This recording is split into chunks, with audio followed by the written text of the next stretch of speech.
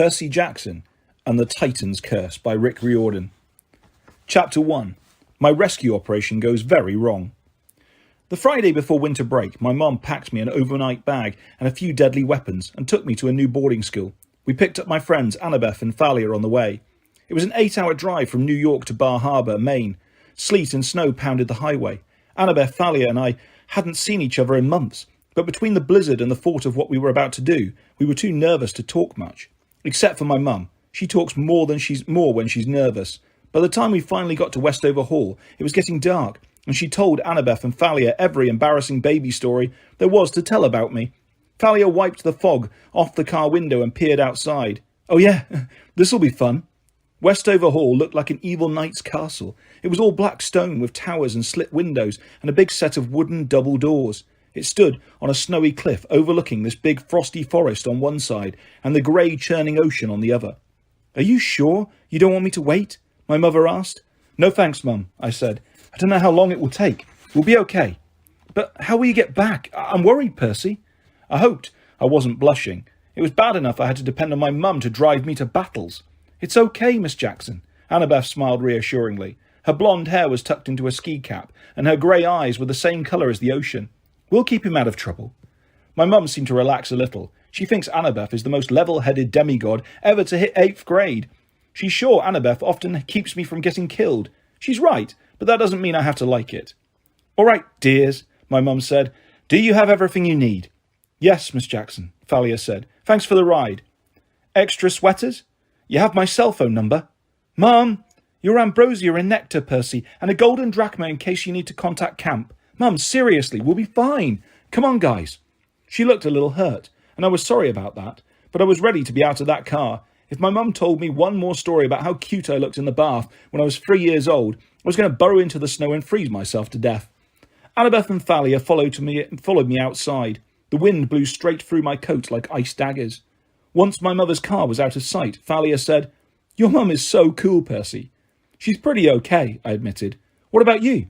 You ever get in touch with your mum? As soon as I said it, I wished I hadn't. Thalia was great at giving evil looks. What with the punk clothes she always wears, the ripped-up army jacket, black leather trousers and chain jewellery, the black eyeliner and those intense blue eyes. But the look she gave me now was a perfect evil 10. If that was any of your business, Percy. We'd better get inside, Annabeth interrupted. Grover will be waiting. Thalia looked at the castle and shivered. You're right. I wonder what he found here that made him send the distress call. I stared up at the dark towers of Westover Hall. Nothing good, I guessed.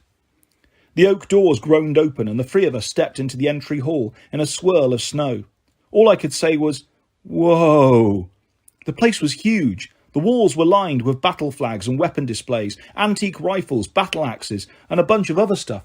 I mean, I knew Westover was a military school and all, but the decorations seemed like overkill, literally. My hand went to my pocket, where I kept my lethal ballpoint pen riptide. I could already sense something wrong in this place, something dangerous. Thalia was rubbing her silver bracelet, her favourite magic item. I knew we were thinking the same thing. A fight was coming.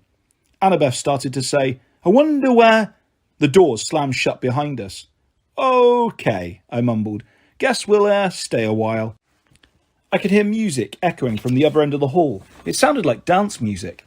We stashed our overnight bags behind a pillar and started down the hall. We hadn't gone very far when I heard the footsteps on the stone floor, and a man and a woman marched out of the shadows to intercept us. They both had short grey hair and black military-style uniforms with red trim. The woman had a wispy moustache, and the guy was clean-shaven, which seemed kind of backwards to me. They both walked stiffly, like they had broomsticks taped to their spines. Well, the woman demanded, what are you doing here? I realised I hadn't planned for this. I'd been so focused on getting to Grover and finding out what was wrong, I hadn't considered that someone might question 3 kids sneaking into the school at night. We hadn't talked at all in the car about how we might get inside. I said, Mum, we're just... Ha! The man snapped, which made me jump. Visitors are not allowed at the dance. You shall be ejected. He had an accent. French, maybe. He pronounced his J like Jacques. He was tall, with a hawkish face. His nostrils flared when he spoke, which made it really hard not to stare up his nose, and his eyes were 2 different colours, one brown, one blue, like an alley cat's. I figured he was about to toss us into the snow, but then Thalia stepped forward and did something very weird. She snapped her fingers. The sound was sharp and loud. Maybe it was just my imagination, but I felt a gust of wind ripple out from her hand. Across the room, it washed over all of us, making the banners rustle on the walls. "Oh, but we're not visitors, sir," Thalia said. "We go to school here, you remember? I'm Thalia, and this is Annabeth and Percy. We're in the 8th grade. The male teacher narrowed his two coloured eyes. I didn't know what Thalia was thinking. Now we'd probably get punished for lying and thrown into the snow, but the man seemed to be hesitating. He looked at his colleague. "Miss Gottschalk, do you know these students?" Despite the danger we were in, I had to bite my tongue to keep from laughing. A teacher named Gottschalk. He had to be kidding. The woman blinked, like someone had just woken her up from a trance. Yes, I believe I do, sir." She frowned at us. "Annabeth, Thalia, Percy, what are you doing away from the gymnasium?" Before we could answer, I heard more footsteps, and Grover ran up breathless. "You made it, you—" He stopped short when he saw the teachers. "Oh, Mrs. Gottschalk, Dr. Thorne, "What is it, Mr. Underwood?" said the man. His tone made it clear that he detested Grover. "What do you mean they made it? These students live here." Grover swallowed. "Yes, sir, of course, Dr. Thorne. I just meant I'm so glad they made the punch for the dance. The punch is great, and they made it." Dr. Thorne glared at us. I decided one of his eyes had to be fake. The brown one. The blue one. He looked like he wanted to pitch us off the castle's highest tower, but then Mrs. Gottschalk said dreamily, "Yes, the punch is excellent. Now run along, all of you. You are not to leave the gymnasium again." We didn't wait to be told twice. We left with a lot of "yes, ma'ams" and "yes, sirs," and a couple of salutes, just because it seemed like the thing to do. Grover hustled us down the hall in the direction of the music. I could feel the teacher's eyes on my back, but I walked closely to Thalia and asked in a low voice, "How did you do that finger snap thing?" "You mean the mist? Hasn't Chiron shown you how to do that yet?" An uncomfortable lump formed in my throat. Chiron was our head trainer at camp, but he'd never shown me anything like that. Why had he shown Thalia and not me? Grover hurried us to a door that had gym written on the glass. Even with my dyslexia, I could read that much. "That was close," Grover said. "Thank the gods you got here." Annabeth and Thalia both hugged Grover. I gave him a big high five. It was good to see him after so many months. He got a little taller and had sprouted a few more whiskers, but otherwise he looked like he always did when he passed for human. A red cap on his curly brown hair to hide his goat horns, baggy jeans and trainers with fake feet to hide his furry legs and hooves. He was wearing a black t-shirt that took me a few seconds to read. It said Westover Hall, Grunt. I wasn't sure whether that was like Grover's rank or maybe just the school motto. "So, what's the emergency?" I asked. Grover took a deep breath. "I found two." "Two half-bloods?" Thalia asked, amazed. "Here." Grover nodded. Finding one half-blood was rare enough. This year, Chiron had put the Satyrs on emergency overtime and sent them all over the country, scouring schools from 4th grade through high school for possible recruits. These were desperate times. We were losing campers. We needed all the new fighters we could find. The problem was, there just weren't that many demigods out there. "A brother and a sister," he said. "They're 10 and 12. I don't know their parentage, but they're strong. We're running out of time, though. I need help." "Monsters?" "One." Grover looked nervous. "He suspects. I don't think he's positive yet, but this is the last day of term. I'm sure he won't let them leave campus without finding out. It may be our last chance. Every time I try to get close to them, he's always there blocking me. I don't know what to do."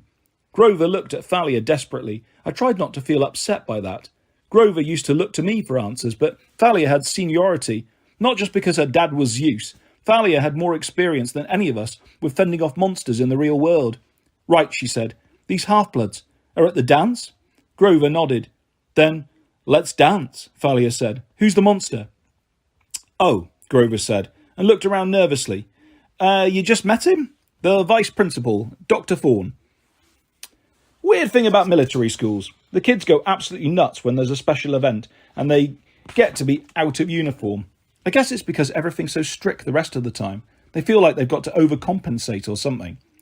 There were black and red balloons all over the gym floor, and guys were kicking them in each other's faces or trying to strangle each other with the crepe paper streamers taped to the walls.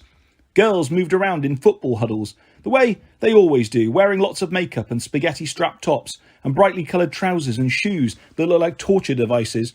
Every once in a while they'd surround some poor guy like a pack of piranhas, shrieking and giggling, and when they finally moved on, the guy would have ribbons in his hair and a bunch of lipstick graffiti all over his face. Some of the older guys looked more like me, uncomfortable, hanging out at the edges of the gym and trying to hide, like any minute they might have to fight for their lives. Of course, in my case, it was true. There they are. Grover nodded towards a couple of younger kids, arguing in the bleachers. Bianca and Nico D'Angelo. The girl wore a floppy green cap, like she was trying to hide her face. The boy was obviously her little brother.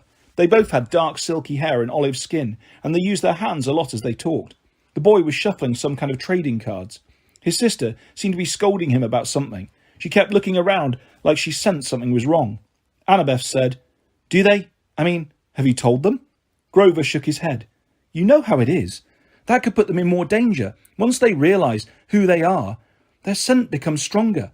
He looked at me, and I nodded. I'd never really understood what half-bloods smell like to monsters and satyrs, but I knew that your scent could get you killed. And the more powerful a demigod you become, the more you smelled like a monster's lunch. "So, let's grab them and get out of here," I said. I started forward, but Thalia put her hand on my shoulder. The vice principal, Dr. Thorne, had slipped out of a doorway near the bleachers and was standing near the D'Angelo siblings. He nodded coldly in our direction. His blue eye seemed to glow. Judging from his expression, I guessed Thorne hadn't been fooled by Thalia's trick with the mist after all. He suspected who we were. He was just waiting to see why we were here. "Don't look at the kids," Thalia ordered. "We have to wait for a chance to get them. We need to pretend we're not interested in them. Throw him off the scent." "How?"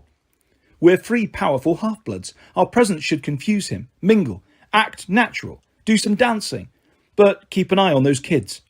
"Dancing?" Annabeth asked. Thalia nodded. She cocked her ear to the music and made a face. Who chose the Jesse McCartney?" Grover looked hurt. "I did." "Oh my gods, Grover, that is so lame. Can't you play like Green Day or something?" Green who?" "Never mind. Let's dance." "But I can't dance." "You can if I'm leading," Thalia said. "Come on, goat boy." Grover yelped as Thalia grabbed his hand and led him onto the dance floor.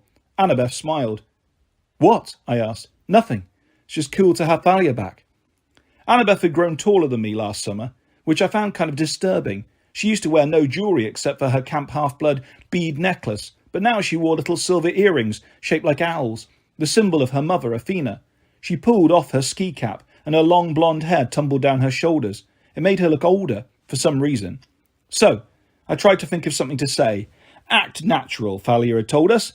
When you're a half-blood on a dangerous mission, what the heck is natural? Design any good buildings lately? Annabeth's eyes lit up, the way they always did when she talked about architecture. "Oh my gods, Percy, at my new school, I get to make 3D design, and there's this cool computer program."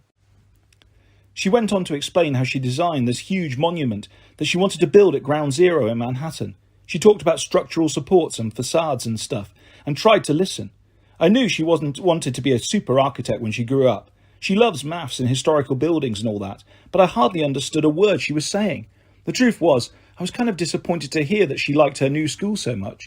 It was the first time she'd gone to school in New York. I'd been hoping to see her more often. It was a boarding school in Brooklyn, which she and Thalia were both attending, close enough to Camp Half-Blood that Chiron could keep help if they got into any trouble. Because it was an all-girls school, and I was going to MS 54 in Manhattan. I hardly ever saw them. "Yeah, cool," I said. "You're staying there the rest of the year, huh?" Her face got dark. "Well, maybe. If I don't..." "Hey," Thalia called to us. She was slow dancing with Grover, who was tripping all over himself, kicking Thalia in the shins and looking like he wanted to die. At least his feet were fake. Unlike me, he had an excuse for being clumsy. "Dance, you guys," Thalia ordered. "You look stupid just standing there." I looked nervously at Annabeth, and then at the groups of girls who were roaming the gym. "Well," Annabeth said, who should I ask?" She punched me in the gut. "Me, seaweed brain." Oh, right." So, we went onto the dance floor, and I looked over to see how Thalia and Grover were doing things. I put one hand on Annabeth's hip, and she clasped my other hand like she was about to judo throw me. "I'm not going to bite," she told me. "Honestly, Percy, don't you guys have dancers at your school?" I didn't answer. The truth was we did, but I'd never, actually danced at one. I was usually one of the guys playing basketball in the corner. We shuffled around for a few minutes. I tried to concentrate on little things, like the crepe paper streamers and the punch bowl, anything but the fact that Annabeth was taller than me and my hands were sweaty and probably gross, and I kept stepping on her toes. "What were you saying earlier?" I asked. "Are you having trouble at school or something?" She pursed her lips. It's not that. It's my dad. Uh-oh. I knew Annabeth had a rocky relationship with her father. I thought it was getting better with you two. Is it your stepmom again? Annabeth sighed. He decided to move.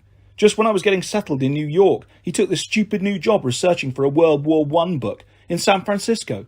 She said this the same way she might say Fields of Punishment or Hades gym shorts. So, he wants you to move out there with him? I asked.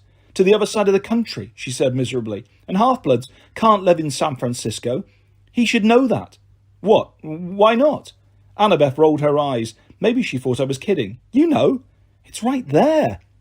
Oh, I said. I had no idea what she was talking about, but I didn't want to sound stupid. So you'll go back to living at camp or what? It's more serious than that, Percy. I probably should tell you something.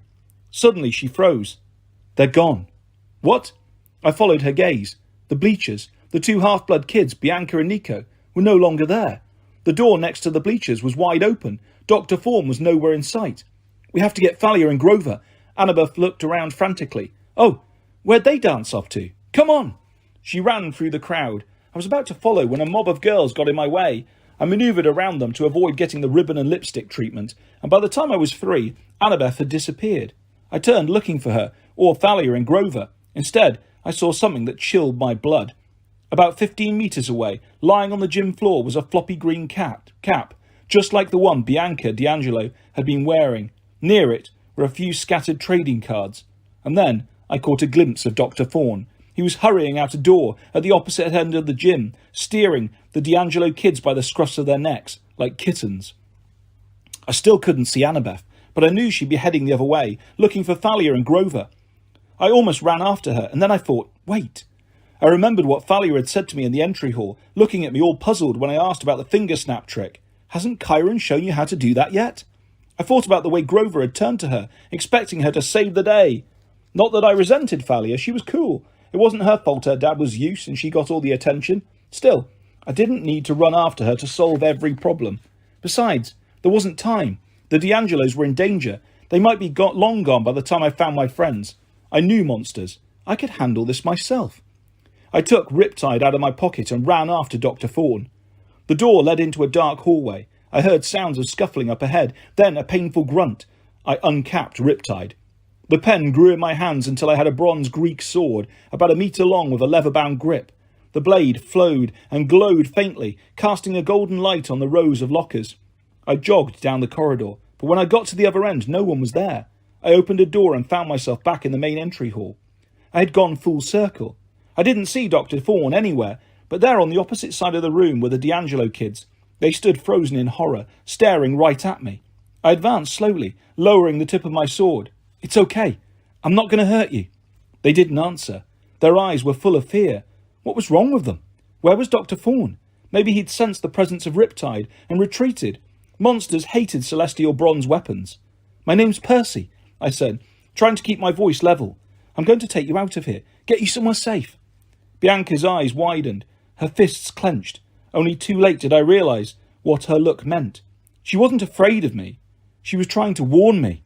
I whirled around and something went whoosh. Pain exploded in my shoulder.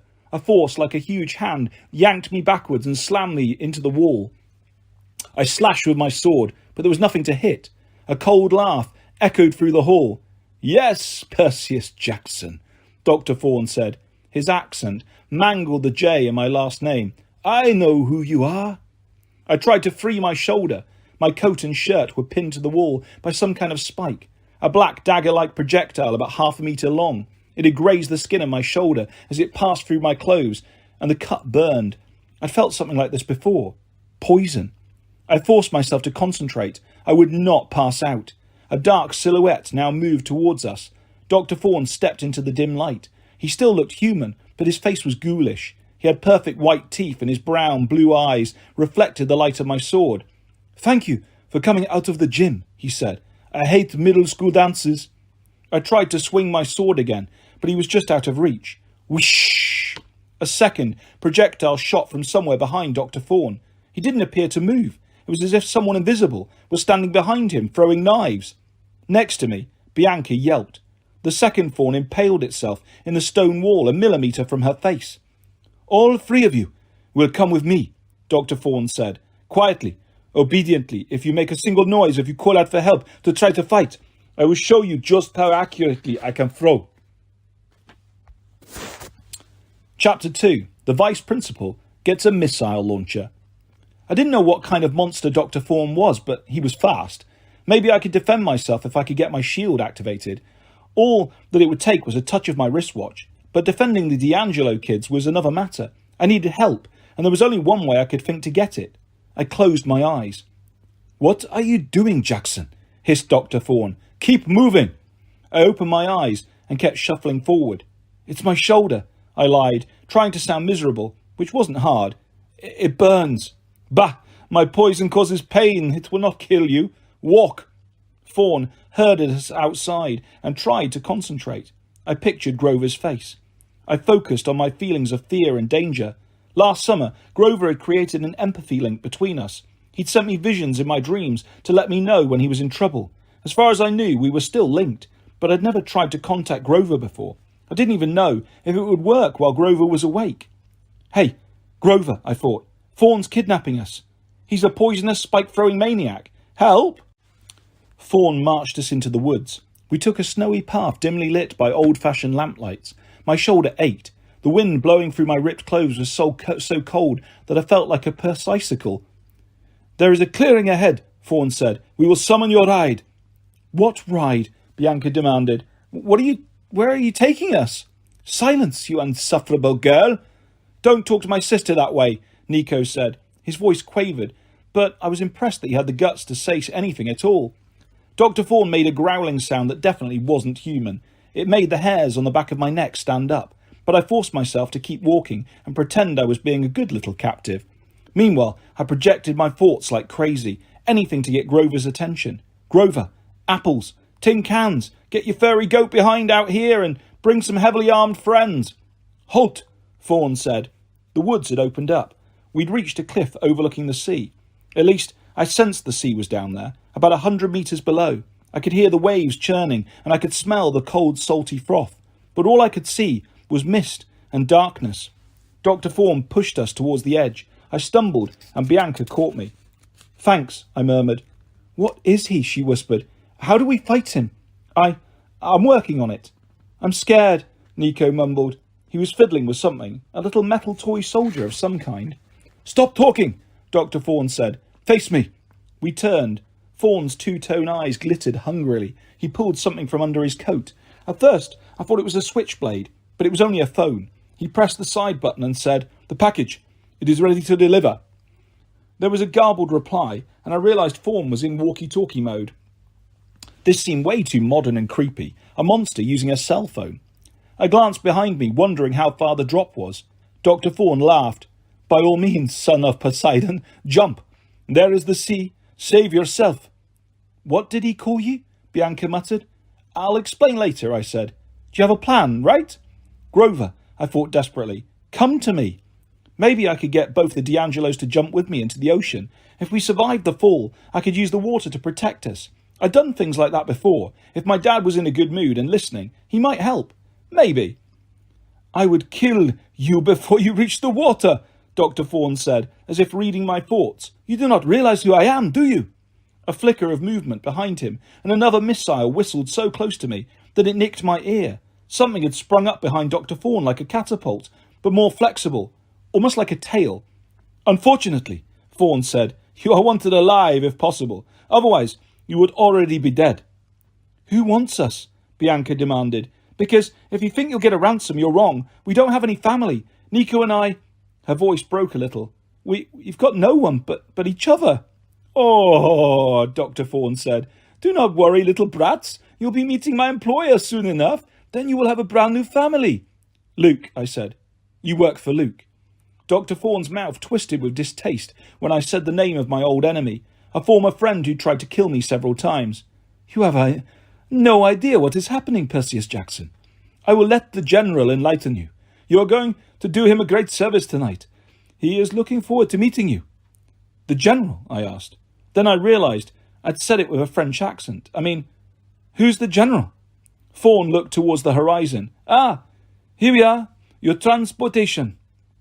I turned and saw a light in the distance, a searchlight over the sea, and then I heard the chopping of helicopter blades getting louder and closer. "Where are you taking us?" Nico said. "You should feel honoured, my boy. You will have the opportunity to join a great army, just like that silly game you play of cards and dolls." "They're not dolls, they're figurines, and you can take your great army and—" No, Dr. Thorne warned. "You'll change your mind about joining us, my boy, and if you do not, well, there are other uses for half-bloods. We have many monstrous mouths to feed. The great stirring is underway." "The great what?" I asked. Anything to keep him talking while I tried to figure out a plan. "The stirring of the monsters," Dr. Thorne smiled evilly. "The worst of them, the most powerful, are now waking. Monsters that have not been seen in thousands of years. They will cause death and destruction like the likes of which mortals have never known. And soon we shall have the most important monster of all, the one that shall bring about the downfall of Olympus."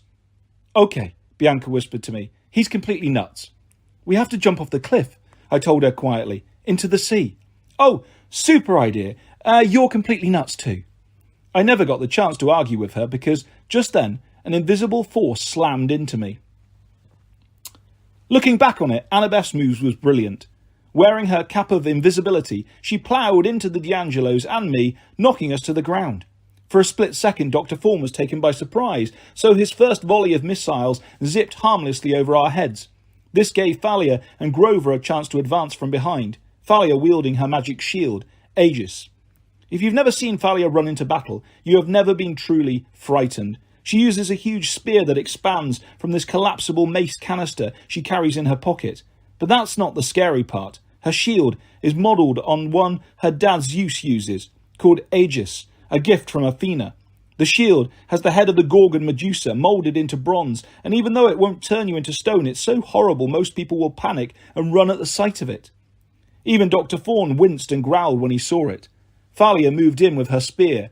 "For Zeus!" I thought Dr. Thorne was a goner.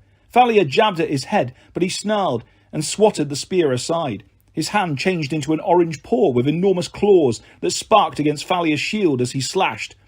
If it hadn't been for Aegis, Thalia would have been sliced like a loaf of bread. As it was, she managed to roll backwards and land on her feet.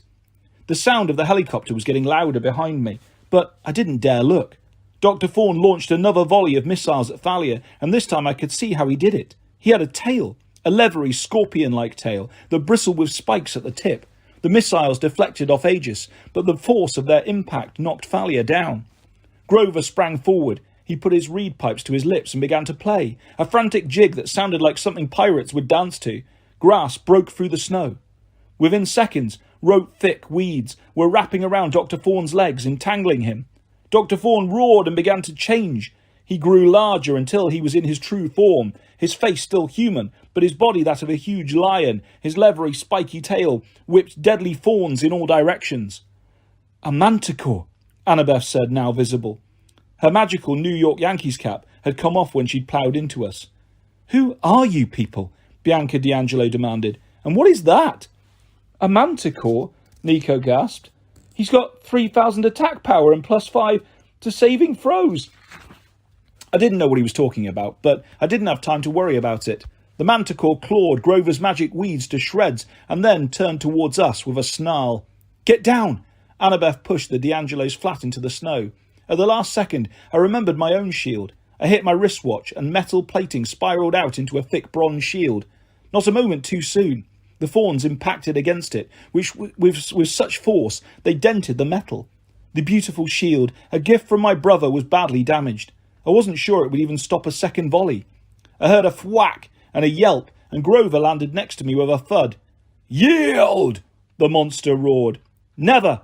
Thalia yelled from across the field. She charged the monster, and for a second I thought she would run him through. But then there was a thunderous noise and a blaze of light from behind us. The helicopter appeared out of the mist, hovering just beyond the cliffs. It was a sleek, black, military-style gunship with attachments on the sides that looked laser-guided rockets. The helicopter had to be manned by mortals. But what was it doing here? How could mortals be working with a monster? The searchlights blinded Thalia, and the manticore swatted her away with its tail.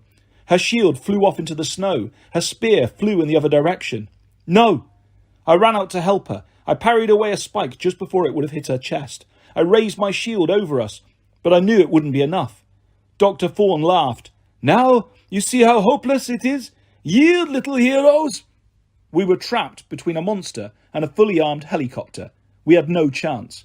And then I heard a clear, piercing sound, the call of a hunting horn blowing in the woods. The manticore froze. For a moment, no one moved. There was only the swirl of snow and wind and the chopping of the helicopter blades. "No!" Dr. Fawn said. "It cannot be."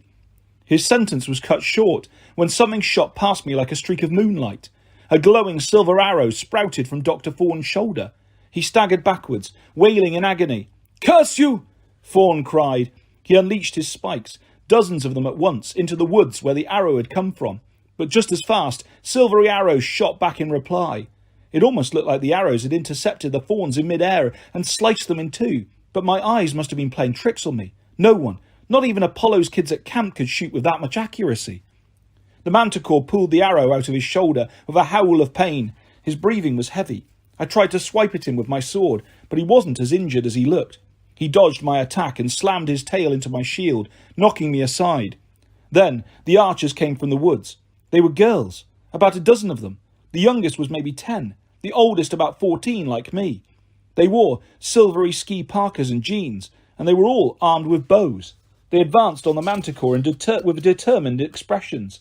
"The hunters!" Annabeth cried.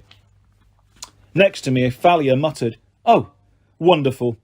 I didn't have a chance to ask what she meant. One of the older archers stepped forward with her bow drawn. She was tall and graceful, with coppery-coloured skin. Unlike the other girls, she had a silver circlet braided into the top of her long dark hair, so she looked like some kind of Persian princess. "Permission to kill, my lady." I couldn't tell who she was talking to because she kept her eyes on the manticore. The monster wailed. "This is not fair! Direct interference! It is against the ancient laws!" "Not so," another girl said. This one was a little younger than me, maybe 12 or 13. She had auburn hair, gathered back in a ponytail, and strange eyes, silvery yellow like the moon. Her face was so beautiful, it made me catch my breath, but her expression was stern and dangerous. "The hunting of all wild beasts is within my sphere, and you, foul creature, are a wild beast." She looked at the older girl with the circlet. "Zoe, permission granted." The manticore growled. "If I cannot have these alive, I shall have them dead."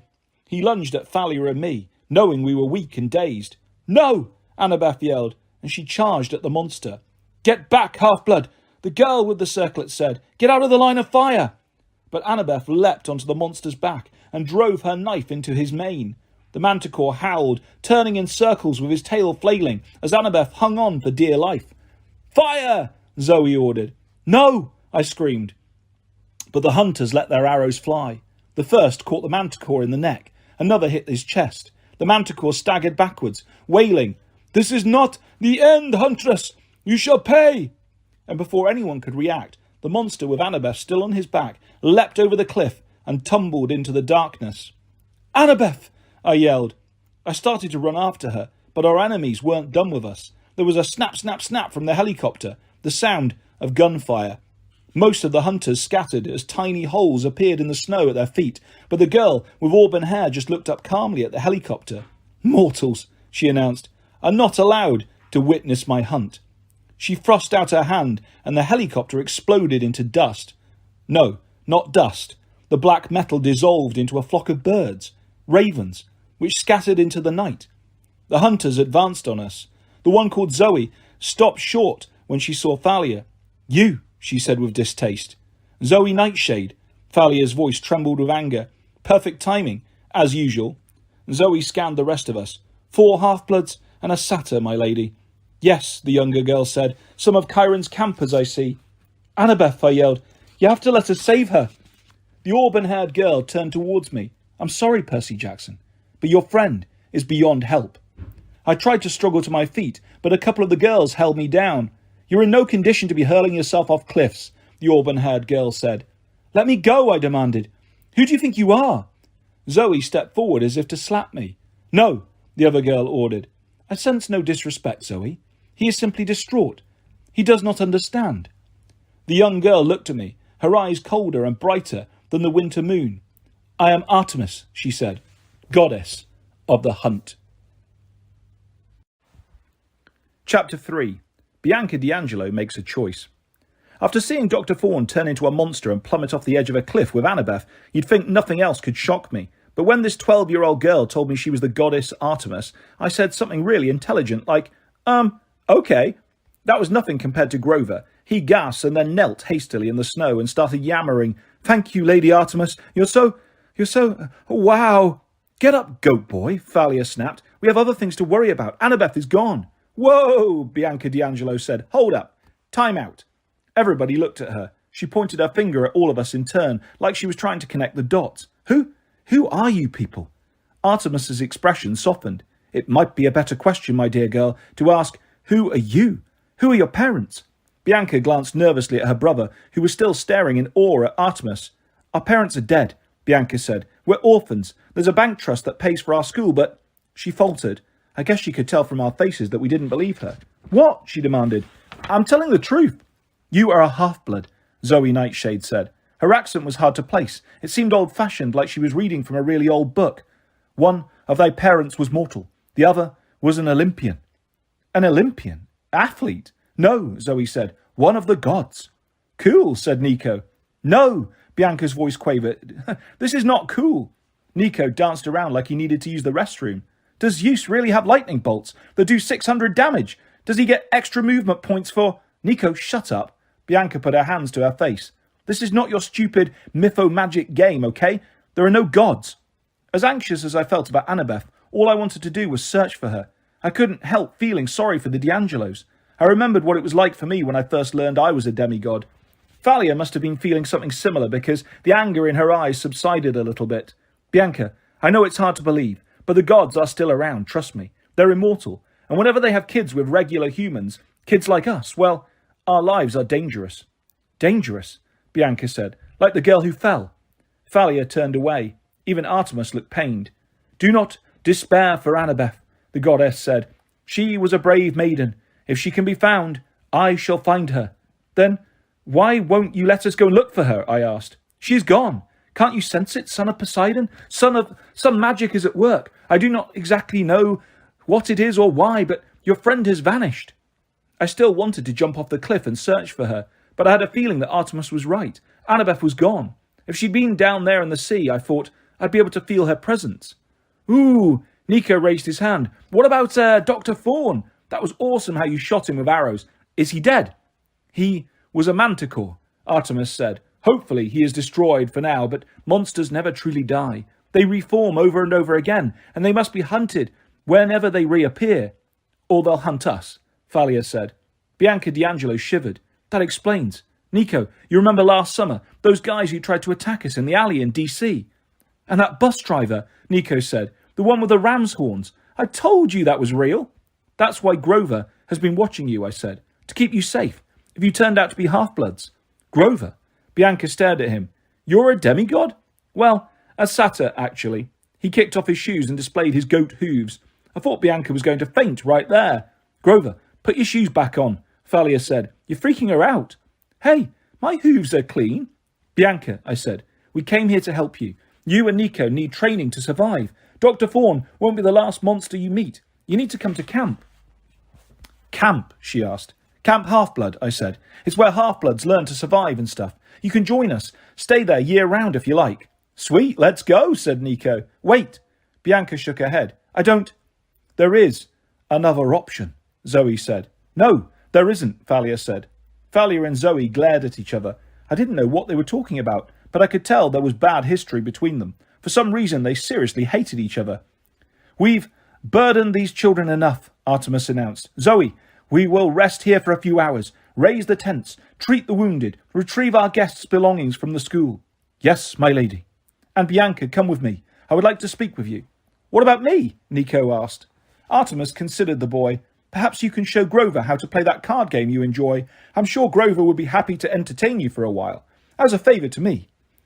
Grover just about tripped over himself getting up. "You bet. Come on, Nico." Nico and Grover walked off towards the woods, talking about hit points and armour ratings and a bunch of other geeky stuff. Artemis led a confused-looking Bianca along the cliff. The hunters began unpacking their backpacks and making camp. Zoe gave Thalia one more evil look and then left to oversee things. As soon as she was gone, Thalia stamped her foot in frustration. The nerve of those hunters. They think they're so... Ah! I'm with you, I said. I don't trust... Oh, you're with me. Thalia turned on me furiously. What were you thinking back there in the gym, Percy? You'd take on Dr. Thorne all by yourself. You knew he was a monster. If we'd stuck together, we could have taken him out with without the hunters getting involved. Annabeth might still be here. Did you think of that? My jaw clenched. I thought of some harsh things to say, and I might have said them too, but then I looked down and saw something navy blue lying in the snow at my feet. Annabeth's New York Yankees baseball cap.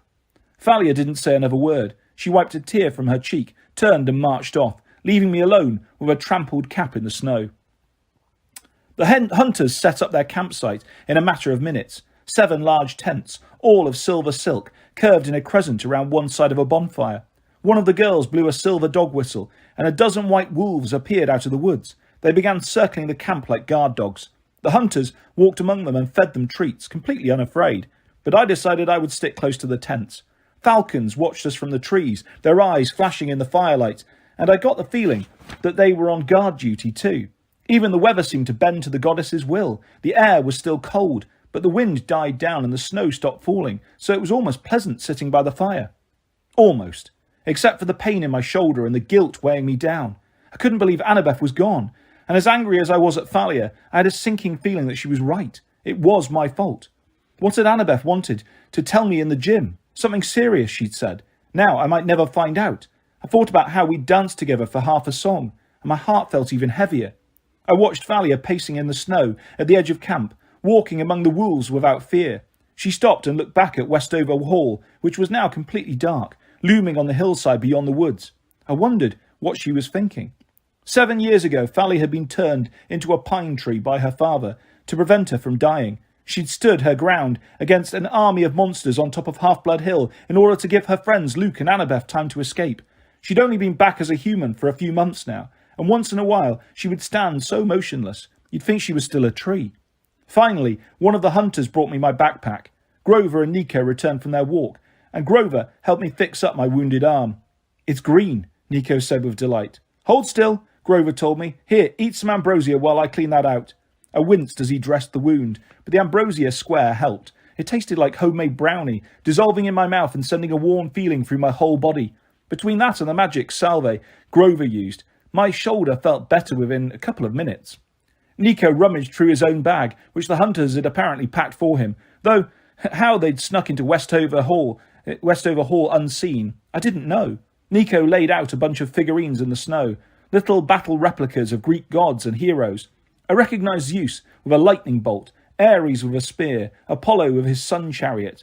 Big collection, I said. Nico grinned. I've got almost all of them, plus their holographic cards. Well, except for a few, really, really rare ones. You've been playing this game a long time? Just this year. Before that. He knitted his eyebrows. What? I asked. I forgot. That's weird. He looked unsettled, but it didn't last long. Hey, can I see that sword you were using?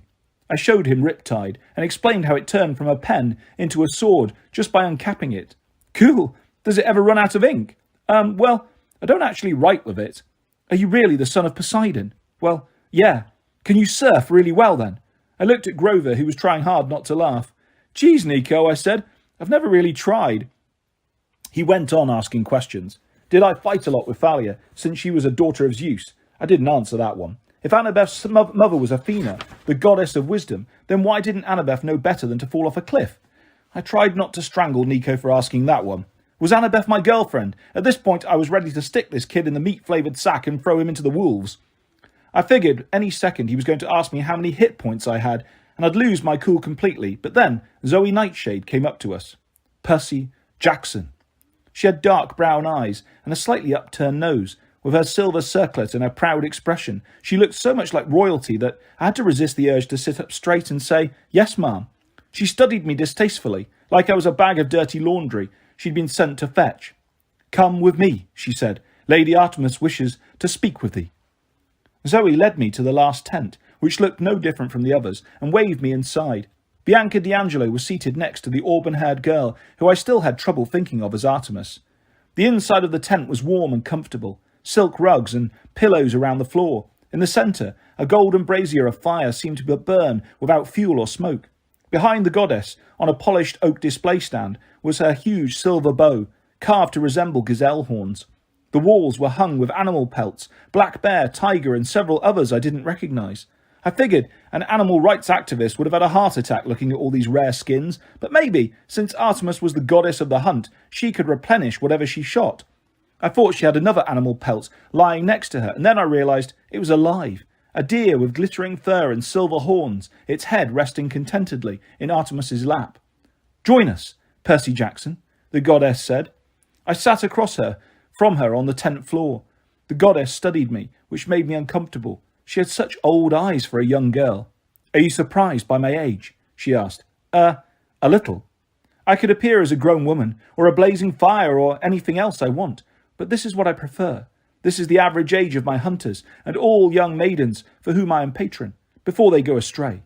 Go astray? I asked. Grow up, become smitten with boys, become silly, preoccupied, insecure, forget themselves. Oh. Zoe sat down to Artemis's right. She glared at me, as if all the stuff Artemis had just said was my fault, like I'd invented the idea of being a guy. "You must forgive my hunters if they do not welcome you," Artemis said. "It is very rare that we would have boys in this camp. Boys are usually forbidden to have any contact with the hunters. The last one to see this camp." She looked at Zoe. "Which one was it?" "That boy in Colorado," Zoe said. "You turned him into a jackalope."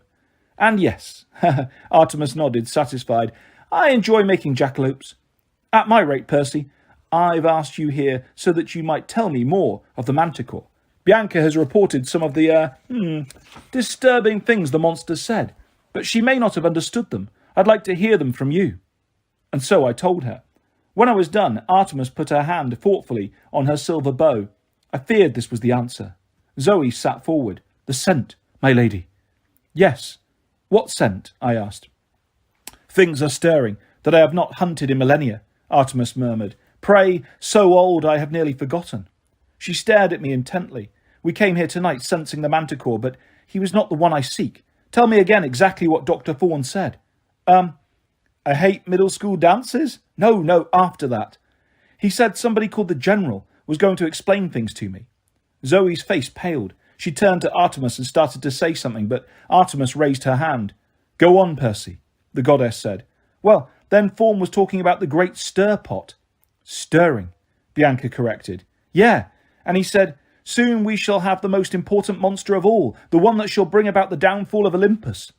The goddess was still so still she could have been a statue. "Maybe he was lying," I said. Artemis shook her head. "No, he was not. I've been too slow to see the signs. I must hunt this monster."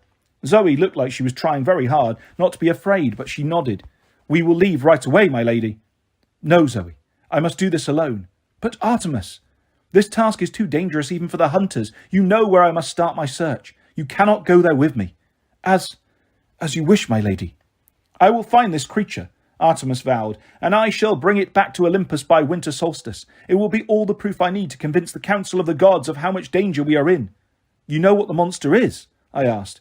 Artemis gripped her bow. "Let us pray. I am wrong." "Can goddesses pray?" I asked, because I'd never really thought about that. A flicker of a smile played across Artemis's lips. "Before I go, Percy Jackson, I have a small task for you." "Does it involve getting turned into a jackalope?" "Sadly, no. I want you to escort the hunters back to Camp Half-Blood. They can stay there in safety until I return." "What?" Zoe blurted out. "But Artemis, we hate that place. The last time we stayed there—" "Yes, I know," Artemis said, "but I'm sure Dionysus will not hold a grudge just because of a little, misunderstanding. It's your right to use Cabin 8 whenever you are in need. Besides, I hear they rebuilt the cabins you burned down." Zoe muttered something about foolish campers. "And now, there is one last decision to make." Artemis turned to Bianca. "Have you made up your mind, my girl?" Bianca hesitated. "I'm still thinking about it." "Wait," I said. "Thinking about what?" They've invited me to join the hunt." "What? But you can't. You have to come to Camp Half-Blood, so Chiron can train you. It's the only way you can learn to survive." "It is not the only way for a girl," Zoe said. I couldn't believe I was hearing this. "Bianca, camp is cool. It's got a Pegasus stable and a sword-fighting arena, and, what do you get by joining the hunters?" "To begin with," Zoe said, "immortality." I stared at her, and then at Artemis. "She's kidding, right?" Zoe rarely kids about anything, Artemis said. My hunters follow me on all my adventures. They are my maidservants, my companions, my sisters in arms. Once they swear loyalty to me, they are indeed immortal, unless they fall in battle, which is unlikely, or break their oath. What oath? I said. To forswear romantic love forever, Artemis said. To never grow up, never get married, to be a maiden eternally. Like you. The goddess nodded. I tried to imagine what she was saying. Being immortal, hanging out with only middle school girls forever. I couldn't get my mind around it. So you just go around the country recruiting half-bloods? Not just half-bloods, Zoe interrupted. Lady Artemis does not discriminate by birth. All who honour the goddess may join. Half-bloods, nymphs, mortals. Which are you then? Anger flashed in Zoe's eyes. This is not thy concern, boy. The point is Bianca may join if she wishes. It is her choice. Bianca, this is crazy, I said. What about your brother? Nico can't be a hunter. Certainly not, Artemis agreed. He will go to the camp. Unfortunately, that's the best boys can do. Hey, I protested. You can see him from time to time, Artemis assured Bianca, but you will be free of responsibility. He will have the camp counsellors to take care of him, and you will have a new family. Us. A new family, Bianca repeated dreamily. Free of responsibility. Bianca, you can't do this, I said. It's nuts. She looked at Zoe. Is it worth it? No, Zoe nodded. It is. What do I have to do? Say this, Zoe told her. I pledge myself to the goddess Artemis. I pledge myself to the goddess Artemis. I turn my back on the company of men, accept eternal maidenhood, and join the hunt. Bianca repeated the lines. That's it? Zoe nodded. If Lady Artemis accepts thy pledge, then it is binding. I accept it, Artemis said. The flames in the brazier brightened, casting a silver glow over the room. Bianca looked no different, but she took a deep breath and opened her eyes wide. I feel stronger. Welcome, sister, Zoe said. Remember your pledge, Artemis said. It is now your life. I couldn't speak. I felt like a trespasser and a complete failure. I couldn't believe I'd come all this way and suffered so much only to lose Bianca to some eternal girls' club. Do not despair, Percy Jackson, Artemis said. You will still get to know and show the D'Angelos your camp, and if Nico so chooses, he can stay there. Great, I said, trying not to sound surly. How are we supposed to get there? Artemis closed her eyes. Dawn is approaching. Zoe, break camp. You must go and get to Long Island quickly and safely. I shall summon a ride from my brother. Zoe didn't look very happy about this idea, but she nodded and told Bianca to follow her. As she was leaving, Bianca paused in front of me. I'm sorry, Percy, but I want this. I really, really do. Then she was gone, and I was left alone with the 12-year-old goddess.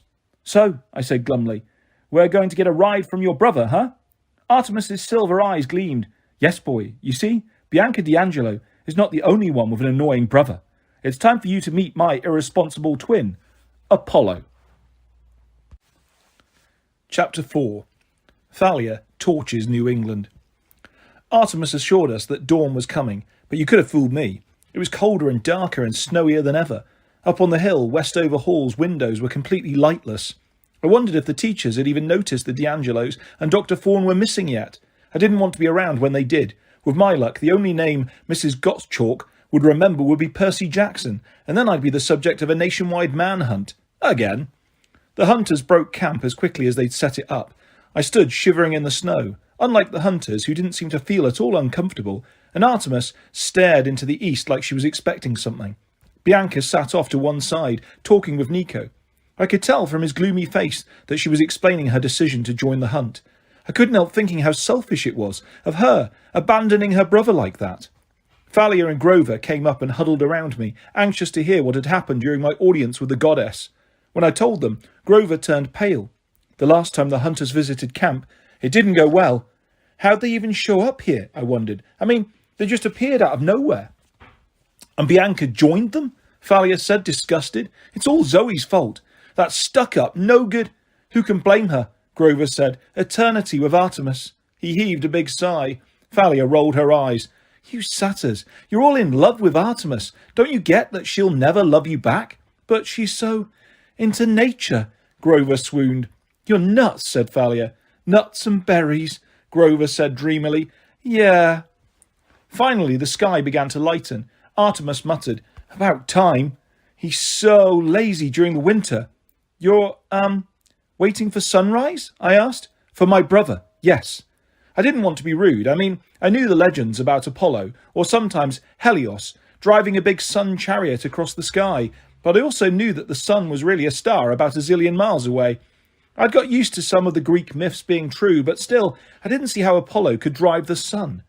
"It's not exactly as you think," Artemis said, like she was reading my mind. "Oh, okay," I started to relax. "So it's not like he'll be pulling up in a..."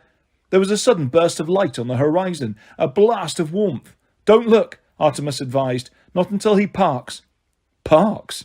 I averted my eyes and saw that the other kids were doing the same. The light and warmth intensified until my winter coat felt like it was melting off me. And then suddenly, the light died. I looked, and I couldn't believe it. It was my car. Well, the car I wanted anyway, a red convertible Maserati Spider. It was so awesome it glowed. And then I realised it was glowing because the metal was hot. The snow had melted around the Maserati in a perfect circle, which explained why I was now standing on green grass and my shoes were wet. The driver got out, smiling. He looked about 17 or 18, and for a second I had the uneasy feeling it was Luke, my old enemy. This guy had the same sandy hair and outdoorsy good looks. But it wasn't Luke. This guy was taller, with no scar on his face like Luke's. His smile was brighter and more playful. Luke didn't do much more than scowl and sneer these days. The Maserati driver wore jeans and loafers and a sleeveless t-shirt. "Wow," Thalia muttered. "Apollo is hot." "He is the sun god," I said. "That's not what I meant." "Little sister," Apollo called. If his teeth were any whiter, he could have blinded us without the sun car. "What's up? You never call. You never write. I was getting worried." Artemis sighed. "I'm fine, Apollo, and I am not your little sister." "Hey, I was born first." "We're twins. How many millennia do we have to argue?" "So, what's up?" he interrupted. "Got the girls with you, I see. You'll need some tips on archery." Artemis gritted her teeth. "I need a favour. I have some hunting to do, alone. I need you to take my companions to Camp Half-Blood." "Sure, sis." And then he raised his hands in a stop-everything gesture. "I feel a haiku coming on." The hunters all groaned. Apparently they'd met Apollo before. He cleared his throat and held up one hand dramatically. "Green grass breaks through snow. Artemis pleads for my help. I am so cool." He grinned at us, waiting for applause. "That last line was only 4 syllables, Artemis said. Apollo frowned. "Was it?" "Yes. What about, I am so big-headed?" No, that's 6 syllables. He started muttering to himself. Zoe Nightshade turned to us. "Lord Apollo has been going through this haiku phase ever since he visited Japan. 'Tis not as bad as the time he visited Limerick. If I'd had to hear one more poem that started with, 'There once was a goddess from Sparta.'" "I've got it," Apollo announced. "I am so awesome." "That's 5 syllables." He bowed, looking very pleased with himself. "And now, sis, transportation for the hunters, you say. Good timing. I was just about ready to roll." "These demigods will also need a ride," Artemis said, pointing to us, some of Chiron's campers. "No problem." Apollo checked us out. "Let's see. Thalia, right? I've heard all about you." Thalia blushed. "Hi, Lord Apollo." "Zeus's girl, yes. Makes you my half-sister. Used to be a tree, didn't you? Glad you're back. I hate it when pretty girls turn into trees. Man, I remember one time..." "Brother," Artemis said, "you should get going." "Oh, right." And then he looked at me, and his eyes narrowed. "Percy Jackson?" "Yeah, I mean, yes, sir." It seemed weird calling a teenager sir, but I'd learned to be careful with immortals. They tended to get offended easily, and then they blew stuff up.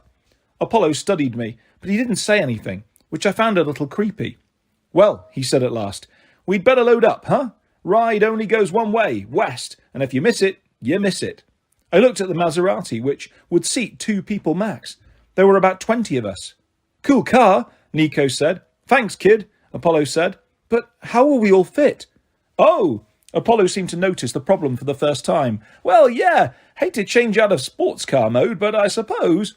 He took out his car keys and beeped the security alarm button. Chip, chip. For a moment, the car glowed brightly again. When the glare died, the Maserati had been replaced by one of those small buses, just like we use for school basketball games. "Right," he said. "Everybody in." Zoe ordered the hunters to start loading. She picked up her camping bag and Apollo said, "Here, sweetheart, let me get that." Zoe recoiled, Her eyes flashed murderously. "Brother," Artemis chided, "you do not help my hunters. You do not look at, talk to, or flirt with my hunters, and you do not call them sweetheart." Apollo spread his hands. "Sorry, I forgot. Hey, sis, where are you off to anyway?" "Hunting," Artemis said. "It's none of your business." "I'll find out. I see all, know all." Artemis snorted. "Just drop them off, Apollo, and no messing around?" No, I never mess around." Artemis rolled her eyes and then looked at us. "I will see you by winter solstice. Zoe, you are in charge of the hunters. Do well. Do as I would do." Zoe straightened. "Yes, my lady." Artemis knelt and touched the ground as if looking for tracks. When she rose, she looked troubled. "So much danger. The beast must be found."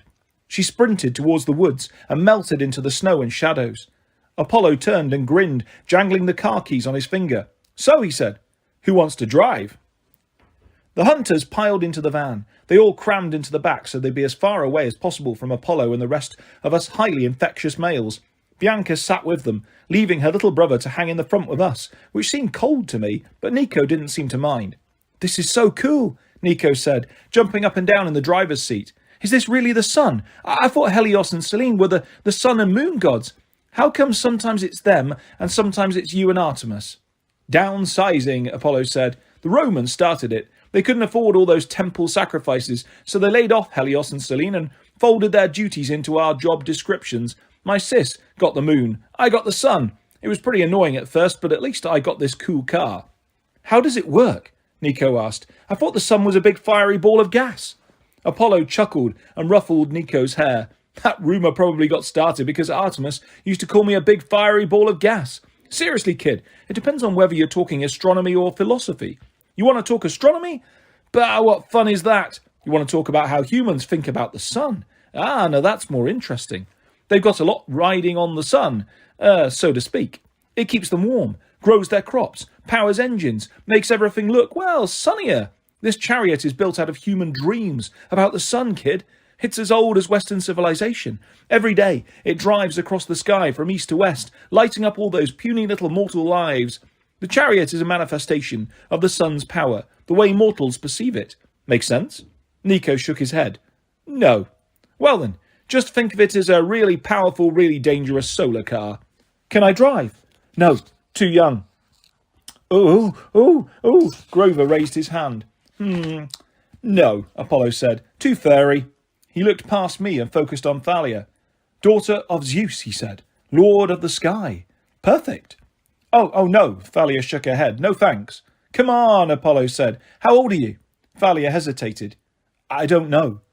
It was sad but true. She'd been turned into a tree when she was 12, but that had been 7 years ago, so she should be 19. But if you went by years... But she still felt like she was 12. If you looked at her, though, she seemed somewhere in between. The best Chiron could work out, she had kept aging while in tree form, but much more slowly. Apollo tapped his finger to his lips. "You're 15. Almost 16. How do you know that?" "Hey, I'm the god of prophecy. I know stuff. You'll turn 16 in about a week." "That's my birthday, December 22nd, which means you're old enough now to drive with a learner's permit." Thalia shifted her feet nervously.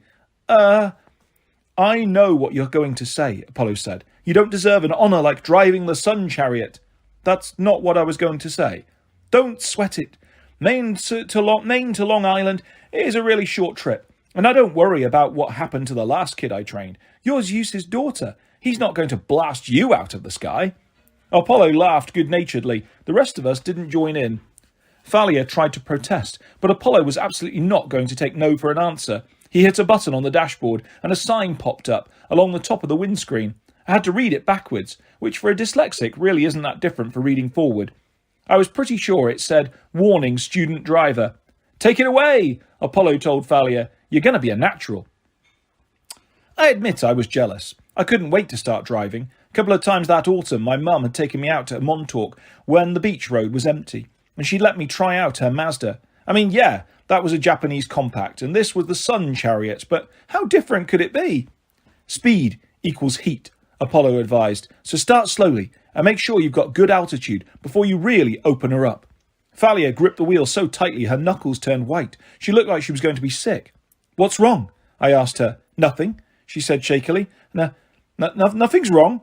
She pulled back on the wheel. It tilted and the bus lurched upwards so fast I fell back and crashed against something soft. "Ow!" Grover said. "Sorry."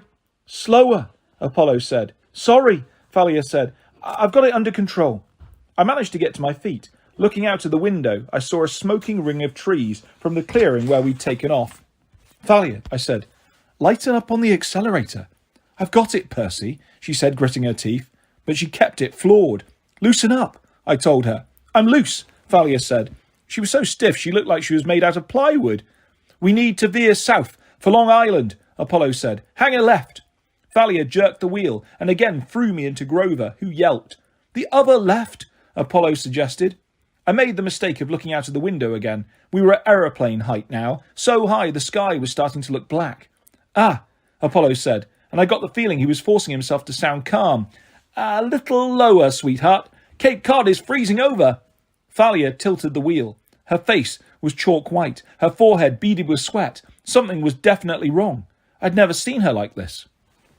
The bus pitched down and somebody screamed. Maybe it was me.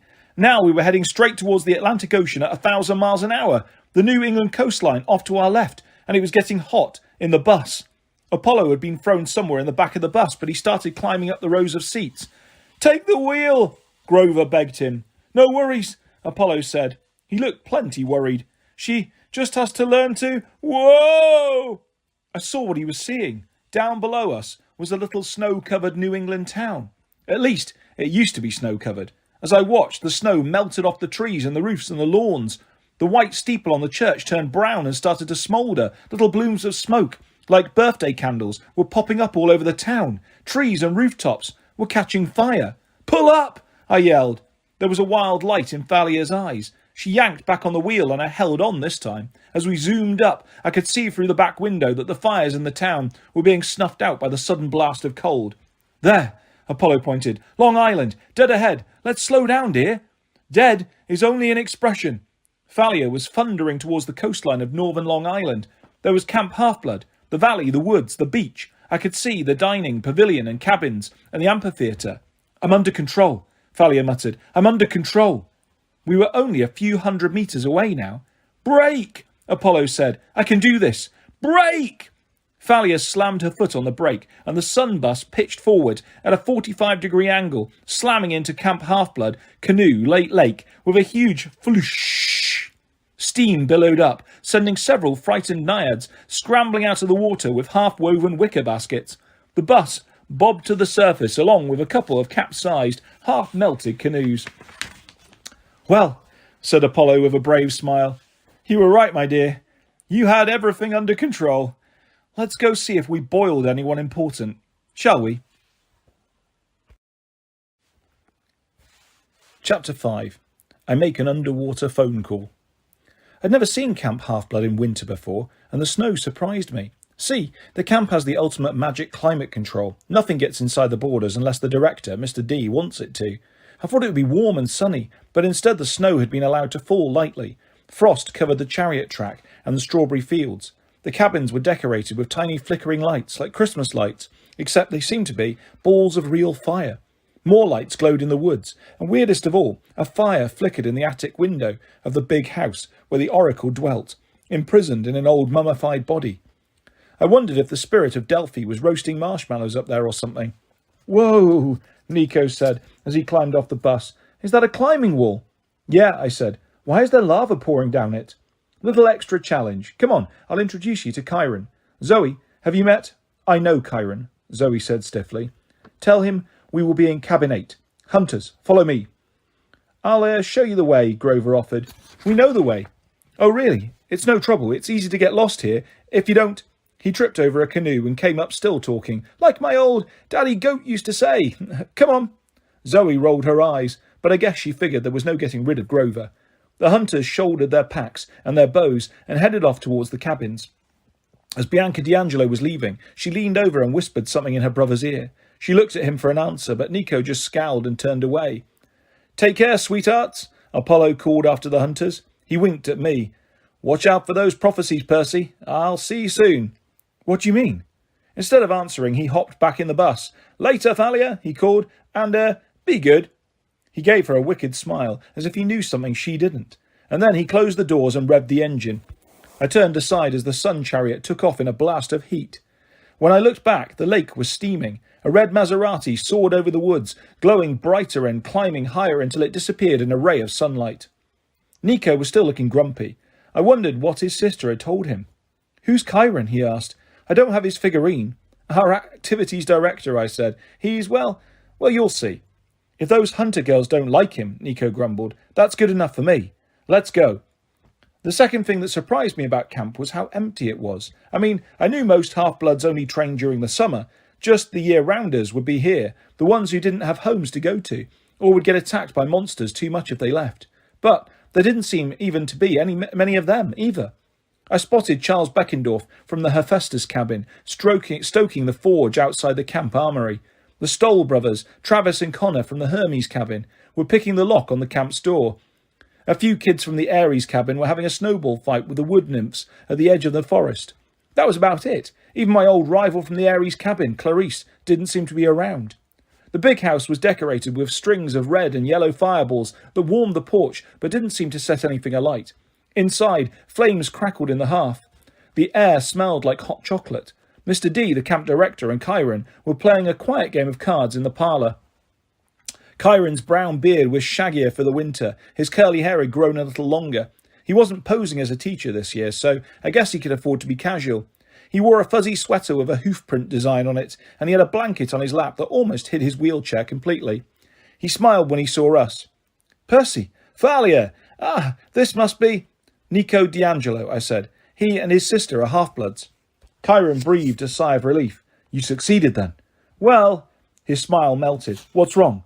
And where is Annabeth?" "Oh dear," Mr. D said in a bored voice. "Not another one lost."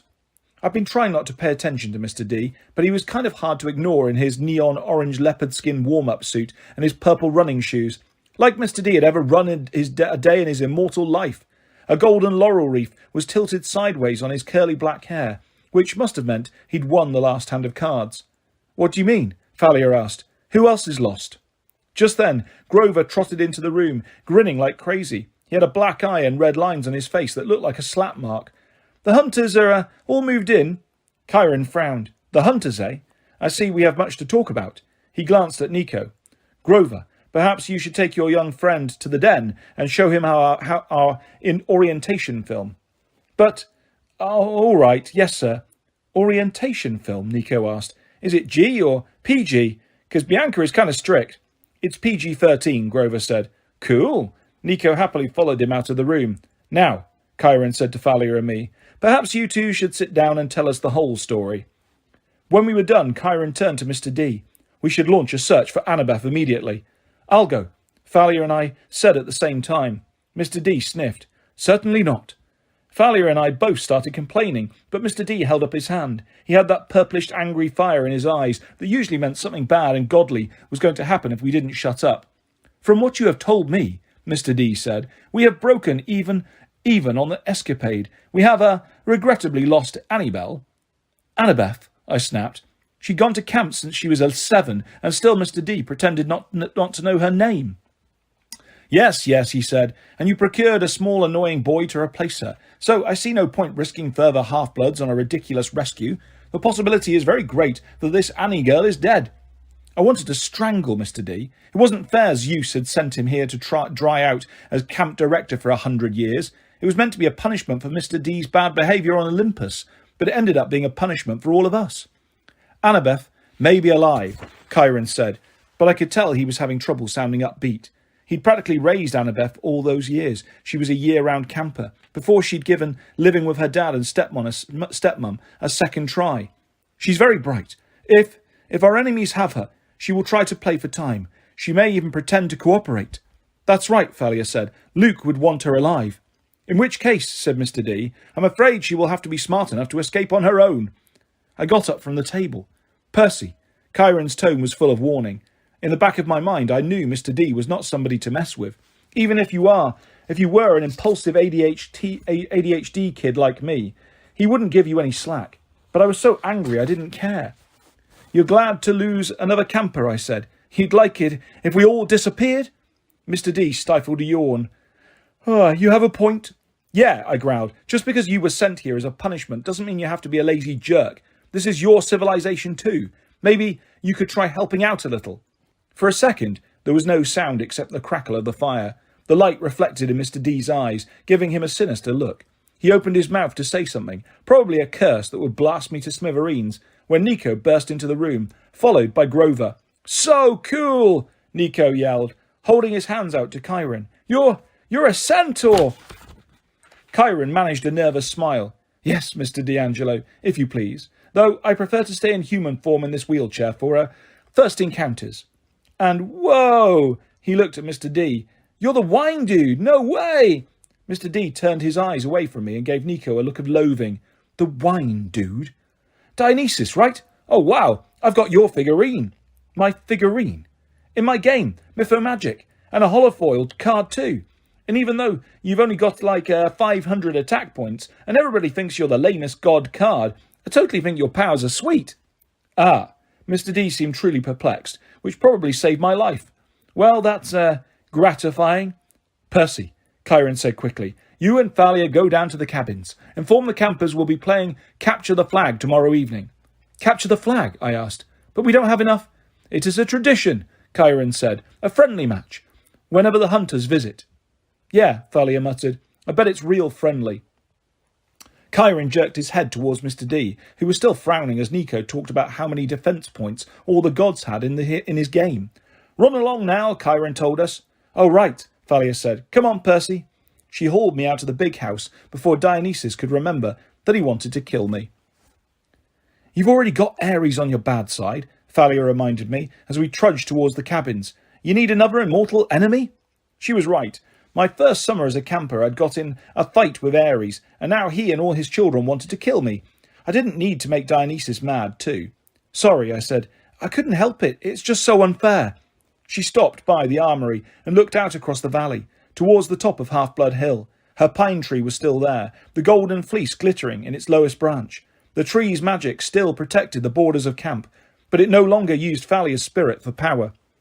Percy, everything is unfair, Thalia muttered. Sometimes I wish... She didn't finish, but her tone was so sad I felt sorry for her. With her ragged black hair and her black punk clothes, an old wool overcoat wrapped around her, she looked like some kind of huge raven, completely out of place in the white landscape. We'll get Annabeth back, I promised. I just don't know how yet. First, I found out that Luke is lost, she said. Now Annabeth. Don't think like that. You're right, she straightened up. We'll find a way. Over at the basketball court, a few of the hunters were shooting hoops. One of them was arguing with a guy from the Ares cabin. The Ares kid had his hand on his sword, and the hunter girl looked like she was going to exchange her basketball for a bow and arrow any second. I'll break that up, Thalia said. You circulate around the cabins. Tell everybody about Capture the Flag tomorrow. All right. You should be team captain. No, she said. You've been at camp longer. You do it. We can, co-captain or something. She looked about as comfortable with that as I felt, but she nodded. As she headed for the court, I said, Hey, Thalia. Yeah? I'm sorry about what happened at Westover. I should have waited for you guys. It's okay, Percy. I probably would have done the same thing. She shifted from foot to foot, like she was trying to decide whether or not to say more. You know, you asked about my mum, and I kind of snapped at you. It's just, I went back to find her after 7 years, and I found out she died in Los Angeles. She was a heavy drinker, and apparently she was out driving late one night about 2 years ago, and Thalia blinked hard. I'm sorry. Yeah, well, it's not like we were ever close. I ran away when I was 10. Best 2 years of my life were when I was running around with Luke and Annabeth. But still, that's why you had trouble with the sun van. She gave me a wary look. What do you mean? The way you stiffened up. You must have been thinking about your mum, not wanting to get behind the wheel. I was sorry I'd said anything. Thalia's expression was dangerously close to Zeus's, the one time I'd seen him get angry. Like any minute, her eyes would shoot 1,000,000 volts. Yeah, she muttered. Yeah, that must have been it. She trudged off towards the court, where the Ares camper and the hunter were trying to kill each other with a sword and a basketball. The cabins were the weirdest collection of buildings you've ever seen. Zeus and Hera's, big white column buildings, cabins 1 and 2 stood in the middle, with 5 gods' cabins on the left and 5 goddesses' cabins on the right. So they all made a U around the central green and the barbecue hearth. I made the rounds, telling everybody about Capture the Flag. I woke up some Ares kid from his midday nap and he yelled at me to go away. When I asked him where Clarice was, he said, went on a quest for Chiron. Top secret. Is she okay? Haven't heard from her in a month. She's missing in action, like your butt's going to be if you don't get out of here. I decided to let him go back to sleep. Finally, I got to cabin 3, the cabin of Poseidon.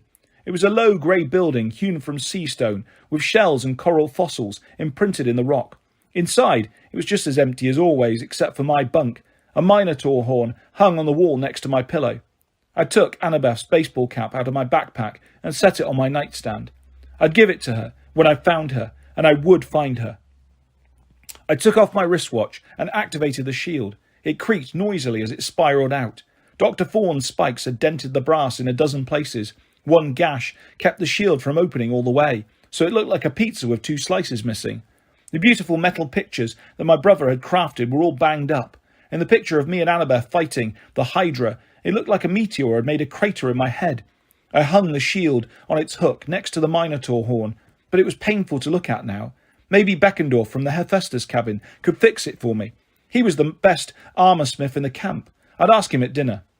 I was staring at the shield when I noticed a strange sound, water gurgling, and I realised there was something new in the room. At the back of the cabin was a big basin of grey sea rock with a spout like the head of a fish carved in stone. Out of its mouth burst a stream of water, a saltwater spring that trickled into the pool. The water must have been hot because it sent mist into the cold winter air like a sauna. It made the room feel warm and summery, fresh with the smell of the sea. I stepped up to the pool. There was no note attached or anything, but I knew it could only be a gift from Poseidon. I looked into the water and said, "Thanks, Dad." The surface rippled. At the bottom of the pool, coins shimmered, a dozen or so golden drachma. I realised what the fountain was for. It was a reminder to keep in touch with my family. I opened the nearest window, and the wintry sunlight made a rainbow in the mist. Then I fished a coin out of the hot water. "Iris, O goddess of the rainbow," I said, "accept my offering." I tossed a coin into the mist, and it disappeared, and then I realised I didn't know who to contact first. My mum? That would have been the good son thing to do, but she wouldn't be worried about me yet. She was used to me disappearing for days or weeks at a time. My father? It had been way too long, almost 2 years since I'd actually talked to him. But could you even send an Iris message to a god? I'd never tried. Would it make them mad, like a sales call or something? I hesitated, and then I made up my mind. "Show me Tyson," I requested, "at the forges of the Cyclops." The mist shimmered, and the image of my half-brother appeared. He was surrounded by fire, which would have been a problem if he wasn't a Cyclops. He was bent over an anvil, hammering a red-hot sword blade. Sparks flew and flames swirled around his body. There was a marble-framed window behind him, and it looked out onto dark blue water, the bottom of the ocean. "Tyson!" I yelled. He didn't hear me at first because of the hammering and the roar of the flames. "Tyson!" He turned, and his one enormous eye widened. His face broke into a crooked yellow grin. "Percy!" He dropped the sword blade and ran at me, trying to give me a hug. The vision blurred, and I instinctively lurched back. "Tyson, it's an Iris message. I'm not really here." "Oh!" He came back into view, looking embarrassed. "Oh, I knew that, yes." "How are you?" I asked. "How's the job?" His eye lit up. "Love the job, look." He picked up the hot sword blade with his bare hands. "I made this."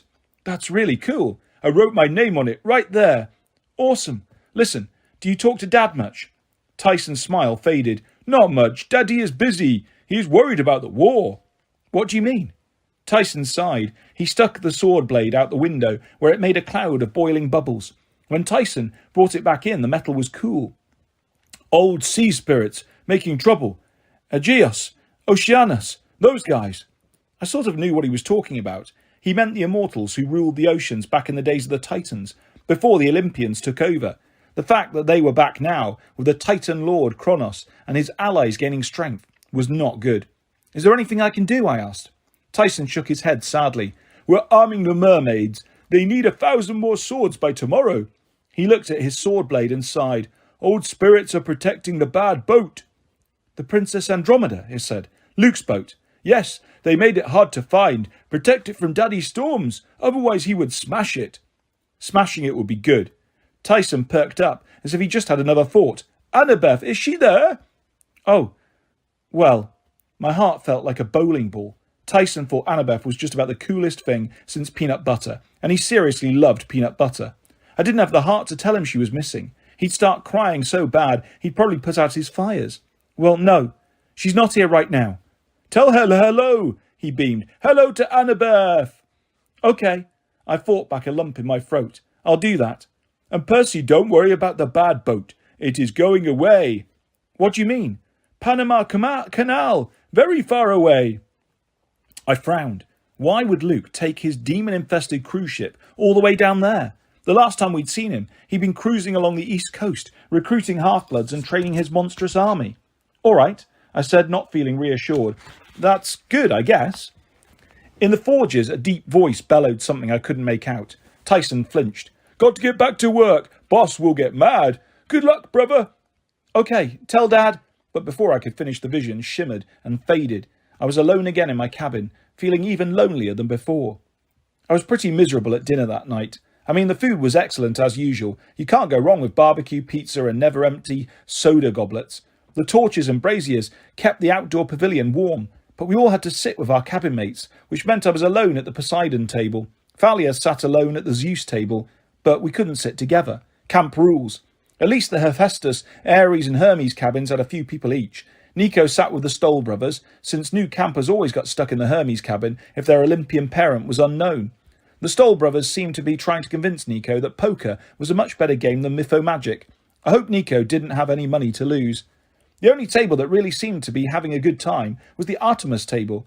The hunters drank and ate and laughed like one big happy family. Zoe sat at the head like she was the mama. She didn't laugh as much as the others, but she did smile from time to time. Her silver lieutenant's band glittered in the dark braids of her hair. I thought she looked a lot nicer when she smiled. Bianca D'Angelo seemed to be having a great time. She was trying to learn how to arm wrestle from the big girl who'd picked a fight with the Ares kid on the basketball court. The bigger girl was beating her every time, but Bianca didn't seem to mind. When we finished eating, Chiron made the customary toast to the gods and formally welcomed the hunters of Artemis. The clapping was pretty half-hearted. Then he announced the Goodwill Capture the Flag game for tomorrow night, which got a much better reception. Afterwards, we all trailed back to our cabins for an early winter lights out. I was exhausted, which meant I fell asleep easily. That was the good part. The bad part was I had a nightmare, and even by my standards, it was a whopper. Annabeth was on a dark hillside, shrouded in fog. It almost seemed like the underworld because I immediately felt claustrophobic and I couldn't see the sky above. Just a close, heavy darkness, as if I were in a cave. Annabeth struggled up the hill. Old broken Greek columns of black marble were scattered around, as though something had blasted a huge building to ruins. Fawn, Annabeth cried, where are you? Why did you bring me here? She scrambled over a section of broken wall and came to the crest of the hill. She gasped. There was Luke, and he was in pain. He was crumpled on the rocky ground, trying to rise. The blackness seemed to be thicker around him. Fog swirling hungrily. His clothes were in tatters, and his face was scratched and drenched with sweat. Annabeth, he called. Help me, please. She ran forward. I tried to cry out, he's a traitor, don't trust him. But my voice didn't work in the dream. Annabeth had tears in her eyes. She reached down like she wanted to touch Luke's face, but at the last second she hesitated. What happened? She asked. They left me here, Luke groaned. Please, it's killing me. I couldn't see what was wrong with him. He seemed to be struggling against some invisible curse, as though the fog was squeezing him to death. Why should I trust you? Annabeth asked. Her voice was filled with hurt. You shouldn't, Luke said. I've been terrible to you, but if you don't help me, I'll die. Let him die, I wanted to scream. Luke had tried to kill us in cold blood too many times. He didn't deserve anything from Annabeth. Then the darkness above Luke began to crumble, like a cavern roof in an earthquake. Huge chunks of black rock began falling. Annabeth rushed in just as a crack appeared, and the whole ceiling dropped. She held it somehow, tons of rock. She kept it from collapsing on her and Luke just with her own strength. It was impossible. She shouldn't have been able to do that. Luke rolled free, gasping. Thanks, he managed. Help me hold it, Annabeth groaned. Luke caught his breath. His face was covered in grime and sweat. He rose unsteadily. I knew I could count on you. He began to walk away as the trembling blackness threatened to crush Annabeth. Help me, she pleaded. Oh, don't worry, Luke said. Your help is on the way. It's all part of the plan. In the meantime, try not to die. The ceiling of darkness began to crumble more, pushing Annabeth against the ground.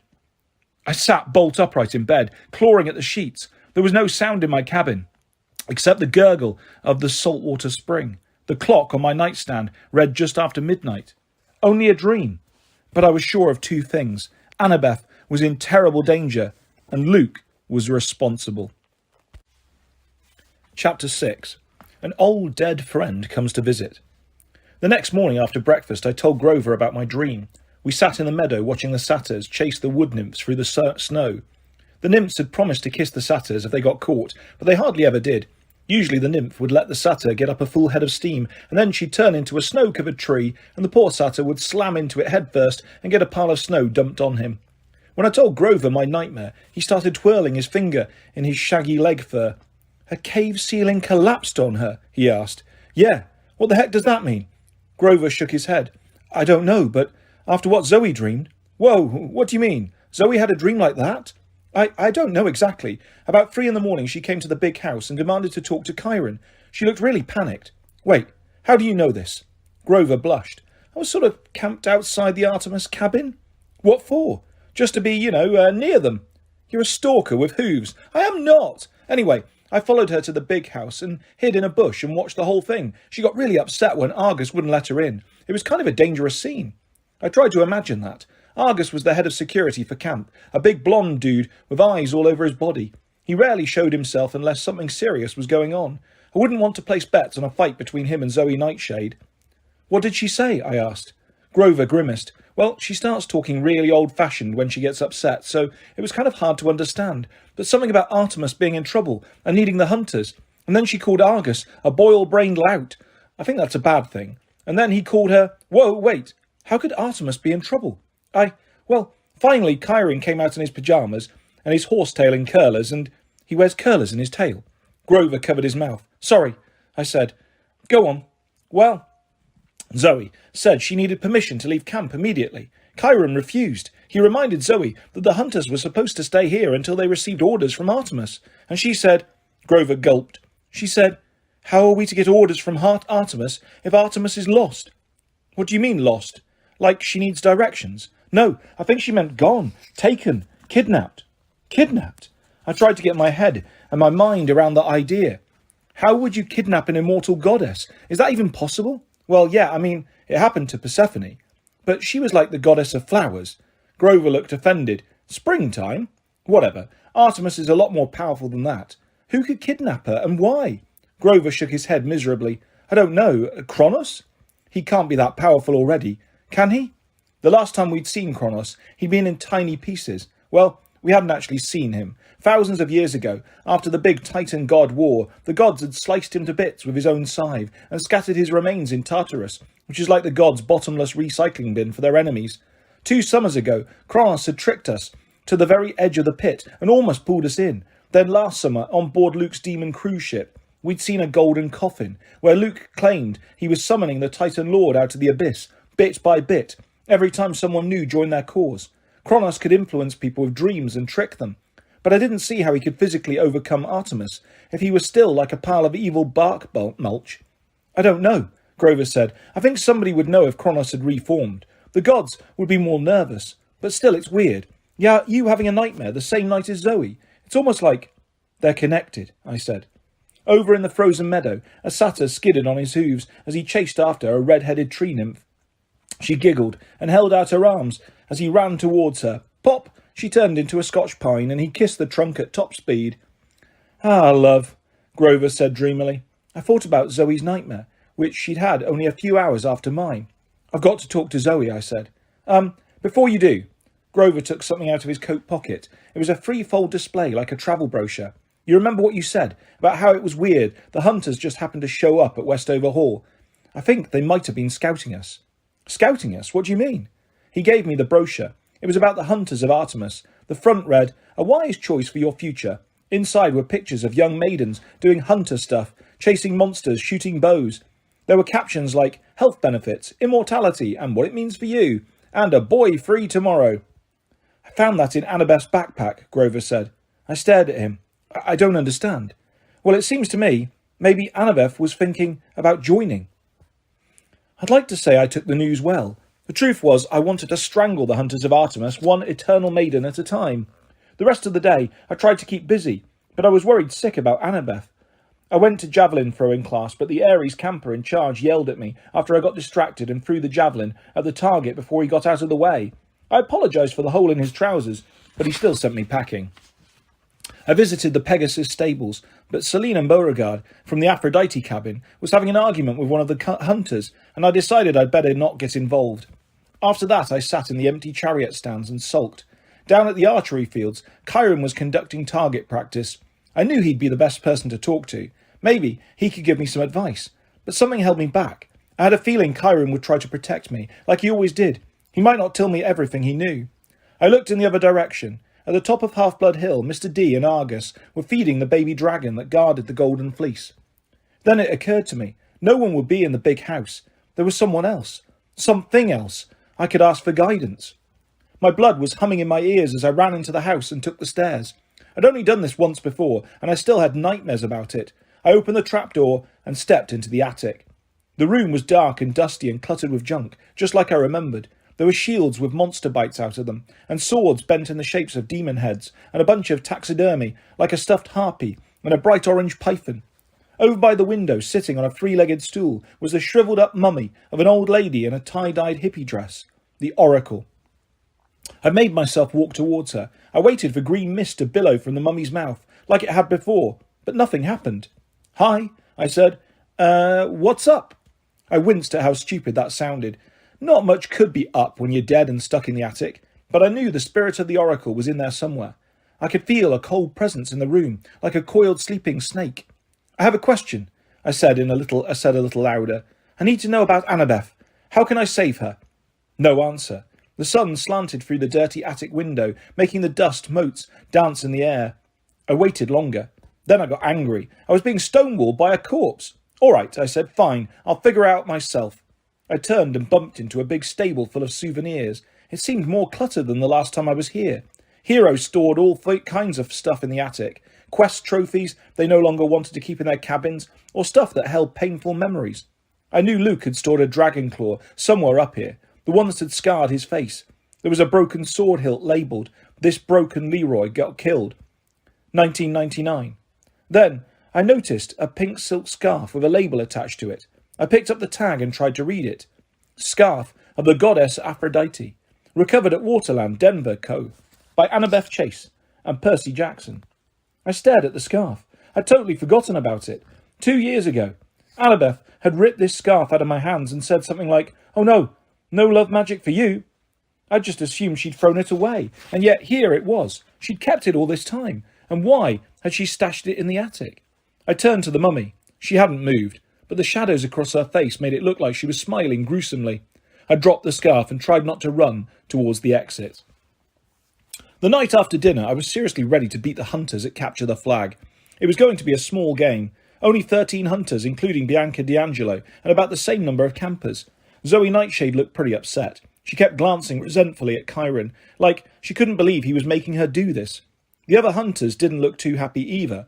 Unlike last night, they weren't laughing or joking around. They just huddled together in the dining pavilion, whispering nervously to each other as they strapped on their armour.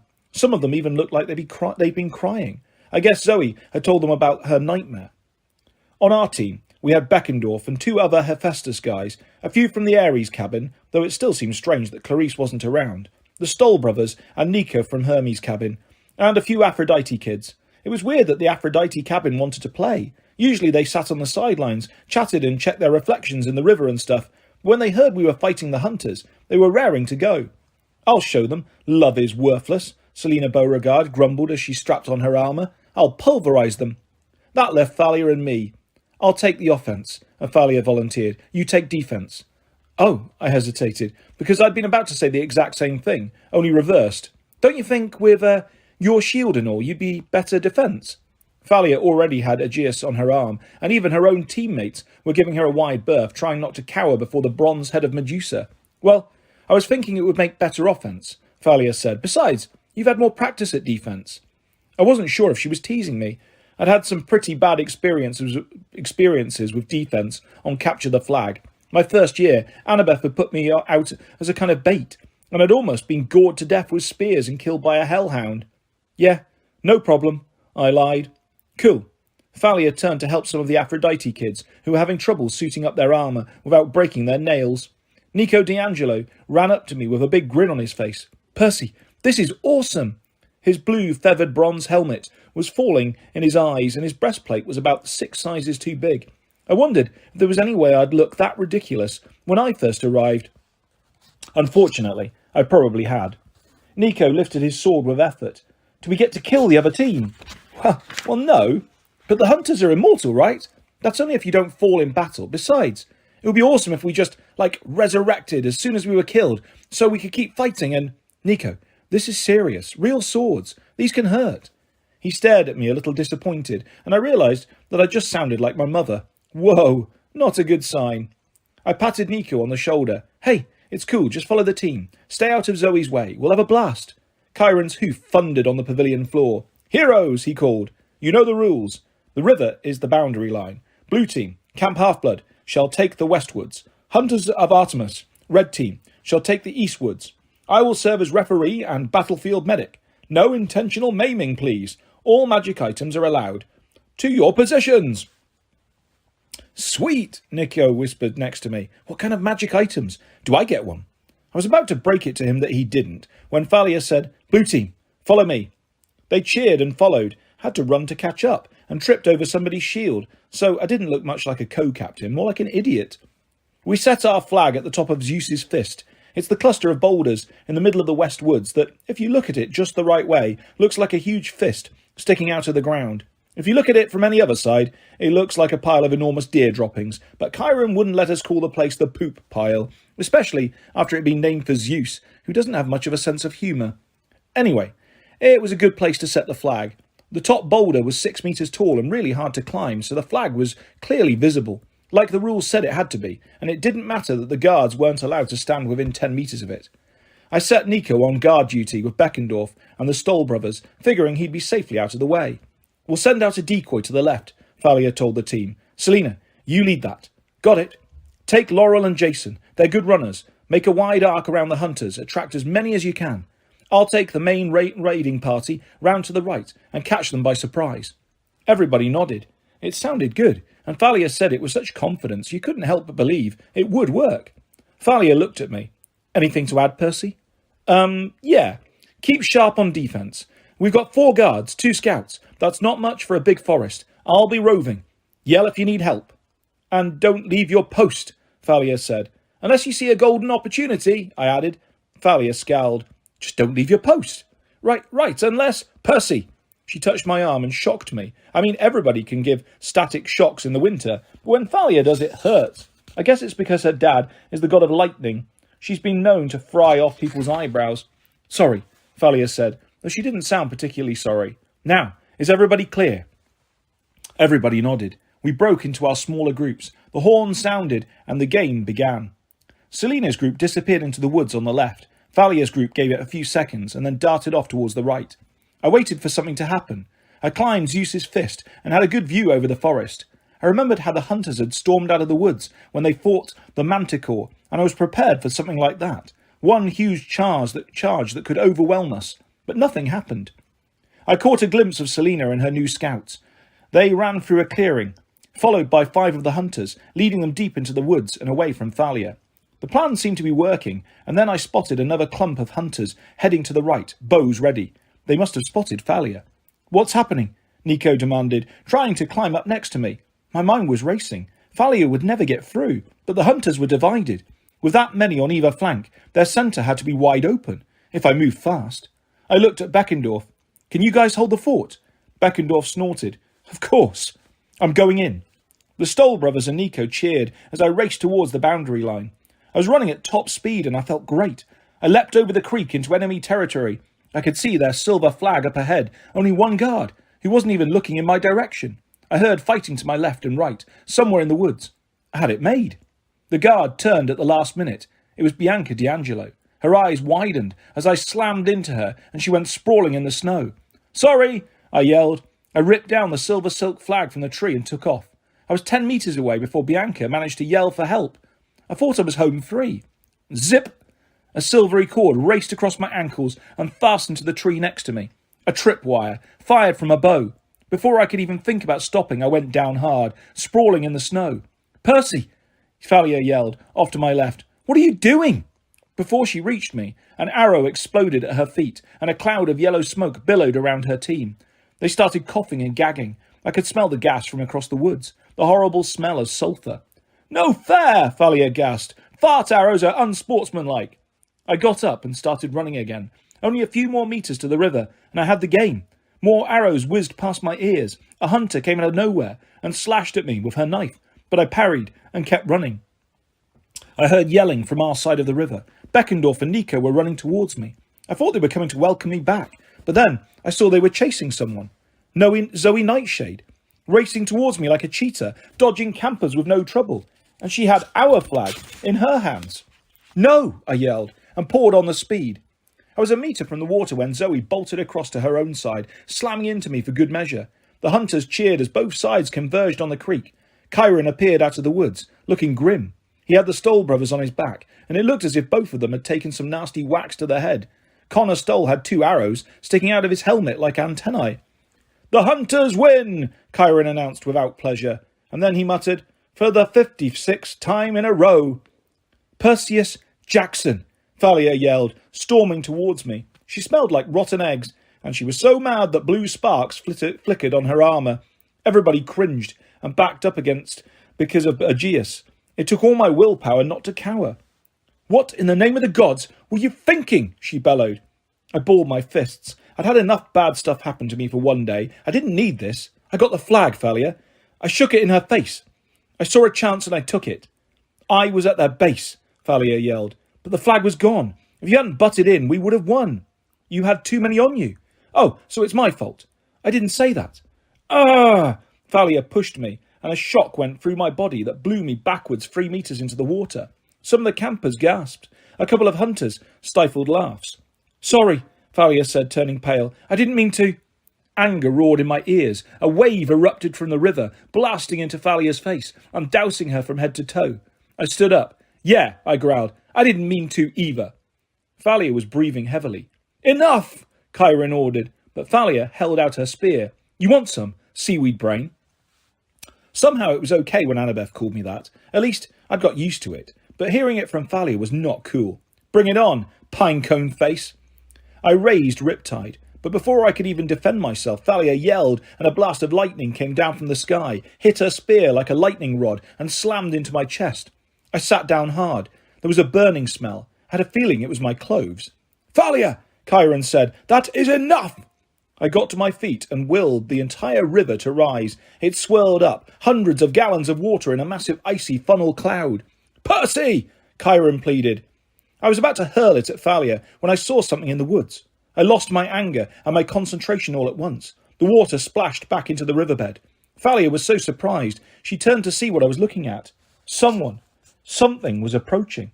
It was shrouded in a murky green mist, but as it got closer, the campers and hunters gasped.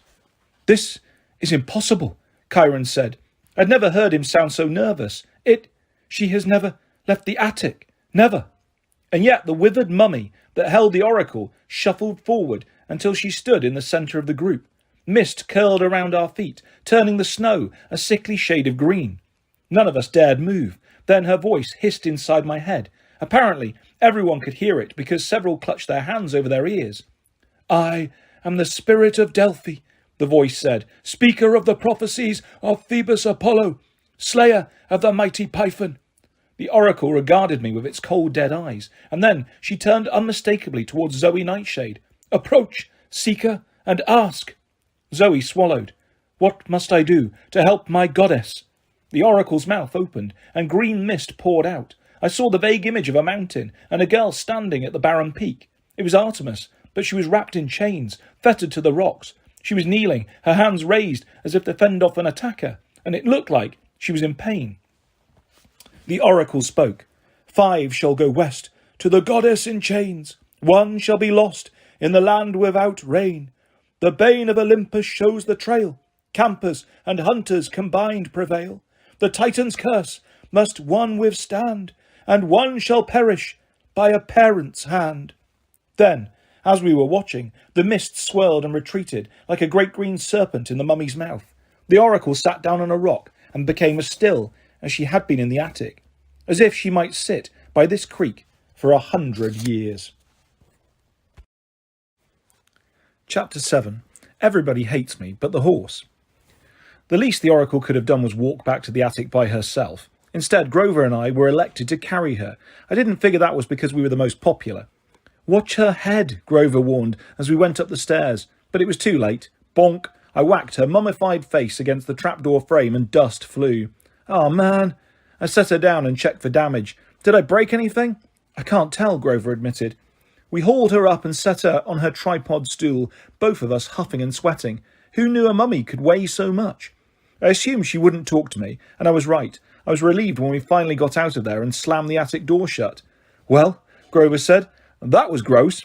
I knew he was trying to keep things light for my sake, but I still felt really down. The whole camp would be mad at me for losing the game to the hunters, and then there was the new prophecy from the oracle. It was like the spirit of Delphi had gone out of her way to exclude me. She'd ignored my question and walked half a mile to talk to Zoe, and she'd said nothing, not even a hint about Annabeth. "What will Chiron do?" I asked Grover. "I wish I knew." He looked wistfully out of the second-floor window at the rolling hills covered in snow. "I want to be out there." "Searching for Annabeth." He had a little trouble focusing on me, and then he blushed. Oh, right, that too. Of course." "Why?" I asked. "What were you thinking?" He clopped his hooves uneasily. "Just something the manticore said about the great stirring. I can't help but wonder. If all those ancient powers are waking up, maybe not all of them are evil." "You mean Pan?" I felt kind of selfish because I'd totally forgotten about Grover's life ambition. The nature god had gone missing 2,000 years ago. He was rumoured to have died, but the satyrs didn't believe that. They were determined to find him. They'd been searching in vain for centuries, and Grover was convinced he'd be the one to succeed. This year, with Chiron putting all the satyrs on emergency duty to find half-bloods, Grover hadn't been able to continue his search. It must have been driving him nuts. "I've let the trail go cold," he said. "I feel restless, like I'm missing something really important. He's out there somewhere. I can just feel it." I didn't know what to say. I wanted to encourage him, but I didn't know how. My optimism had pretty much been trampled into the snow out there in the woods, along with our capture the flag hopes. Before I could respond, Thalia tromped up the stairs. She was officially not talking to me now, but she looked at Grover and said, "Tell Percy to get his butt downstairs." "Why?" I asked. "Did he say something?" Thalia asked Grover. He asked why. "Dionysus is calling a council of cabin leaders to discuss the prophecy," she said. "Unfortunately, that includes Percy." The council was held round a ping-pong table in the rec room. Dionysus waved his hand and supplied snacks, cheese whiz, crackers and several bottles of red wine.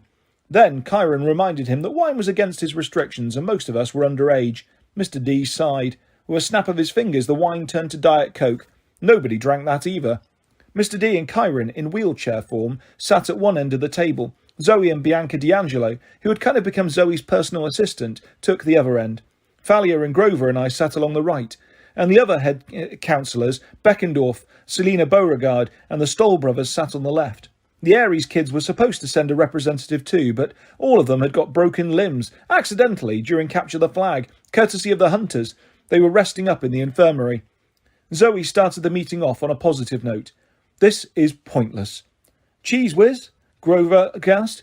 He began scooping up crackers and ping-pong balls and spraying them with topping. "There is no time for talk," Zoe continued. "Our goddess needs us. The hunters must leave immediately." "And go where?" Chiron asked. "West," Bianca said. I was amazed at how different she looked after just a few days with the hunters. Her dark hair was braided like Zoe's now, so you could actually see her face. She had a splash of freckles across her nose, and her dark eyes vaguely reminded me of someone famous, but I couldn't think who. She looked like she'd been working out, and her skin glowed faintly, like the other hunters, as if she'd been taking showers in liquid moonlight. "You heard the prophecy. 5 shall go west, to the goddess in chains. We can get 5 hunters and go." "Yes," Zoe agreed. "Artemis is being held hostage. We must find her and free her." "You're missing something as usual," Thalia said. "Campers and hunters combined prevail. We're supposed to do this together." "No," Zoe said. "The hunters do not need thy help." "Your," Thalia grumbled. "Nobody has said thy in like 300 years. Zoe, get with the times." Zoe hesitated, like she was trying to form the word correctly. We do not need your help. Thalia rolled her eyes. Forget it. I fear the prophecy says you do need our help, Chiron said. Campers and hunters must cooperate. Or do they? Mr. D mused, swirling his Diet Coke under his nose like it had a fine bouquet. One shall be lost. One shall perish. That sounds rather nasty, doesn't it? What if you fail because you try to cooperate? Mr. D, Chiron sighed, with all due respect, whose side are you on? Dionysus raised his eyebrows. Sorry, my dear centaur, just trying to be helpful.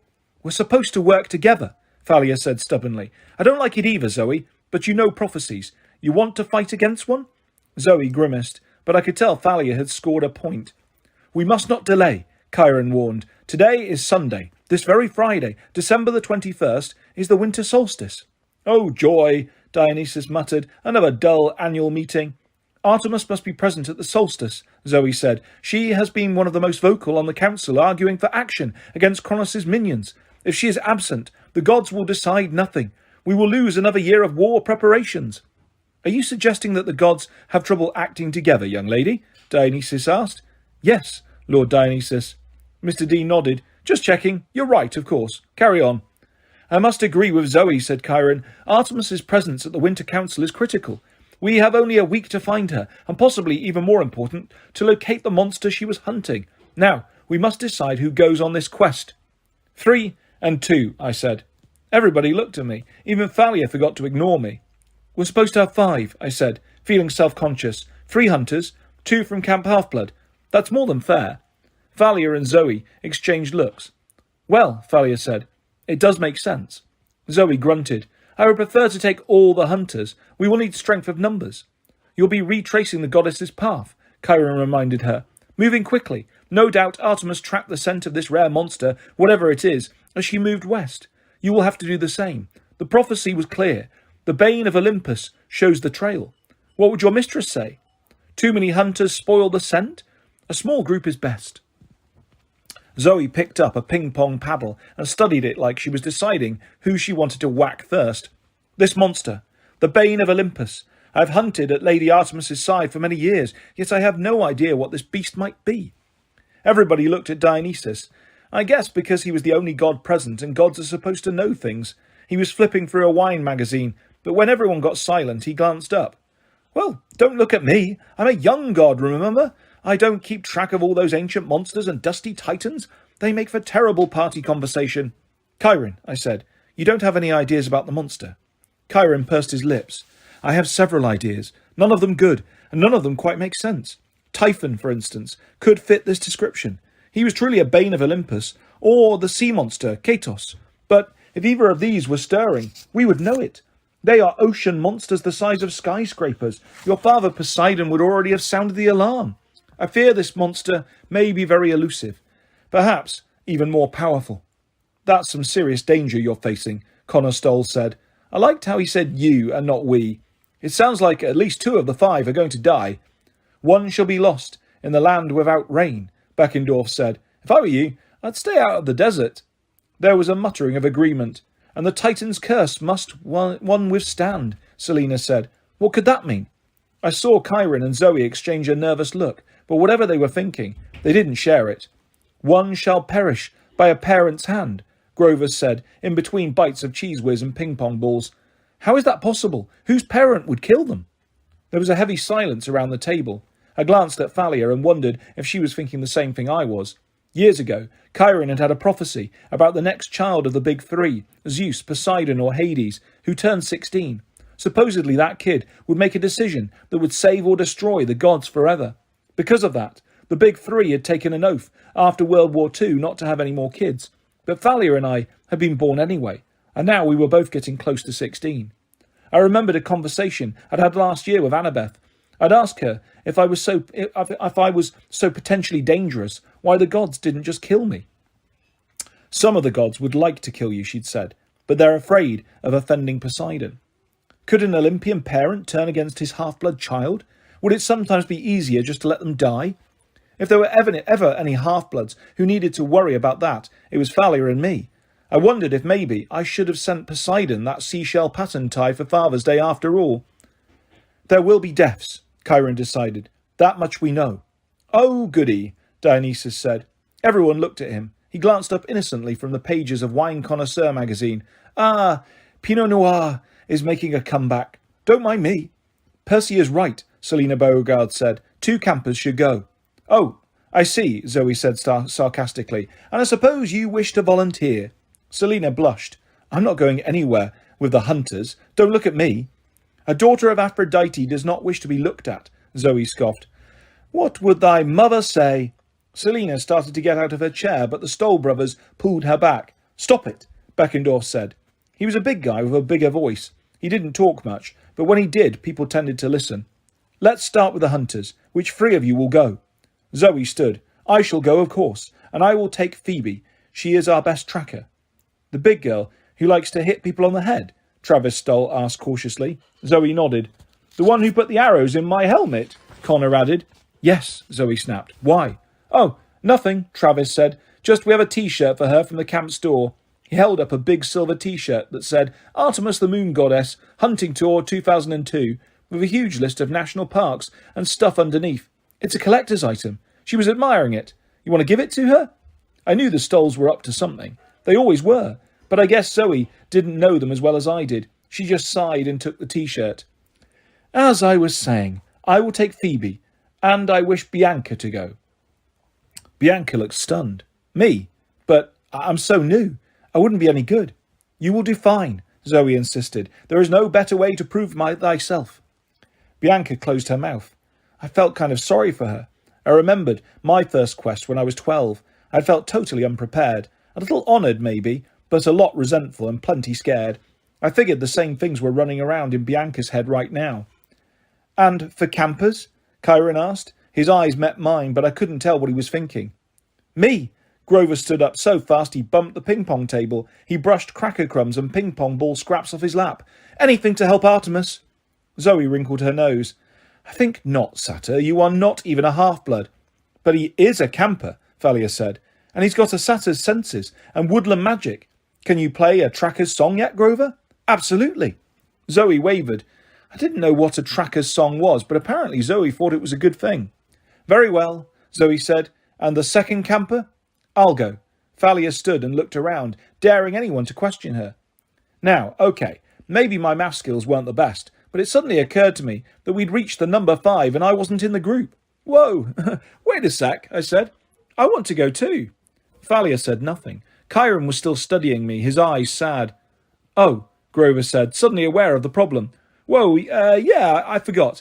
Percy has to go. I didn't mean... I'll stay. Percy should go in my place. He cannot, Zoe said. He is a boy. I won't have hunters travelling with a boy. You travelled here with me, I reminded her. That was a short-term emergency, and it was ordered by the goddess. I will not go across country and fight many dangers in the company of a boy. What about Grover? I demanded. Zoe shook her head. He does not count. He's a satyr. He is not technically a boy. Hey! Grover protested. I have to go, I said. I need to be on this quest. Why? Zoe asked. Because of thy friend Annabeth? I felt myself blushing. I hated that everyone was looking at me. No. I mean, partly. I just feel like I'm supposed to go. Nobody rose to my defence. Mr. D looked bored, still reading his magazine. Selina, the Stoll brothers, and Beckendorf were staring at the table. Bianca gave me a look of pity. No, Zoe said flatly. I insist upon this. I will take a satyr if I must, but not a male hero. Chiron sighed. The quest is for Artemis. The hunters should be allowed to approve their companions. My ears were ringing as I sat down. I knew Grover and some of the others were looking at me sympathetically, but I couldn't meet their eyes. I just sat there as Chiron concluded the council. So be it, he said. Thalia and Grover will accompany Zoe, Bianca, and Phoebe.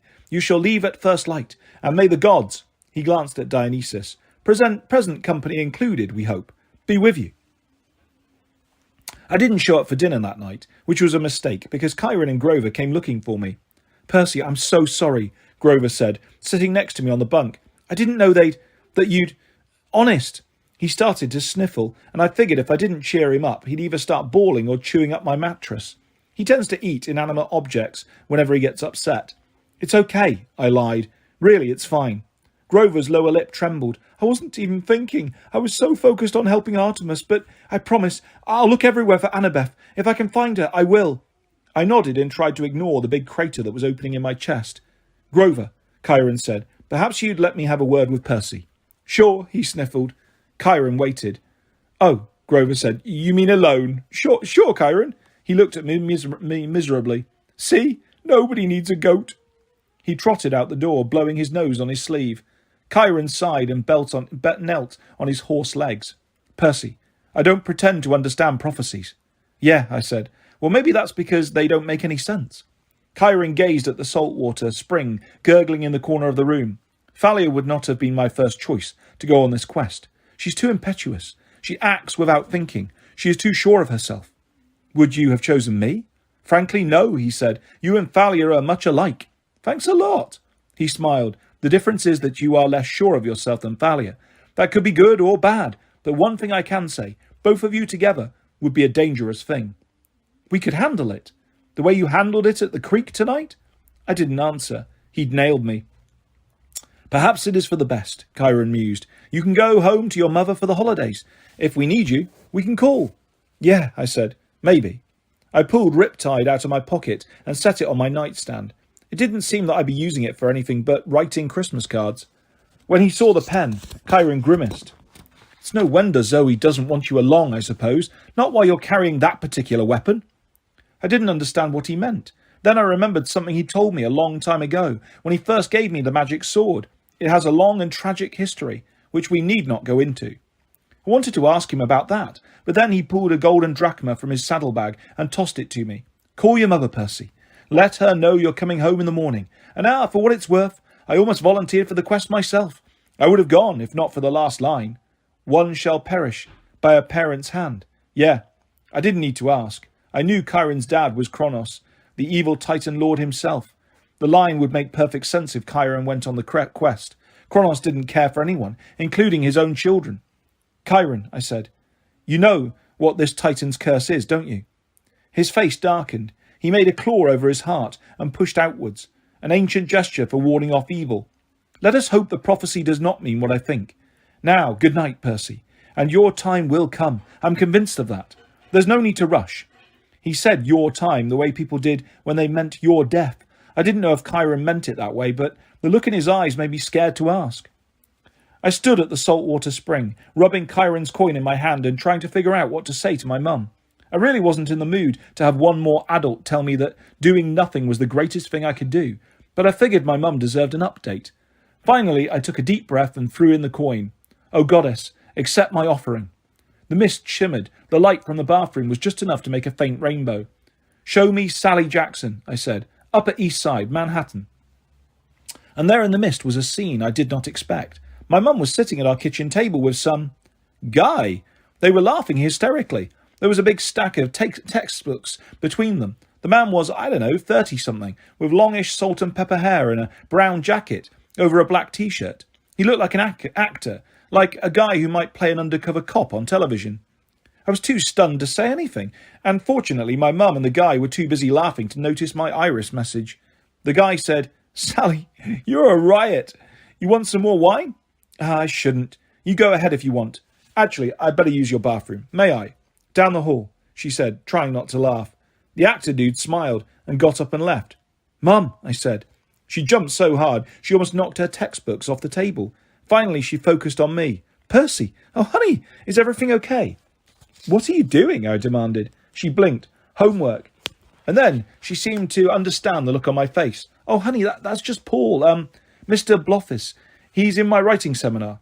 Mr. Blowfish? Blothis. He'll be back in a minute, Percy. Tell me what's wrong. She always knew when something was wrong. I told her about Annabeth. The other stuff too, but mostly it boiled down to Annabeth. My mother's eyes teared up. I could tell she was trying hard to keep it together for my sake. Oh, Percy. Yeah, so they tell me there's nothing I can do. I guess I'll be coming home. She turned her pencil around in her fingers. Percy, as much as I want you to come home. She sighed like she was mad at herself. As much as I want you to be safe, I want you to understand something. You need to do whatever you think you have to do. I stared at her. What do you mean? I mean, do you really deep down believe that you have to help save her? Do you think it's the right thing to do? Because I know one thing about you, Percy. Your heart is always in the right place. Listen to it. You're telling me to go? My mother pursed her lips. I'm telling you that you're getting too old for me to tell you what to do. I'm telling you that I'll support you, even if what you decide to do is dangerous. I can't believe I'm saying this. Mum! The toilet flushed down the hall in our apartment. I don't have much time, my mum said. Percy, whatever you decide, I love you. And I know you'll do what's best for Annabeth. How can you be sure? Because she'd do the same for you. And with that, my mother waved her hand over the mist, and the connection dissolved, leaving me with one final image of her new friend, Mr. Blowfish, smiling down at her. I don't remember falling asleep, but I remember the dream. I was back in that barren cave, the ceiling heavy and low above me. Annabeth was kneeling under the weight of a dark mass, like a pile of boulders. She was too tired even to cry out. Her legs trembled. Any second, I knew she would run out of strength, and the cavern ceiling would collapse on top of her. How is our mortal guest? A male voice boomed. It wasn't Kronos. Kronos' voice was raspy and metallic, like a knife scraped across stone. I'd heard it taunting me many times before in my dreams. This was a deeper and lower, like a bass guitar. Its force made the ground vibrate. Luke emerged from the shadows. He ran to Annabeth, knelt beside her, then looked back at the unseen man. She's fading. We must hurry. The hypocrite, like he really cared what happened to her. The deep voice chuckled. It belonged to someone in the shadows, at the edge of my dream. And then a meaty hand thrust someone forward into the light. Artemis, her hands and feet bound in celestial bronze chains. I gasped. Her silvery dress was torn and tattered. Her face and arms were cut in several places, and she was bleeding. Ica, the golden blood of the gods. You heard the boy, said the man in the shadows. Decide. Artemis's eyes flashed with anger. I didn't know why. She just didn't will the chains to burst or make herself disappear, but she didn't seem able to. Maybe the chains prevented her, or some magic about this dark, horrible place. The goddess looked at Annabeth, and her expression changed to concern and outrage. How dare you torture a maiden like this? She will die soon, Luke said. You can save her. Annabeth made a weak sound of protest. My heart felt like it was being twisted into a knot. I wanted to run to her, but I couldn't move. Free my hands, Artemis said. Luke brought out his sword, Backbiter. With one expert strike, he broke the goddess's handcuffs. Artemis ran to Annabeth and took the burden from her shoulders. Annabeth collapsed on the ground and lay there shivering. Artemis staggered, trying to support the weight of the black rocks. The man in the shadows chuckled. You are as predictable as you were easy to beat, Artemis. You surprised me, the goddess said, straining under her burden. It will not happen again. Indeed it will not, the man said. Now you are out of the way for good. I knew you would not resist helping a young maiden. That is, after all, your speciality, my dear. Artemis groaned. You know nothing of mercy, you swine. On that, the man said, we can agree. Luke, you may kill the girl now. No, Artemis shouted. Luke hesitated. She may yet be useful, sir. Further bait. But you truly believe that? Yes, General. They will come for her, I'm sure. The man considered. And then the Draconid can guard her here. Assuming she does not die from her injuries, you may keep her alive until winter solstice. After that, if our sacrifice goes as planned, her life will be meaningless. The lives of all mortals will be meaningless. Luke gathered up Annabeth's listless body and carried her away from the goddess. You will never find the monster you seek, Artemis said. Your plan will fail. How little you know, my young goddess, the man in the shadows said. Even now your darling attendants begin their quest to find you. They shall play directly into my hands. Now, if you'll excuse me, we have a long journey to make. We must greet your hunters and make sure their quest is challenging. The man's laughter echoed in the darkness, shaking the ground until it seemed the whole cavern ceiling would collapse. I woke with a start. I was sure I'd heard a loud banging. I looked around the cabin. It was dark outside. The salt spring still gurgled. No other sounds but the hoot of an owl in the woods and the distant surf on the beach. In the moonlight, on my nightstand was Annabeth's New York Yankees cap. I stared at it for a second and then, bang, bang! Someone or something was pounding on my door. I grabbed Riptide and got out of bed. Hello? I called. Thump, thump. I crept to the door. I uncapped the blade, flung open the door and found myself face to face with a black Pegasus. Whoa, boss! Its voice spoke in my mind as it clopped away from the sword blade. I don't want to be horse kebab. Its black wings spread in alarm, and the wind buffeted me back a step. Blackjack, I said, relieved but a little irritated. It's the middle of the night. Blackjack huffed. Ain't either, boss. It's 5 a.m. What you still sleeping for? How many times have I told you, don't call me boss? Whatever you say, boss, you're the man. You're my number one. I rubbed the sleep out of my eyes and tried not to let the Pegasus read my thoughts. That's the problem with being Poseidon's son. Since he created horses out of sea foam, I can understand most equestrian animals, but they can understand me too. Sometimes, like in Blackjack's case, they kind of adopt me. See, Blackjack had been a captive on board Luke's ship last summer, until we'd caused a little distraction that allowed him to escape. I'd really had very little to do with it, seriously, but Blackjack credited me with saving him. Blackjack, I said, you're supposed to stay in the stables. Meh, the stables, you see, Chiron's staying in the stables? Well, no, exactly. Listen, we got another little sea friend needs your help.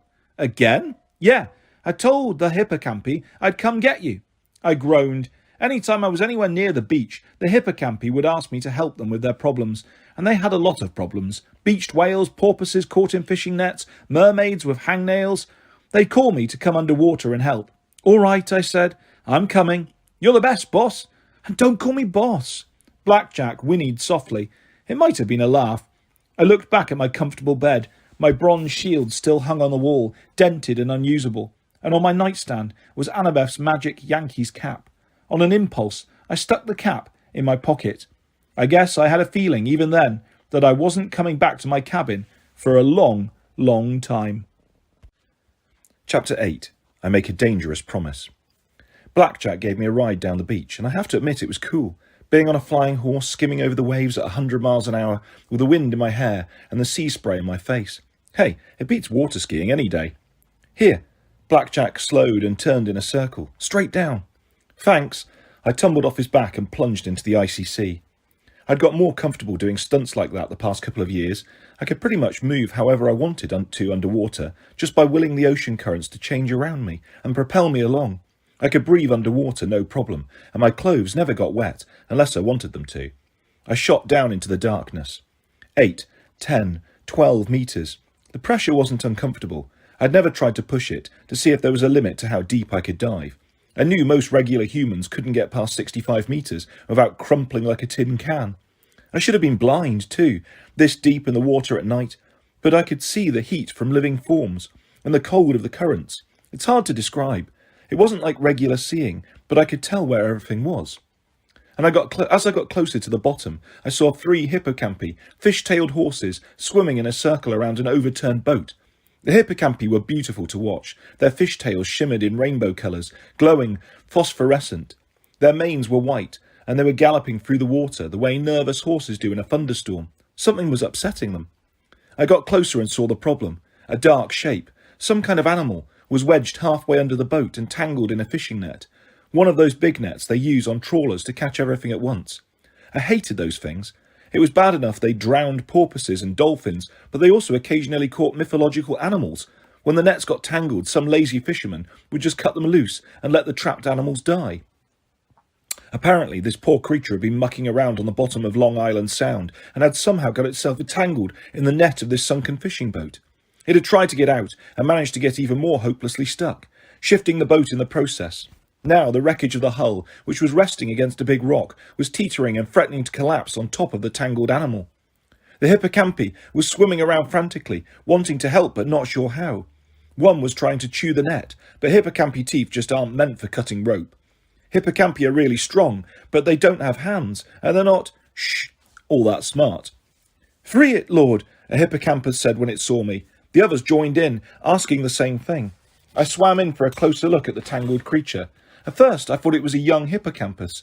I had rescued several of them before, but then I heard a strange sound, something that did not belong underwater. I got next to the thing and saw that it was a cow.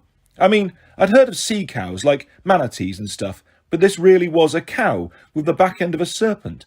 The front half was a calf, a baby, with black fur and big sad brown eyes and a white muzzle, and its back half was a black and brown snaky tail, with fins running down the top and bottom, like an enormous eel.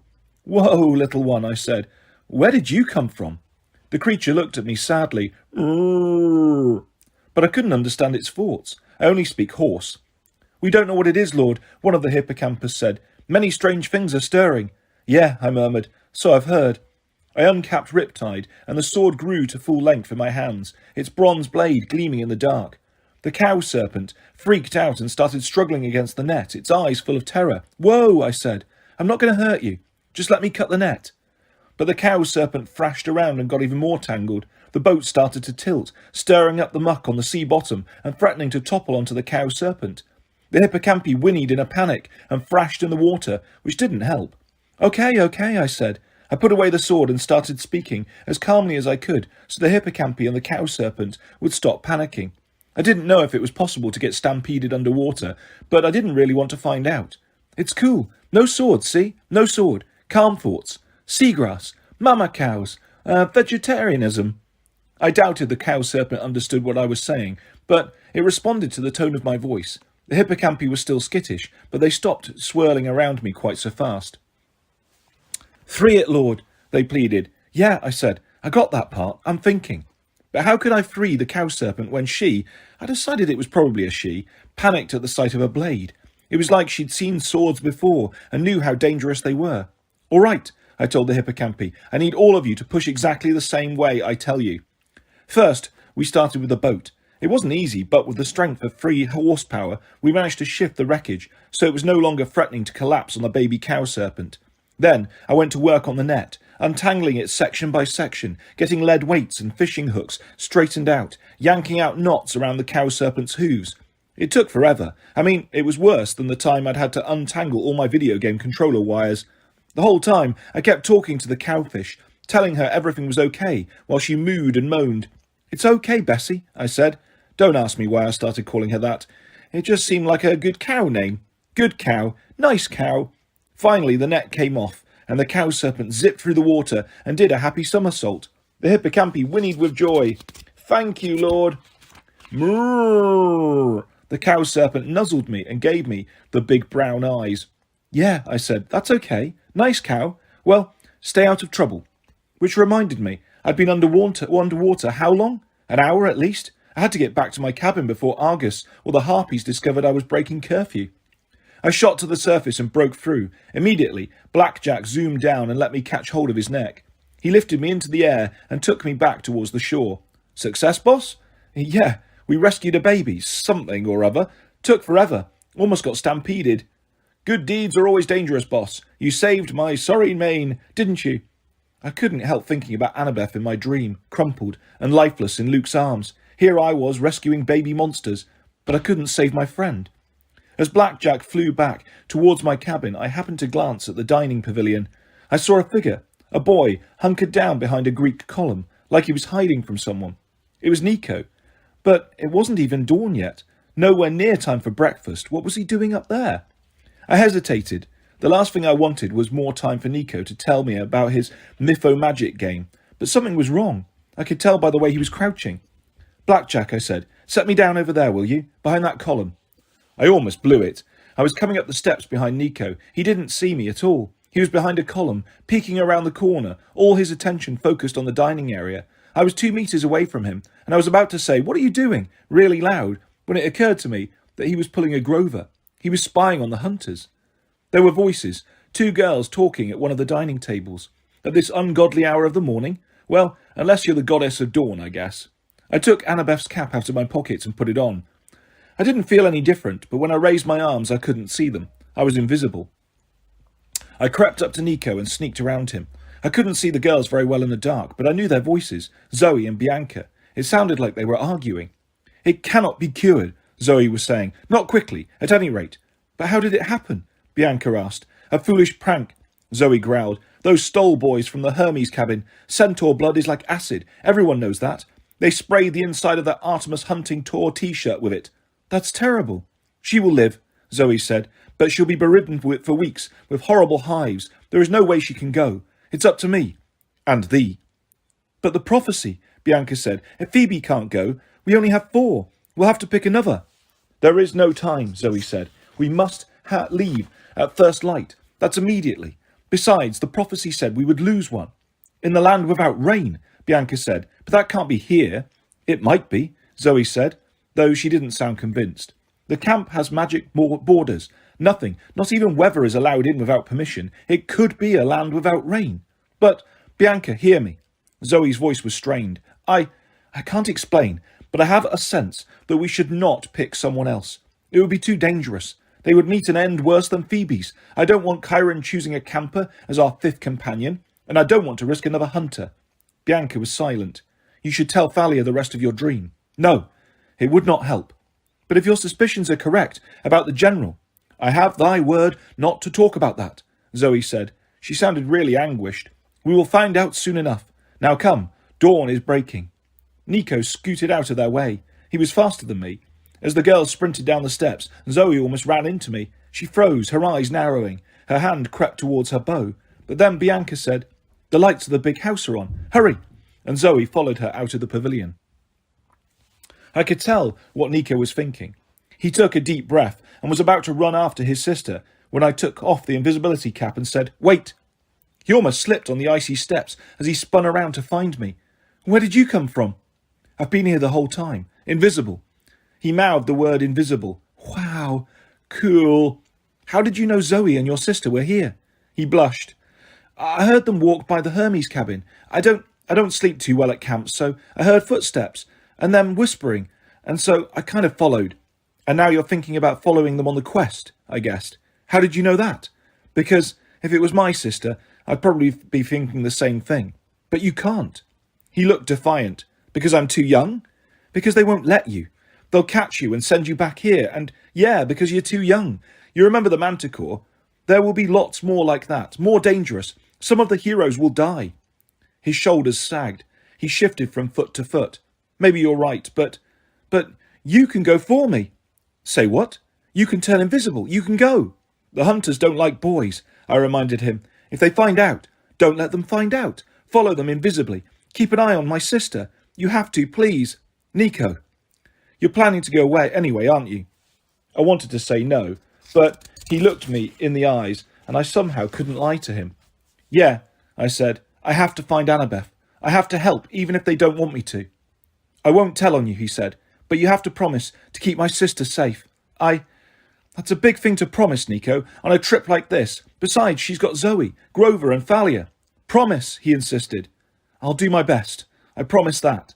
Get going then, he said. Good luck. It was crazy. I wasn't packed. I had nothing but the cap and the sword and the clothes I was wearing. I was supposed to be going home to Manhattan this morning. Tell Chiron. I'll make something up. Nico smiled crookedly. I'm good at that. Go on. I ran, putting on Annabeth's cap. As the sun came up, I turned invisible. I hit the top of Half-Blood Hill in time to see the camp's van disappearing down the farm road. Probably Argus taking the quest group into the city. After that, they would be on their own. I felt a twinge of guilt, and stupidity too. How was I supposed to keep up with them? Run? Then I heard the beating of huge wings. Blackjack landed next to me. He began casually nuzzling a few tufts of grass that stuck through the ice. If I was guessing, boss, I'd say you need a getaway horse. You interested? A lump of gratitude stuck in my throat, but I managed to say, yeah, let's fly. Chapter 9. I learn how to grow zombies. The thing about flying on a Pegasus during the daytime is that if you're not careful, you can cause a serious traffic accident on the Long Island Expressway. I had to keep Blackjack up in the clouds, which were fortunately pretty low in the winter. We darted around trying to keep the white Camp Half-Blood van in sight, and if it was cold on the ground, it was seriously cold in the air, with icy rain stinging my skin. I was wishing I'd brought some of that Camp Half-Blood orange thermal underwear they sold in the camp store, but after the story about Phoebe and the Centaur blood t-shirt, I wasn't sure I trusted their products anymore. We lost the van twice, but I had a pretty good sense that they would go into Manhattan first, so it wasn't too difficult to pick up their trail again. Traffic was bad with the holidays and all. It was mid-morning before they got into the city. I landed Blackjack near the top of the Chrysler building and watched the white camp van, thinking it would pull into the Greyhound station, but it just kept driving. Where's Argus taking them? I muttered. Oh, Argus ain't driving, boss, Blackjack told me. That girl is. Which girl? The hunter girl with the silver crown thing in her hair. Zoe. That's the one. Hey, look, there's a donut shop. Can we hit the drive-thru? I tried explaining to Blackjack that driving a flying horse through the drive-thru would give every cop in the donut shop a heart attack, but he didn't seem to get it. Meanwhile, the van kept snaking its way towards the Lincoln Tunnel. It had never even occurred to me that Zoe could drive. I mean, she didn't look 16. Then again, she was immortal. I wondered if she had a New York license, and if so, what her birth date said. Well, I said, let's get after them.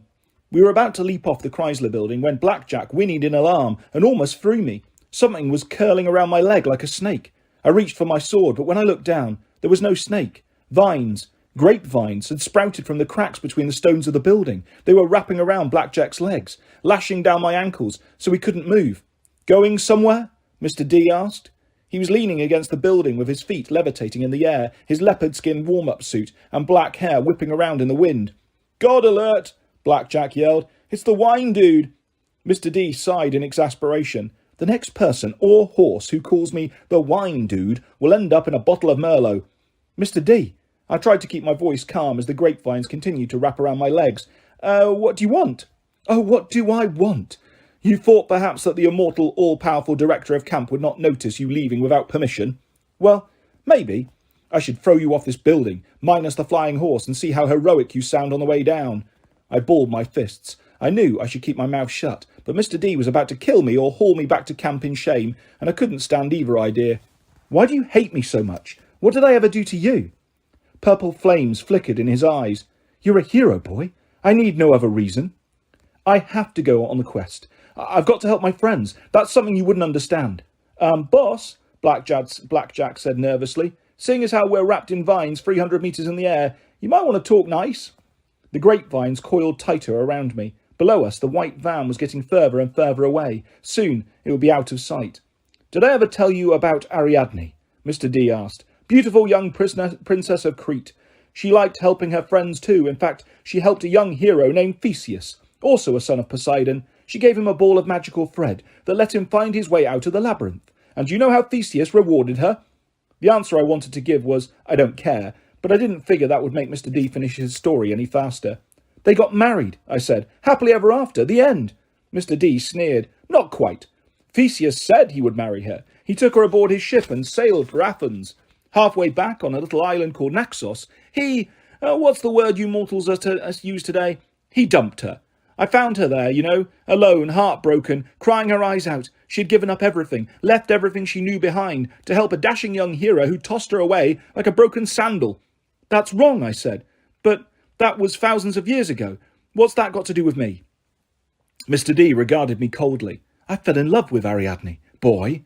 I healed her broken heart, and when she died, I made her my immortal wife in Olympus. She waits for me even now. I shall go back to her when I am done with this infernal century of punishment at your ridiculous camp. I stared at him. You're married, but I thought you got in trouble for chasing a wood nymph. My point is, you heroes never change. You accuse us gods of being vain. You should look at yourselves. You take what you want, use whoever you have to, and then you betray everyone around you. So you'll excuse me if I have no love for heroes. They are selfish, ungrateful. Ask Ariadne, or Medea, for that matter. Ask Zoe Nightshade. What do you mean, asked Zoe? He waved his hand dismissively. Go, follow your silly friends. The vines uncurled from around my legs. I blinked in disbelief. You're letting me go, just like that. The prophecy says at least 2 of you will die. Perhaps I'll get lucky and you'll be one of them. But mark my words, son of Poseidon, live or die, you will prove no better than the other heroes. With that, Dionysus snapped his fingers. His image folded up like a paper display. There was a pop, and he was gone, leaving a faint scent of grapes that was quickly blown away by the wind. Too close, Blackjack said. I nodded, though I almost would have been less worried if Mr. D had hauled me back to camp. The fact that he'd let me go meant he really believed we stood a fair chance of crashing and burning on this quest. Come on, Blackjack, I said, trying to sound upbeat. I'll buy you some donuts in New Jersey. As it turned out, I didn't buy Blackjack donuts in New Jersey. Zoe drove south like a crazy person, and we were into Maryland before she finally pulled over at a service station. Blackjack nearly tumbled out of the sky. He was so tired. I'll be okay, boss, he panted. Just catching my breath. Stay here, I told him. I'm going to scout. Stay here. I can do that. I put on my cap of invisibility and walked over to the convenience store. It was difficult not to sneak. I had to keep reminding myself that nobody could see me. It was hard too, because I had to remember to get out of people's way so they wouldn't slam into me. I thought I'd go inside and warm up, maybe get a cup of hot chocolate or something. I had a little change in my pocket. I could leave it on the counter. I was wondering if the cup would turn invisible when I picked it up, or if I'd have to deal with a floating hot chocolate problem, when my whole plan was ruined by Zoe, Thalia, Bianca and Grover all coming out of the store. Grover, are you sure? Thalia was saying. Well, pretty sure. 99%. Okay, 85%. And you did this with acorns? Bianca asked, like she couldn't believe it. Grover looked offended. It's a time-honoured tracking spell. I mean, I'm pretty sure I did it right. DC is about 60 miles from here, Bianca said. Nico and I... She frowned. We used to live there. That's strange. I'd forgotten. I dislike this, Zoe said. We should go straight west. The prophecy said west. Oh, like your tracking skills are better, Thalia growled. Zoe stepped towards her. You challenge my skills, you scullion. You know nothing of being a hunter. Oh, scullion, you're calling me a scullion. What the heck is a scullion? Whoa, you two, Grover said nervously. Come on, not again. Grover's right, Bianca said. DC is our best bet. Zoe didn't look convinced, but she nodded reluctantly. Very well, let us keep moving. You're going to get us arrested driving, Thalia grumbled. I look closer to 16 than you do. Perhaps, Zoe snapped, but I have been driving since automobiles were invented. Let us go. As Blackjack and I continued south, following the van, I wondered whether Zoe had been kidding. I didn't know exactly when cars were invented, but I figured that was like prehistoric times, back when people watched black and white TV and hunted dinosaurs. How old was Zoe, and what had Mr. D been talking about? What bad experiences she had with heroes? As we got closer to Washington, Blackjack started slowing down and dropping altitude. He was breathing heavily. You okay? I asked him. Fine, boss. I could take on an army. You don't sound so good. And suddenly I felt guilty because I'd been running the Pegasus for half a day, non-stop, trying to keep up with highway traffic. Even for a flying horse, that had to be rough. Don't worry about me, boss. I'm a tough one. I figured he was right, but I also figured Blackjack would run himself into the ground before he complained, and I didn't want that. Fortunately, the van started to slow down. It crossed the Potomac River into central Washington. I started thinking about air patrols and missiles and stuff like that. I didn't know exactly how all those defences worked. I wasn't sure if Pegasi even showed up on your typical military radar, but I didn't want to find out by getting shot out of the sky. Set me down there, I told Blackjack. That's close enough. Blackjack was so tired he didn't complain. He dropped towards the Washington Monument and set me on the grass. The van was only a few blocks away. Zoe had parked at the curb. I looked at Blackjack. I want you to go back to camp. Get some rest. Graze. I'll be fine. Blackjack cocked his head sceptically. You sure, boss? You've done enough already, I said. I'll be fine, and thanks a ton. A ton of hay, maybe, Blackjack mused. That sounds good. All right, but be careful, boss. I got a feeling they didn't come here to meet anything friendly and handsome like me.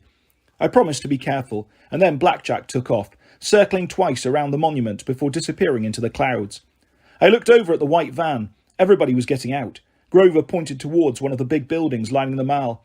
Thalia nodded, and the four of them trudged off into the cold wind. I started to follow, but then I froze. A block away, the door of a black sedan opened. A man with a grey military haircut got out. He was wearing dark shades and a black overcoat. Now, maybe in Washington you'd expect guys like that to be everywhere, but it dawned on me that I'd seen this same car a couple of times on the highway going south. It had been following the van. The guy took out his cell phone and said something into it, and then he looked around like he was making sure the coast was clear and started walking down the mall in the direction of my friends. The worst of it was, when he turned towards me, I recognised his face. It was Dr. Fawn, the manticore from Westover Hall. Invisibility cap on, I followed Fawn from a distance. My heart was pounding. If he had survived that fall from the cliff, then Annabeth must have too. My dreams had been right. She was alive and being held prisoner. Fawn kept well back from my friends, careful not to be seen. Finally, Grover stopped in front of a big building that said Air and Space Museum, the Smithsonian. I'd been here 1,000,000 years ago with my mum, but everything had looked so much bigger then. Thalia checked the door. It was open, but there weren't many people going in. Too cold, and it was school holidays. They slipped inside. Dr. Fawn hesitated. I wasn't sure why, but he didn't go into the museum. He turned and headed across the mall. I made a split-second decision and followed him. Fawn crossed the street and climbed the steps of the Museum of Natural History. There was a big sign on the door. At first I thought it said closed for pirate event. Then I realised pirate must be private. I followed Dr. Fawn inside, through a huge chamber full of mastodons and dinosaur skeletons.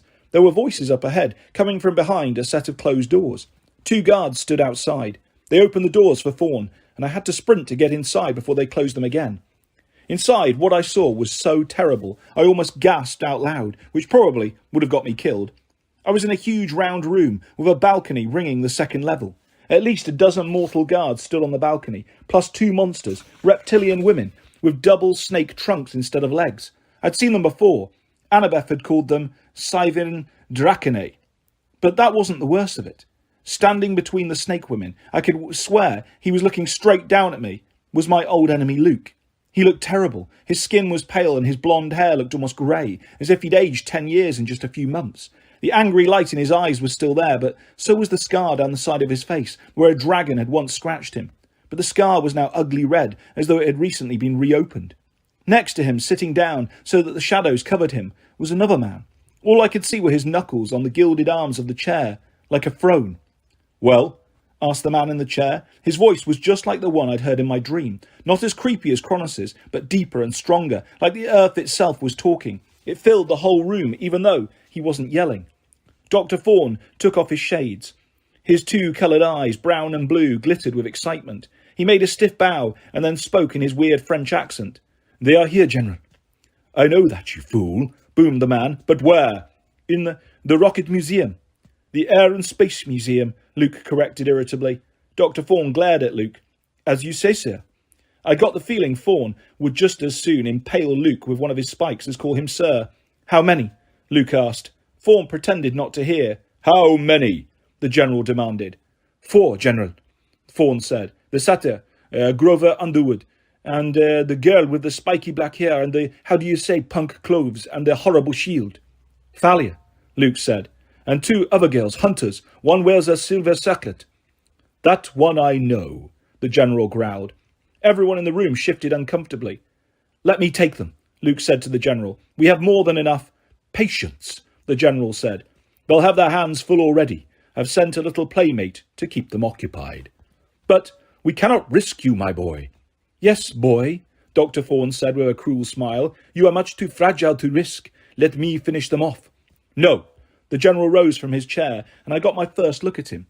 He was tall and muscular, with light brown skin and slicked back dark hair. He wore an expensive brown silk suit, like the guys on Wall Street wear, but you'd never mistake this dude for a broker. He had a brutal face, huge shoulders, and hands that could snap a flagpole in half. His eyes were like stone. I felt as if I were looking at a living statue. It was amazing. He could even move. "You have already failed me, Thorne," he said. "But, General, no excuses." Thorne flinched. I thought Thorne was scary when I first saw him in his black uniform at the military academy, but now, standing before the General, Thorne looked like a silly wannabe soldier. The General was the real deal. He didn't need a uniform. He was a born commander. "I should throw you into the pits of Tartarus for your incompetence," the General said. "I send you to capture a child of the 3 elder gods, and you bring me a scrawny daughter of Athena." "But you promised me revenge," Thorne protested. "A command of my own." "I am Lord Kronos' senior commander," the General said, "and I will choose lieutenants who get me results. It was only thanks to Luke that we salvaged our plan at all. Now get out of my sight, Thorne, until I find some other menial task for you." Thorne's face turned purple with rage. I thought he was going to start frothing at the mouth or shooting spines, but he just bowed awkwardly and left the room. "Now, my boy," the General turned to Luke. "The first thing we must do is isolate the half-blood Thalia. The monster we seek will then come to her." "The hunters will be difficult to dispose of," Luke said. "Zoe Nightshade." "Do not speak her name." Luke swallowed. "Sorry, General, I just..." The General silenced him with a wave of his hand. "Let me show you, my boy, how we will bring the hunters down." He pointed to a guard on the ground level. "Do you have the teeth?" The guy stumbled forward with a ceramic pot. Yes, General." "Plant them," he said. In the centre of the room was a big circle of dirt, where I guess a dinosaur exhibit was supposed to go. I watched nervously as the guard took sharp white teeth out of the pot and pushed them into the soil. He smoothed them over, while the General smiled coldly. The guard stepped back from the dirt and wiped his hands. "Ready, General." "Excellent. Water them and we will let them scent their prey." The guard picked up a little tin watering can with daisies painted on it, which was kind of bizarre because what he poured out wasn't water. It was dark red liquid, and I got the feeling it wasn't Hawaiian punch. The soil began to bubble. "Soon," the General said, "I will show you, Luke, soldiers that will make your army from that little boat look insignificant." Luke clenched his fists. "I've spent a year training my forces. When the Princess Andromeda arrives at the mountain, they'll be the best." "Ha ha ha ha," the General said. "I don't deny your troops will make a fine honour guard for Lord Kronos, And you, of course, will have a role to play. I thought Luke turned paler when the general said that. But under my leadership, the forces of Lord Kronos will increase 100-fold. We will be unstoppable. Behold my ultimate killing machines. The soil erupted. I stepped back nervously. In each spot where a tooth had been planted, a creature was struggling out of the dirt. The first of them said, "Mew." It was a kitten, a little orange tabby with stripes like a tiger. Then another appeared, until there were a dozen rolling around and playing in the dirt.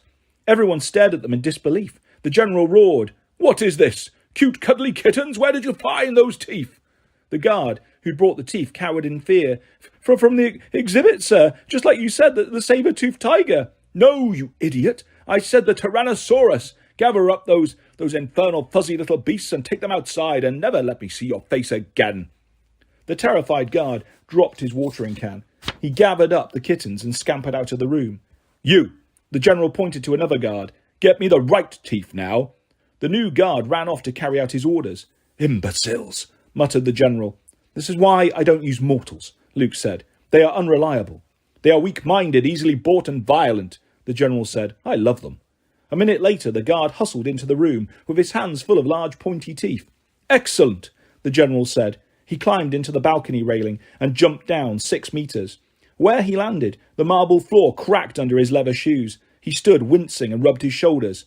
"Curse my stiff neck." "Another hot pad, sir?" a guard asked. "More Tylenol?" "No, it will pass." The general brushed off his silk suit and then snatched up the teeth. "I shall do this myself." He held up one of the teeth and smiled. "Dinosaur teeth. Those foolish mortals don't even know when they have dragon teeth in their possession. And not just any dragon teeth. These come from the ancient Cyberus herself. They shall do nicely." He planted them in the dirt, 12 in all, and then he scooped up the watering can. He sprinkled the soil with red liquid, tossed the can away, and held his arms out wide. "Rise!" The dirt trembled. A single skeletal hand shot out of the ground, grasping at the air. The general looked up at the balcony. "Quickly, do you have the scent?" "Yes, lord," one of the snake ladies said. She took out a sash of silvery fabric, like the kind the hunters wore. "Excellent," the general said. "Once my warriors catch its scent, they will pursue its owner relentlessly. Nothing can stop them. No weapons known to half-blood or hunter. They will tear the hunters and their allies to shreds. Toss it here."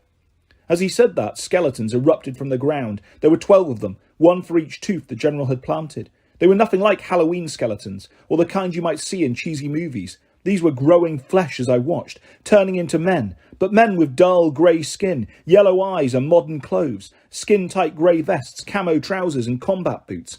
If you didn't look too closely, you could almost believe they were human, but their flesh was transparent and their bones shimmered underneath like X-ray images. One of them looked straight at me, regarding me coldly, and I knew that no cap of invisibility would fool it. The snake lady released the scarf, and it fluttered down towards the general's hand. As soon as he gave it to the warriors, they would hunt Zoe and the other hunters until they were extinct. I didn't have time to think. I ran and jumped with all my might, ploughing into the warriors and snatching the scarf out of the air. "What's this?"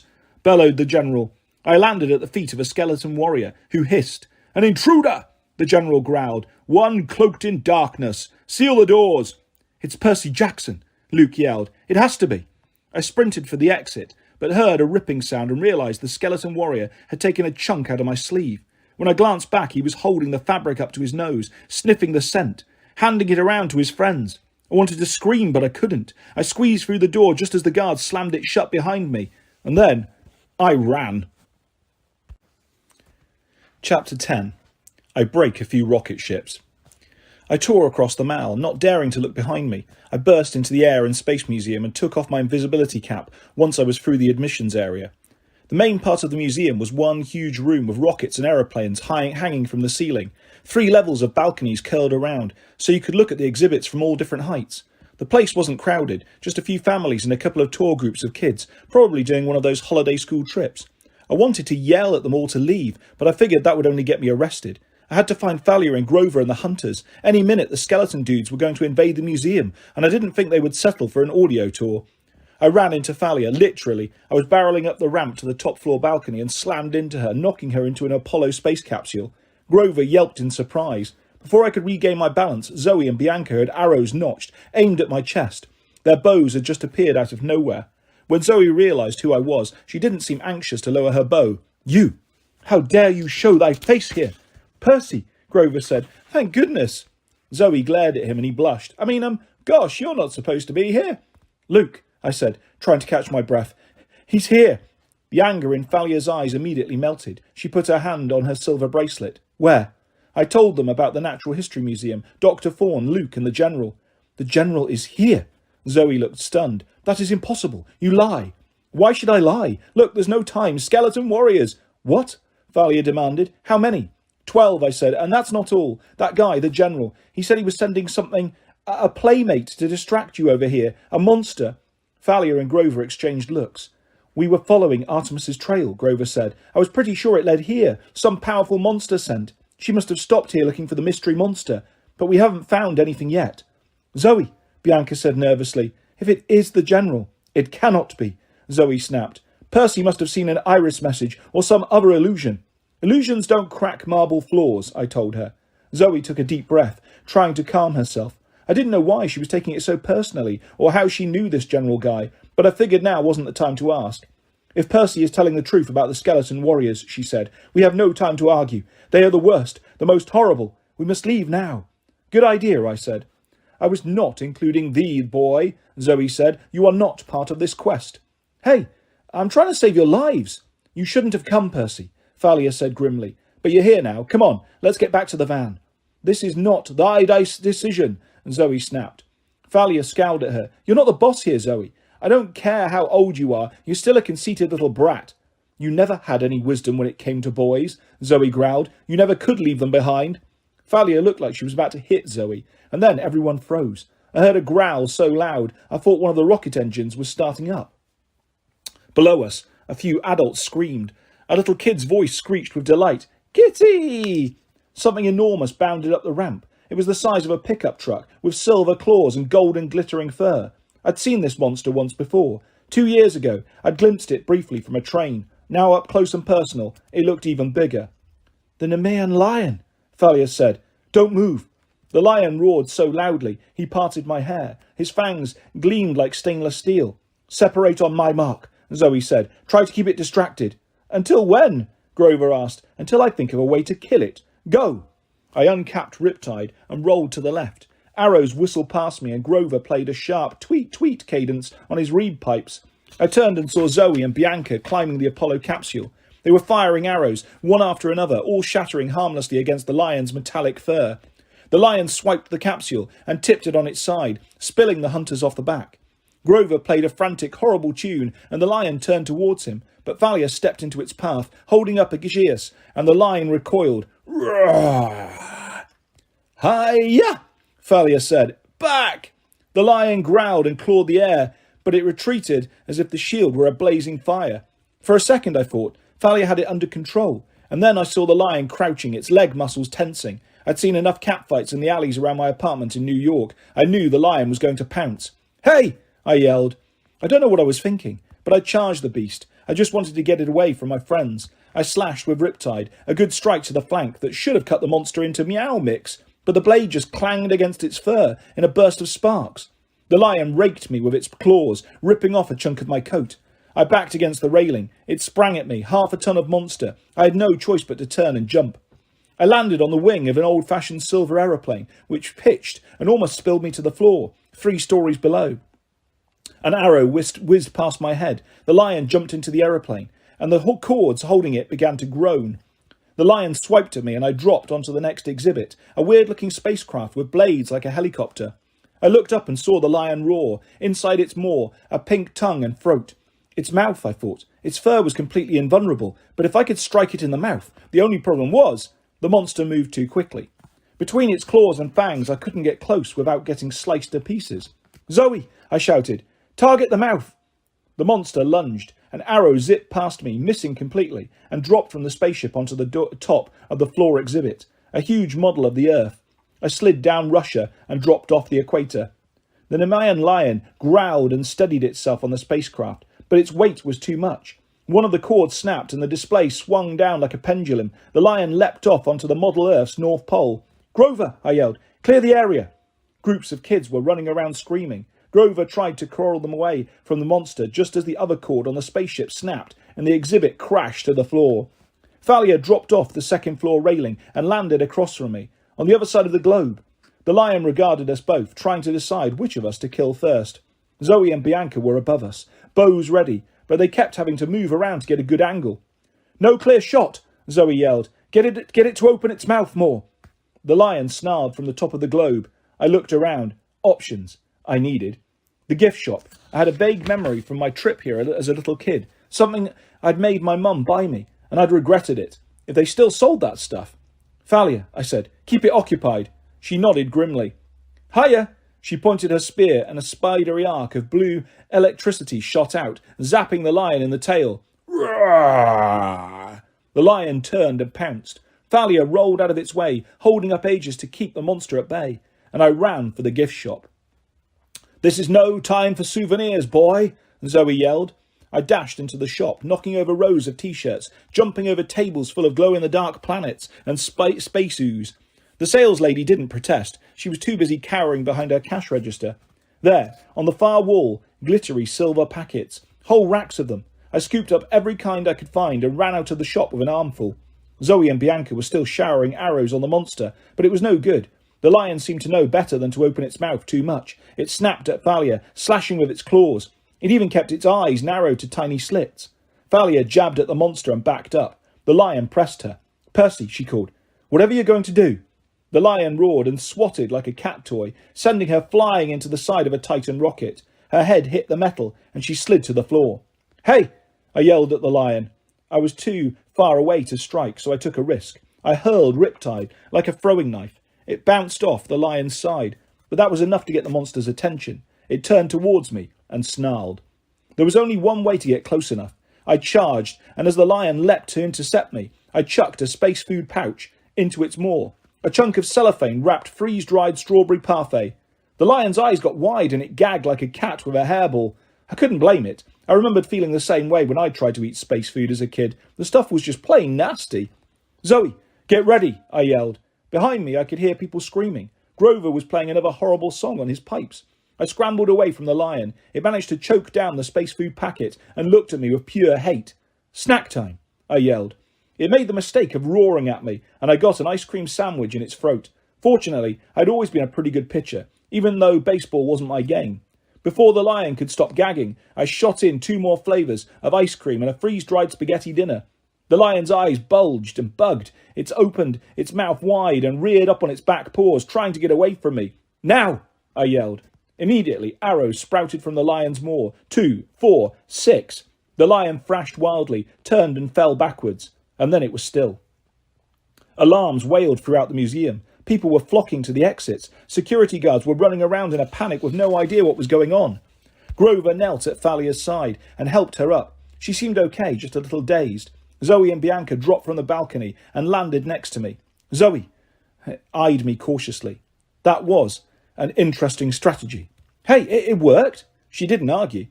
The lion seemed to be melting, the way dead monsters do sometimes, until there was nothing left but its glittering fur coat, and even that seemed to be shrinking to the size of a normal lion's pelt. "Take it," Zoe told me. I stared at her. "What, the lion's fur? Isn't that like an animal rights violation or something?" "It is a spoil of war," she told me. "It is rightly thine." "You killed it," I said. She shook her head, almost smiling. "I think thy ice cream sandwich did that. Fair is fair, Percy Jackson. Take the fur." I lifted it up. It was surprisingly light. The fur was smooth and soft. It didn't feel at all like something that could stop a blade. As I watched, the pelt shifted and changed into a full-length golden brown coat. "Not exactly my style," I murmured. "We have to get out of here," Grover said. "The security guards won't stay confused for long." I noticed for the first time how strange it was that the guards hadn't rushed forward to arrest us. They were scrambling in all directions, except ours, like they were madly searching for something. A few were running into the walls or each other. "You did that?" "You did that?" I asked Grover. He nodded, looking a little embarrassed. "A minor confusion song. I played some Barry Manilow. It works every time, but it'll only last a few seconds. The security guards are not our biggest worry," Zoe said. "Look." Through the glass walls of the museum, I could see a group of men walking across the lawn. Grey men in grey camouflage outfits. They were too far away for us to see their eyes, but I could feel their gaze aimed straight at me. Go, I said. They'll be hunting me. I'll distract them. No, Zoe said. We go together. I stared at her. But you said you are part of this quest now, Zoe said grudgingly. I do not like it, but there is no changing fate. You are the 5th quest member, and we are not leaving anyone behind. Chapter 11. Grover gets a Lamborghini. We were crossing the Potomac when we spotted the helicopter. It was a sleek black military model, just like the one we'd seen at Westover Hall, and it was coming straight towards us. They know the van, I said. We have to ditch it. Zoe swerved into the fast lane. The helicopter was gaining. Maybe the military will shoot it down, Grover said hopefully. The military probably thinks it's one of theirs, I said. How can the general use mortals anyway? Mercenaries, Zoe said bitterly. It is distasteful, but many mortals will fight for any cause as long as they are paid. But don't these mortals see who they're working for? I asked. Don't they notice all the monsters around them? Zoe shook her head. I do not know how much they see through the mist. I doubt it would matter to them if they knew the truth. Sometimes mortals can be more horrible than monsters. The helicopter kept coming, making a lot better time than we were through DC traffic. Thalia closed her eyes and prayed hard. Hey, Dad, a lightning bolt would be nice about now, please. But the sky stayed grey and snowy, no sign of a helpful thunderstorm. There, Bianca said, that parking lot. We'll be trapped, Zoe said. Trust me, Bianca said. Zoe shot across 2 lanes of traffic and into a mild parking lot on the south bank of the river. We left the van and followed Bianca down some steps. Subway entrance, Bianca said. Let's go south. Alexandria. Anything, Thalia agreed. We bought tickets and got through the turnstiles, looking behind us for any signs of pursuit. A few minutes later, we were safely aboard a southbound train, riding away from DC. As our train came above ground, we could see the helicopter circling the parking lot, but it didn't come after us. Grover let out a sigh. Nice job, Bianca. Thinking of the subway? Bianca looked pleased. Yeah, well, I remembered that station from when Nico and I came through last summer. I was really surprised to see it because it wasn't here when we used to live in DC. Grover frowned. New, but that station looked really old.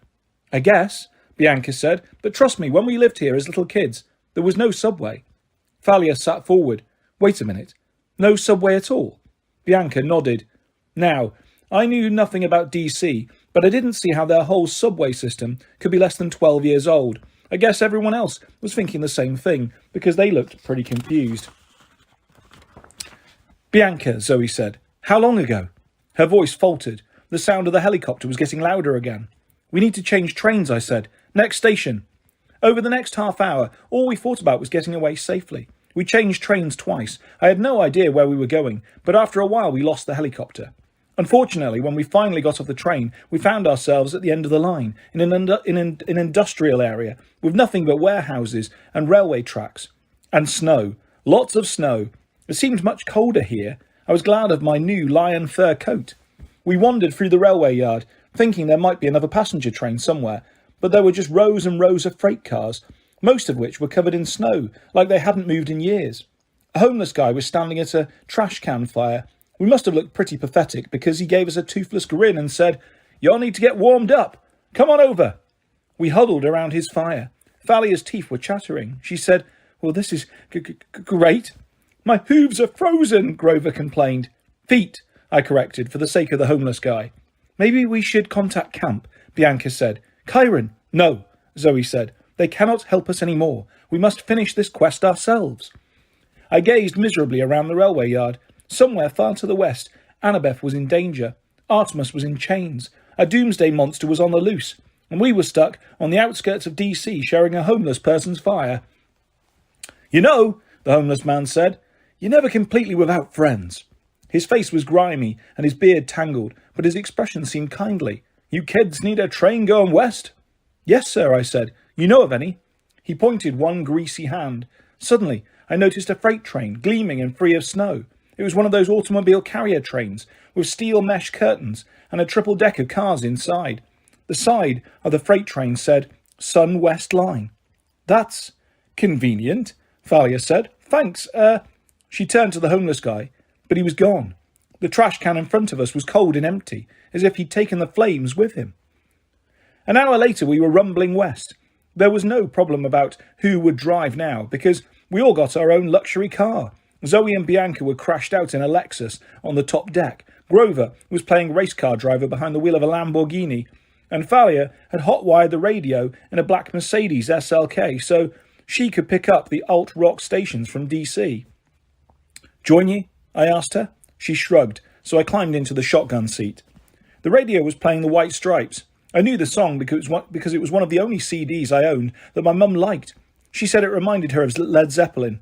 Thinking about my mum made me sad because it didn't seem likely I'd be home for Christmas. I might not live that long. "Nice coat," Thalia told me. I pulled it round me, thankful for the warmth. "Yeah, but the Nemean lion wasn't the monster we're looking for. Not even close. We've got a long way to go. Whatever this mystery monster is, the general said it would come for you. They wanted to isolate you from the group, so the monster will appear and battle you one-on-one." "He said that?" "Well, something like that, yeah." "That's great. I love being used as bait. No idea what the monster might be?" She shook her head morosely. "But you know where we're going, don't you? San Francisco. That's where Artemis was heading." I remembered something Annabeth had said at the dance, how her dad was moving to San Francisco, and there was no way she could go. Half-bloods couldn't live there. "Why?" I asked. "What's so bad about San Francisco?" "The mist is really thick there because the Mountain of Despair is so near. Titan magic. What's left of it still lingers. Monsters are attracted to that area like you wouldn't believe." "What's the Mountain of Despair?" Thalia raised an eyebrow. "You really don't know? Ask stupid Zoe. She's the expert." She glared out the windshield. I wanted to ask her what she was talking about, but I also didn't want to sound like an idiot. I hated feeling like Thalia knew more than I did, so I kept my mouth shut. The afternoon sun shone through the steel mesh side of the freight car, casting a shadow across Thalia's face. I thought about how different she was from Zoe. Zoe all formal and aloof like a princess. Thalia with her ratty clothes and her rebel attitude. But there was something similar about them too, the same kind of toughness. Right now, sitting in the shadows with a gloomy expression, Thalia looked a lot like one of the hunters. Then suddenly it hit me. "That's why you don't get along with Zoe." Thalia frowned. "What?" "The hunters tried to recruit you." I guessed. Her eyes got dangerously bright. I thought she was going to zap me out of the Mercedes, but she just sighed. "I almost joined them," she admitted. "Luke, Annabeth and I ran into them once, and Zoe tried to convince me. She almost did, but... Thalia's fingers gripped the wheel. "I would have had to leave Luke." "Oh." "Zoe and I got into a fight. She told me I was being stupid. She said I'd regret my choice. She said Luke would let me down someday." I watched the sun through the metal curtain. We seemed to be travelling faster each second, shadows flickering like an old movie projector. "That's harsh," I said. Hard to admit Zoe was right. She wasn't right. Luke never let me down. Never. "We'll have to fight him," I said. "There's no way around it." Thalia didn't answer. "You haven't seen him lately," I warned. "I know it's hard to believe, but I'll do what I have to do. Even if that means killing him. Do me a favour," she said. "Get out of my car." I felt so bad for her, I didn't argue. As I was about to leave, she said, "Percy." When I looked back, her eyes were red, but I couldn't tell if it was anger or sadness. Annabeth wanted to join the hunters too. Maybe you should think about why. Before I could respond, she raised the power windows and shut me out. I sat in the driver's seat of Grover's Lamborghini. Grover was asleep in the back. He'd finally given up trying to impress Zoe and Bianca with his pipe music after he played Poison Ivy and caused that very stuff to sprout from their Lexus air conditioner. As I watched the sun go down, I thought of Annabeth. I was afraid to go to sleep. I was worried what I might dream. "Oh, don't be afraid of dreams," a voice said right next to me. I looked over. Somehow, I wasn't surprised to find the homeless guy from the railway yard sitting in the shotgun seat. His jeans were so worn out, they were almost white. His coat was ripped, with stuffing coming out. He looked kind of like a teddy bear that had been run over by a truck. "If it weren't for dreams," he said, "I wouldn't know half the things I know about the future. They're better than Olympus tabloids." He cleared his throat and then held up his hands dramatically. "Dreams like a podcast, downloading truth in my ears. They tell me cool stuff." "Apollo?" I guessed, because I figured nobody else could make a haiku that bad. He put his finger to his lips. "I'm incognito. Call me Fred." "A god named Fred?" "Ah, well, Zeus insists on certain rules. Hands off when there's a human quest, even when something really major is going. Well, when it's going wrong. But nobody messes with my baby sister. Nobody." "Can you help us then?" "Shh, I already have. Haven't you been looking outside?" "The train. How fast are we moving?" Apollo chuckled. "Fast enough. Unfortunately, we're running out of time. It's almost sunset. but I imagine we'll get you across a good chunk of America at least. But where is Artemis? His face darkened. I know a lot, and I see a lot, but even I don't know that. She's clouded from me. I don't like it. And Annabeth? He frowned. Oh, you mean that girl you lost? I don't know. I tried not to feel mad. I knew the gods had a hard time taking mortals seriously, even half-bloods. We live such short lives compared to the gods. What about the monster Artemis was seeking, I asked. Do you know what it is? No, Apollo said, but there is one who might. If you haven't yet found the monster when you reach San Francisco, seek out Nereus, the old man of the sea. He has a long memory and a sharp eye. He has the gift of knowledge sometimes kept obscure from my oracle. But it's your oracle, I protested. Can't you tell us what the prophecy means? Apollo sighed. You might as well ask an artist to explain his art, or ask a poet to explain his poem. It defeats the purpose. The meaning is only clear through the search. In other words, you don't know. Apollo checked his watch. Look at the time. I have to run. I doubt I can risk helping you again, Percy, but remember what I said. Get some sleep, and when you return I expect a good haiku about your journey. I wanted to protest that I wasn't tired and I'd never make up a haiku in my life, but Apollo snapped his fingers and the next thing I knew, I was closing my eyes. In my dream I was somebody else. I was wearing an old-fashioned Greek tunic, which was a little too breezy downstairs, and laced leather sandals. The Nemean lion's skin was wrapped around my back like a cape, and I was running somewhere, being pulled along by a girl who was gripping my hand tightly. Hurry, she said. It was too dark to see her face clearly, but I could hear the fear in her voice. He will find us. It was night time. A million stars blazed above. We were running through tall grass, and the scent of 1,000 different flowers made the air intoxicating. It was a beautiful garden, and yet the girl was leading me through it as if we were about to die. I'm not afraid, I tried to tell her. You should be, she said, pulling me along. She had long dark hair braided down her back. Her silk robes glowed faintly in the starlight. We raced up the side of the hill. She pulled me behind a thorn bush, and we collapsed, both breathing heavily. I didn't know why the girl was scared. The garden seemed so peaceful, and I felt strong, stronger than I'd ever felt before. There is no need to run, I told her. My voice sounded deeper, much more confident. I have bested 1,000 monsters with my bare hands. Not this one, the girl said. Ladon is too strong. You must go round, up the mountain to my father. It is the only way. The hurt in her voice surprised me. She was really concerned, almost like she cared about me. I don't trust your father, I said. You should not, the girl agreed. You will have to trick him, but you cannot take the prize directly. You will die. I chuckled. Then why don't you help me, pretty one? I'm afraid. Ladon will stop me. My sisters, if they found out, they would disown me. Then there's nothing for it. I stood up, rubbing my hands together. Wait, the girl said. She seemed to be agonizing over a decision, and then, her fingers trembling, she reached up and plucked a long white brooch from her hair. If you must fight, take this. My mother, Pleione, gave it to me. She was a daughter of the ocean, and the ocean's power is within it. My immortal power. The girl breathed on the pin, and it glowed faintly. It gleamed in the starlight like polished abalone. Take it, she told me, and make of it a weapon. I laughed. A hairpin? How will this slay Ladon? Pretty one. It may not, she admitted, but it is all I can offer, if you insist on being stubborn. The girl's voice softened my heart. I reached down and took the hairpin, and as I did, it grew longer and heavier in my hand, until I held a familiar bronze sword. Well balanced, I said, though I usually prefer to use my bare hands. What shall I name this blade? Anaklusmos, the girl said sadly, the current that takes one by surprise, and before you know it, you have been swept out to sea. Before I could thank her, there was a trembling and trampling sound in the grass, a hiss like air escaping a tire, and the girl said, Too late. He is here. I sat bolt upright in the Lamborghini's driver's seat. Grover was shaking my arm. Percy, he said, it's morning. The train stopped. Come on. I tried to shake off my drowsiness. Thalia, Zoe and Bianca had already rolled up the metal curtains.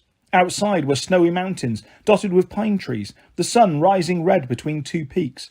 I fished my pen out of my pocket and stared at it. Anaklusmos, the ancient Greek name for riptide. A different form, but I was sure it was the same blade I'd seen in my dream. And I was sure of something else too. The girl I had seen was Zoe Nightshade. Chapter 12. I go snowboarding with a pig. We'd arrived on the outskirts of a little ski town nestled in the mountains. The sign said, "Welcome to Cloudcroft, New Mexico." The air was cold and thin, the roofs of the cabins were heaped with snow, and dirty mounds of it were piled up on the sides of the streets. Tall pine trees loomed over the valley, casting pitch-black shadows through the morning, though the morning was sunny. Even with my lion-skin coat, I was freezing by the time we got to Main Street, which was about half a mile from the train tracks. As we walked, I told Grover about my conversation with Apollo the night before, how he'd told me to seek out Nereus in San Francisco. Grover looked uneasy. "That's good, I guess, but we've got to get there first." I tried not to get too depressed about our chances. I didn't want to send Grover into a panic, but I knew we had another huge deadline looming, aside from saving Artemis in time for her Council of the Gods. The general had said Annabeth would only be kept alive until the winter solstice. That was Friday, only 4 days away, and he'd said something about a sacrifice. I didn't like the sound of that at all. We stopped in the middle of town. You could pretty much see everything from there. A school, a bunch of tourist stores and cafes, some ski cabins and a grocery store. "Great," Thalia said, looking around. "No bus station, no taxis, no car rental, no way out." "There's a coffee shop," said Grover. "Yes," Zoe said. "Coffee is good." "And pastries," Grover said dreamily. "And wax paper." Thalia sighed. "Fine. How about you two go get us some food? Percy, Bianca and I will check in the grocery store. Maybe they can give us directions." We agreed to meet back in front of the grocery store in 15 minutes. Bianca looked a little uncomfortable coming with us, but she did. Inside the store, we found out a few valuable things about Cloudcroft. There wasn't enough snow for skiing. The grocery store sold rubber hats for $1 each, and there was no easy way in or out of the town unless you had your own car.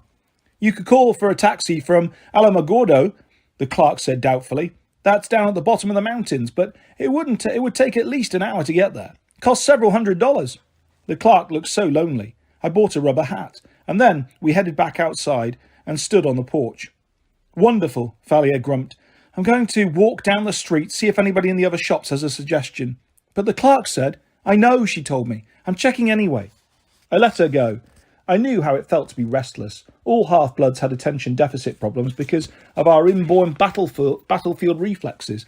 We couldn't stand just waiting around. Also, I had a feeling Thalia was still upset over our conversation last night about Luke. Bianca and I stood together awkwardly. I was never very comfortable talking one-on-one with girls anyway, and I'd never been alone with Bianca before. I wasn't sure what to say, especially now that she was a hunter and everything. "Nice rat," she said at last. I set it on the porch railing. Maybe it would attract more business for the store. "So, how do you like being a hunter so far?" I asked. She pursed her lips. "You're not still mad at me for joining, are you?" "Nah, long as you know." "You're happy?" I'm not sure happy is the right word, with Lady Artemis gone, but being a hunter is definitely cool. I feel calmer somehow. Everything seems to have slowed down around me. I guess that's the immortality. I stared at her, trying to see the difference. She did seem more confident than before, more at peace. She didn't hide her face under a green cap anymore. She kept her hair tied back, and she looked me right in the eyes when she spoke. With a shiver, I realised that 500 or 1,000 years from now, Bianca D'Angelo would look exactly the same as she did today. She might be having a conversation like this with some other half-blood, long after I was dead, but Bianca would still look 12 years old. "Nico didn't understand my decision," Bianca murmured. She looked at me like she wanted assurance it was okay. "He'll be all right," I said. "Camp Half-Blood takes in a lot of young kids. They did that for Annabeth." Bianca nodded. "I hope we find her. Annabeth, I mean. She's lucky to have a friend like you." "A lot of good it did her." "Don't blame yourself, Percy. You risked your life to save my brother and me. That was seriously brave. If I hadn't met you, I wouldn't have felt okay about leaving Nico at the camp. I figured if there were people like you there, Nico would be fine. You're a good guy." The compliment took me by surprise. "Even though I knocked you down in Capture the Flag?" She laughed. "Okay, except for that, you're a good guy." 200 metres away, Grover and Zoe came out of the coffee shop, loaded down with pastry bags and drinks. I kind of didn't want them to come back yet. It was weird, but I realised I liked talking to Bianca. She wasn't so bad. A lot easier to hang out with than Zoe Nightshade anyway. "So, what's the story with you and Nico?" I asked her. "Where did you go to school before Westover?" She frowned. "I think it was a boarding school in DC. It seems like so long ago. You never lived with your parents? Your mortal parent?" "We were told our parents were dead. There was a bank trust for us. A lot of money, I think. A lawyer would come by once in a while to check on us. And then Nico and I had to leave that school." "Why?" She knitted her eyebrows. We had to go somewhere. I remember it was important. We travelled a long way, and we stayed in this hotel for a few weeks, and then, I don't know, one day a different lawyer came to get us out. He said it was time for us to leave. He drove us back east through DC, then up to Maine, and we started going to Westover. It was a strange story. Then again, Bianca and Nico were half-bloods. Nothing would be normal for them. So, you've been raising Nico pretty much all your life? I asked. Just the two of you? She nodded. That's why I wanted to join the Hunters so badly. I mean, I know it's selfish, but I wanted my own life and friends. I love Nico. Don't get me wrong. I just needed to find out what it would be like not to be a big sister 24 hours a day. I thought about last summer, the way I'd felt when I found out I had a Cyclops for a baby brother. I could relate to what Bianca was saying. Zoe seems to trust you, I said. What were you guys talking about anyway? Something dangerous about the quest? When? Yesterday morning on the pavilion, I said, before I could stop myself. Something about the general. Her face darkened. How did you... The invisibility hat. Were you eavesdropping? No, I mean, not really. I was saved from trying to explain when Zoe and Grover arrived with the drinks and pastries. Hot chocolate for Bianca and me, coffee for them. I got a blueberry muffin, and it was so good I could almost ignore the outraged look Bianca was giving me. We should do the tracking spell, Zoe said. Grover, do you have any acorns left? Grover mumbled. He was chewing on a brown muffin, wrapper and all. I think so. I just need to... He froze. I was about to ask what was wrong when a warm breeze rustled past, like a gust of springtime that had got lost in the middle of winter. Fresh air seasoned with wildflowers and sunshine, and something else, almost like a voice, trying to say something. A warning. Zoe gasped. Grover, thy cup. Grover dropped his coffee cup, which was decorated with pictures of birds. Suddenly the birds peeled off the cup and flew away. A tiny flock of doves. My rubber rat squeaked. It scampered off the railing and into the trees. Real fur, real whiskers. Grover collapsed next to his coffee, which steamed against the snow. We gathered around him and tried to wake him up. He groaned, his eyes fluttering. Hey, Thalia said, running up from the street. What's wrong with Grover? I don't know, I said. He collapsed. Ah! Grover groaned. Well, get him up, Thalia said. She had her spear in her hand. She looked behind her, as if she were being followed. We have to get out of here. We made it to the edge of the town before the first two skeleton warriors appeared. They stepped from the trees on either side of the road. Instead of grey camouflage, they were now wearing blue New Mexico State Police uniforms. But they had the same transparent grey skin and yellow eyes. They drew their handguns. I'll admit I used to think it would be kind of cool to learn how to shoot a gun, but I changed my mind as soon as the skeleton warriors pointed theirs at me. Thalia tapped her bracelet. Aegis spiraled to life on her arm, but the warriors didn't flinch. Their glowing yellow eyes bored right into me. I drew Riptide, though I wasn't sure what good it would do against guns. Zoe and Bianca drew their bows, but Bianca was having trouble because Grover kept swooning and leaning against her. Back up, Thalia said. We started to, but then I heard a rustling of branches. Two more skeletons appeared on the road behind us. We were surrounded. I wondered where the other skeletons were. I'd seen a dozen at the Smithsonian. Then one of the warriors raised a cell phone to his mouth and spoke into it. Except he wasn't speaking. He made a clattering, clicking sound, like dry teeth on bone. Suddenly I understood what was going on. The skeletons had split up to look for us. These skeletons were now calling their brethren. Soon we'd have a full party on our hands. It's near, Grover moaned. It's here, I said. No, he insisted. The gift from the wild. I didn't know what he was talking about, but I was worried about his condition. He was in no shape to walk, much less fight. We'll have to go one-on-one, Thalia said. 4 of them, 4 of us. Maybe they'll ignore Grover that way. Agreed, said Zoe. The wild, Grover moaned. A warm wind blew through the canyon, rustling the trees, but I kept my eyes on the skeletons. I remembered the general gloating over Annabeth's fate. I remembered the way Luke had betrayed her. And I charged. The first skeleton fired. Time slowed down. I won't say I could see the bullet, but I could feel its path, the same way I felt water currents in the ocean. I deflected it off the edge of my blade and kept charging. The skeleton drew a baton, and I sliced off his arms at the elbows. Then I swung Riptide through his waist and cut him in half. His bones unknitted and clattered to the tarmac in a heap. Almost immediately, they began to move, reassembling themselves. The second skeleton clattered his teeth at me and tried to fire, but I knocked his gun onto the snow. I thought I was doing pretty well until the other 2 skeletons shot me in the back. Percy, Thalia screamed. I landed face down in the street. Then I realised something. I wasn't dead. The impact of the bullets had been dull, like a push from behind, but they hadn't hurt me. The Nemean lion's fur. My coat was bulletproof. Thalia charged the second skeleton. Zoe and Bianca started firing arrows at the third and fourth. Grover stood there and held his hands out to the trees, looking like he wanted to hug them. There was a crashing sound in the forest to our left, like a bulldozer. Maybe the skeleton's reinforcements were arriving. I got to my feet and ducked a police baton. The skeleton I'd cut in half was already fully reformed, coming after me. There was no way to stop him. Zoe and Bianca fired at their heads point blank, but the arrows just whistled straight through their empty skulls. One lunged at Bianca, and I thought she was a goner, but she whipped out her hunting knife and stabbed the warrior in the chest. The whole skeleton erupted into flames, leaving a little pile of ashes and a police badge. "How did you do that?" Zoe asked. "I don't know," Bianca said nervously. "Lucky shot? Well, do it again." Bianca tried, but the remaining 3 skeletons were wary of her now. They pressed us back, keeping us at baton's length. "Plan?" I said as we retreated. Nobody answered. The trees behind the skeletons were shivering. Branches were cracking. "A gift," Grover muttered. And then, with a mighty roar, the largest pig I'd ever seen came crashing into the road. It was a wild boar, 10 metres high, with a snotty pink snout and tusks the size of canoes. Its back bristled with brown hair, and its eyes were wild and angry. "Eat!" It squealed, and raked the 3 skeletons aside with its tusks. The force was so great, they went flying over the trees and into the side of the mountain, where they smashed to pieces, thigh bones and arm bones twirling everywhere. Then the pig turned on us.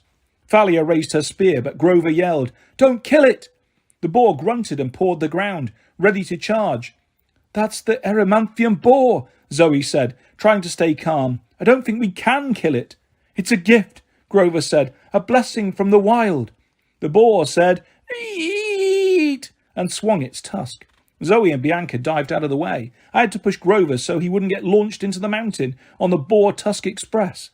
"Yeah, I feel blessed," I said. "Scatter!" We ran in different directions, and for a moment the boar was confused.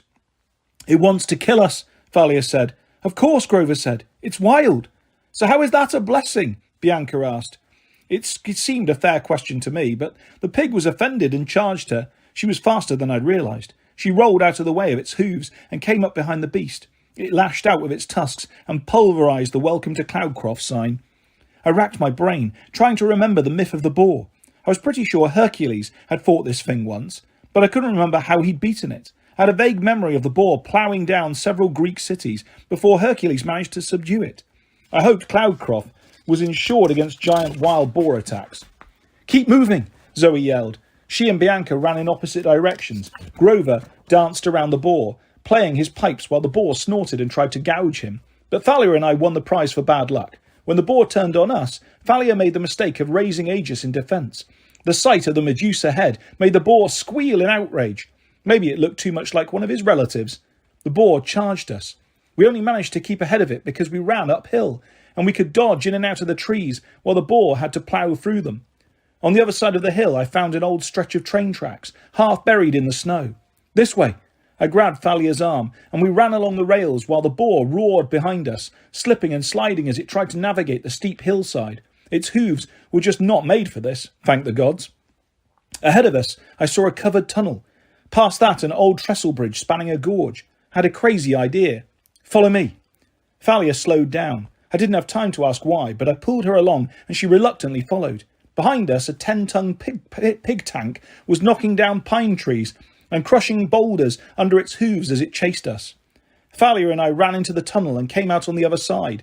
"No!" Thalia screamed. She turned as white as ice. We were at the edge of the bridge. Below, the mountain dropped away into a snow-filled gorge about 20 metres below. The boar was right behind us. "Come on," I said. It'll hold your weight. It'll hold our weight, probably." "I can't," Thalia yelled. Her eyes were wild with fear. The boar smashed into the covered tunnel, tearing through at full speed. "Now!" I yelled at Thalia. She looked down and swallowed. I swear she was turning green. I didn't have time to process why. The boar was charging through the tunnel straight towards us. Plan B. I tackled Thalia and sent us both sideways off the edge of the bridge, into the side of the mountain. We slid on Aegis like a snowboard, over rocks and mud and snow racing downhill. The boar was less fortunate. It couldn't turn that fast, so all 10 tons of the monster charged out onto the tiny trestle, which buckled under its weight. The boar fell into the gorge with a mighty squeal and landed in a snowdrift with a huge poof. Thalia and I skidded to a stop. We were both breathing hard. I was cut up and bleeding. Thalia had pine needles in her hair. Next to us, the wild boar was squealing and struggling. All I could see was the bristly tip of its back. It was wedged completely in the snow, like styrofoam packing. It didn't seem to be hurt, but it wasn't going anywhere either. I looked at Thalia. "You're afraid of heights?" Now that we were safely down the mountain, her eyes had her usual angry look. "Don't be stupid. That explains why you freaked out on Apollo's bus, why you didn't want to talk about it."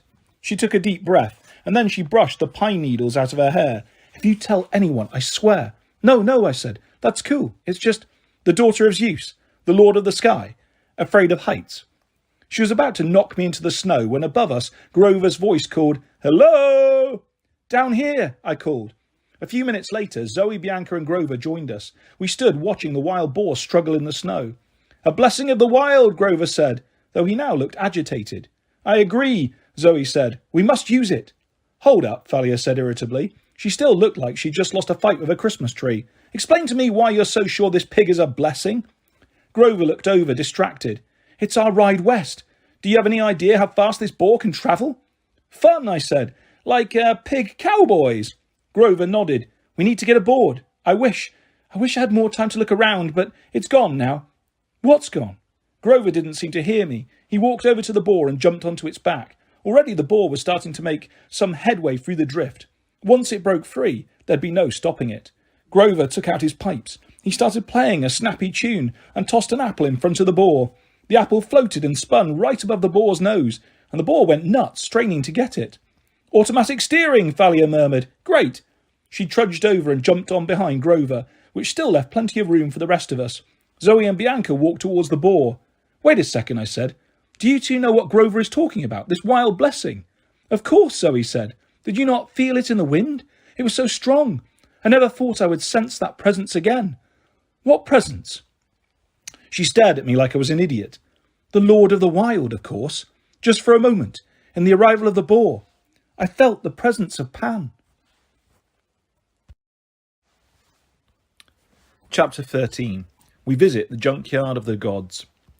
We rode the boar until sunset, which was about as much as my backside could take. Imagine riding a giant steel brush over a bed of gravel all day. That's about how comfortable boar riding was. I have no idea how many miles we covered, but the mountains faded into the distance and were replaced by miles of flat, dry land. The grass and scrub brush got sparser until we were galloping, do boars gallop? Across the desert. As night fell, the boar came to a stop at a creek bed and snorted.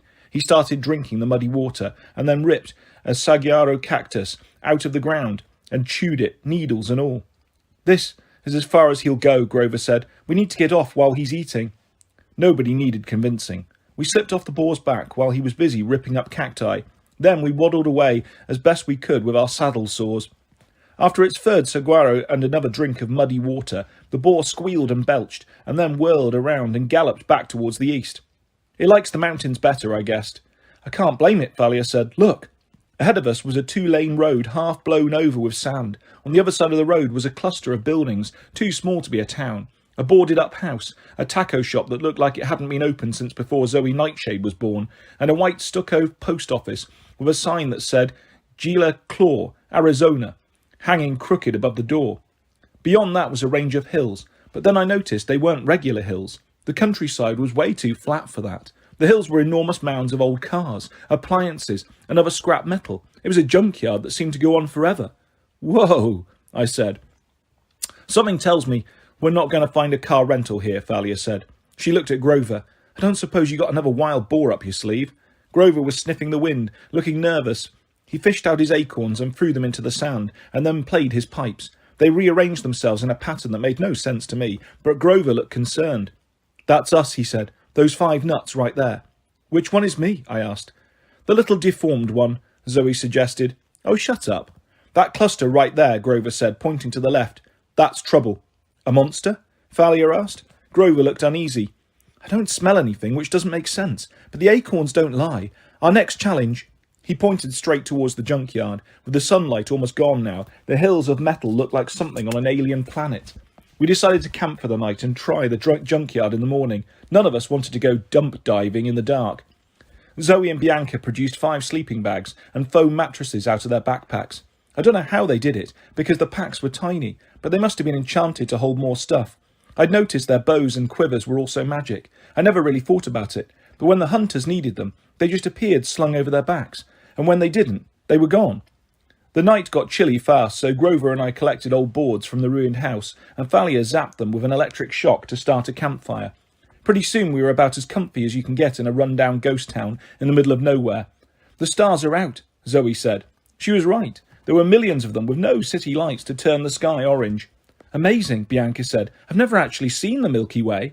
This is nothing, Zoe said. In the old days, there were more. Whole constellations have disappeared because of human light pollution. You talk like you're not human, I said. Zoe raised an eyebrow. I am a hunter. I care what happens to the wild places of the world. Can the same be said for thee? For you, Thalia corrected, not thee. But you use you for the beginning of a sentence. And for the end, Thalia said. Though, no thou, no thee, just... Zoe threw up in her hands in exasperation. I hate this language. It changes too often. Grover sighed. He was still looking up at the stars like he was thinking about the light pollution problem. If only Pan were here, he would set things right. Zoe nodded sadly. Maybe it was the coffee, Grover said. I was drinking coffee and the wind came. Maybe if I drank more coffee. I was pretty sure coffee had nothing to do with what has happened in Cloudcroft, but I didn't have the heart to tell Grover. I thought about the rubber rat and the paper birds that had suddenly come alive when the wind blew. Grover, do you really think that was Pan? I mean, I know you want it to be. He sent us help, Grover insisted. I don't know how or why, but it was his presence. After this quest is done, I'm going back to New Mexico and drinking a lot of coffee. It's the best lead we've got in 2,000 years. I was so close. I didn't answer. I didn't want to squash Grover's hopes. What I want to know, Thalia said, looking at Bianca, is how you destroyed one of the zombies. There are lots more out there somewhere. We need to figure out how to fight them. Bianca shook her head. I don't know. I just stabbed it and it went up in flames. Maybe there's something special about your knife, I said. It's the same as mine, Zoe said. Celestial bronze, yes, but mine did not affect the warriors that way. Maybe you have to hit the skeleton in a certain spot, I said. Bianca looked uncomfortable, with everybody paying attention to her.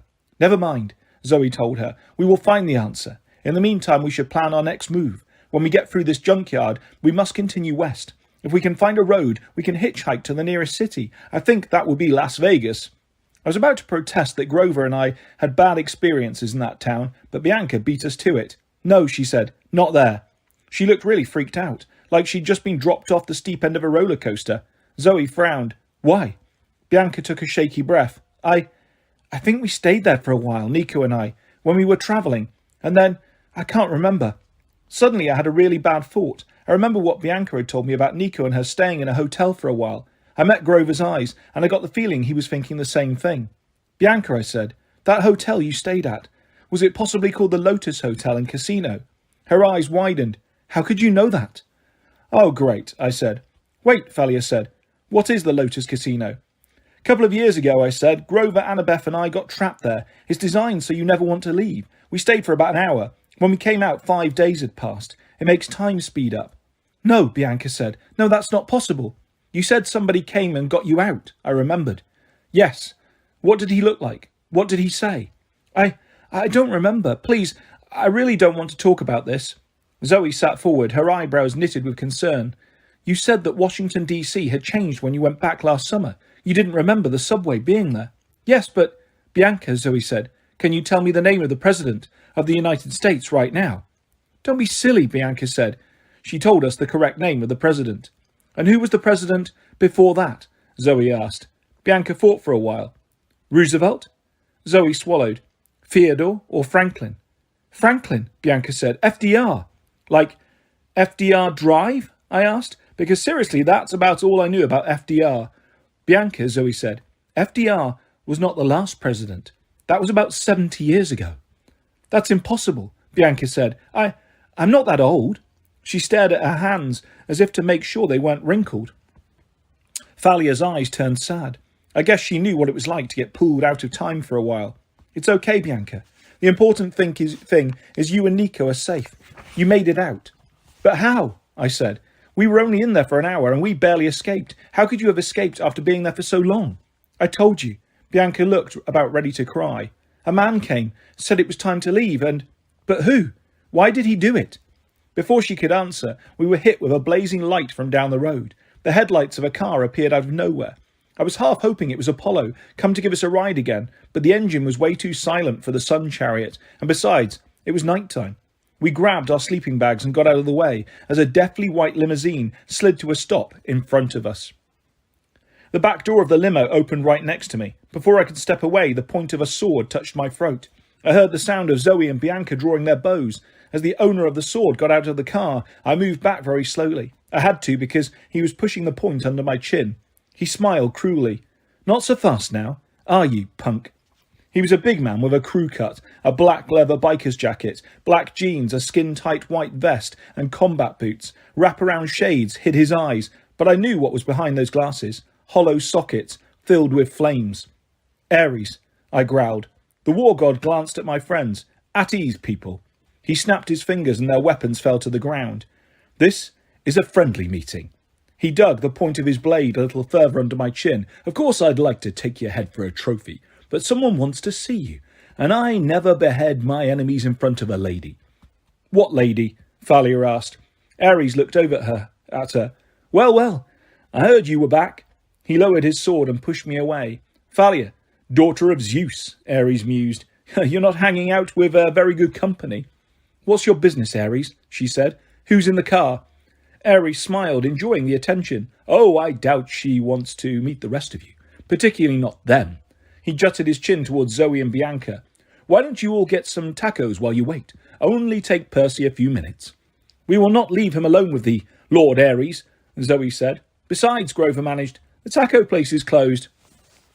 Ares snapped his fingers again. The lights inside the taqueria suddenly blazed to life. The boards flew off the door and the close sign flipped to open. You were saying, goat boy? Go on, I told my friends. I'll handle this. I tried to sound more confident than I felt. I don't think Ares was fooled. You heard the boy, Ares said. He's big and strong. He's got things under control. My friends reluctantly headed over to the taco restaurant. Ares regarded me with loathing and then opened the limousine door like a chauffeur. Get inside, punk, he said, and mind your manners. She's not as forgiving of rudeness as I am. When I saw her, my jaw dropped. I forgot my name. I forgot where I was. I forgot how to speak in complete sentences. She was wearing a red satin dress, and her hair was curled in a cascade of ringlets. Her face was the most beautiful I'd ever seen. Perfect makeup, dazzling eyes, a smile that would have lit up the dark side of the moon. Thinking back on it, I can't tell you who she looked like, or even what colour her hair or her eyes were. Pick the most beautiful actress you can think of. The goddess was 10 times more beautiful than that. Pick your favourite hair colour, eye colour, whatever. The goddess had that. When she smiled at me, just for a moment she looked a little bit like Annabeth. Then, like this television actress I used to have a crush on in 5th grade. Then, well, you get the idea. Ah, there you are, Percy, the goddess said. I am Aphrodite. I slipped into the seat across from her and said something like, She smiled. Aren't you sweet? Hold this, please. She handed me a polished mirror the size of a dinner plate and had me hold it up for her. She leaned forward and dabbed at her lipstick, though I couldn't see anything wrong with it. Do you know why you're here? She asked. I wanted to respond. Why couldn't I form a complete sentence? She was only a lady, a seriously beautiful lady with eyes like pools of spring water. Whoa! I pinched my own arm hard. I don't know, I managed. Oh dear, Aphrodite said. Still in denial? Outside the car I could hear Ares chuckling. I had a feeling he could hear every word we said.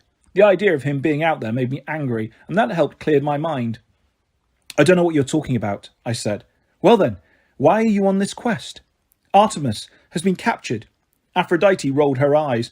Oh, Artemis, please. Talk about a hopeless case. I mean, if they were going to kidnap a goddess, she should be breathtakingly beautiful, don't you think? I pity the poor dears who have to imprison Artemis. Boring. But she was chasing a monster, I protested. A really, really bad monster. We have to find it. Aphrodite made me hold the mirror a little higher. She seemed to have found a microscopic problem at the corner of her eye and dabbed at her mascara. Always some monster. But my dear Percy, that is why the others are on this quest. I'm more interested in you. My heart pounded. I didn't want to answer, but her eyes drew an answer right out of my mouth. Annabeth is in trouble. Aphrodite beamed. Exactly. I have to help her, I said. I've been having these dreams. Ah, you even dream about her. That's so cute. No, I mean, that's not what I meant. She made a sound. Percy, I'm on your side. I'm the reason you're here, after all. I stared at her. What? The poisoned T-shirt and the Stoll brothers gave Phoebe, she said. Did you think that was an accident? Sending Blackjack to find you? Helping you sneak out of the camp? You did that. Of course, because really, how boring these hunters are. A quest for some monster, blah, blah, blah. Saving Artemis? Let her stay lost, I say. But a quest for true love. Wait a second. I never said, oh, my dear, you don't need to say it. You do know Annabeth was close to joining the hunters, don't you? I blushed. I wasn't sure. She was about to throw her life away, and you, my dear, you can save her from that. It's so romantic. Oh, put the mirror down, Aphrodite ordered. I look fine. I hadn't realised I was still holding it, but as soon as I put it down, I noticed my arms were sore. Now listen, Percy, Aphrodite said. The hunters are your enemies.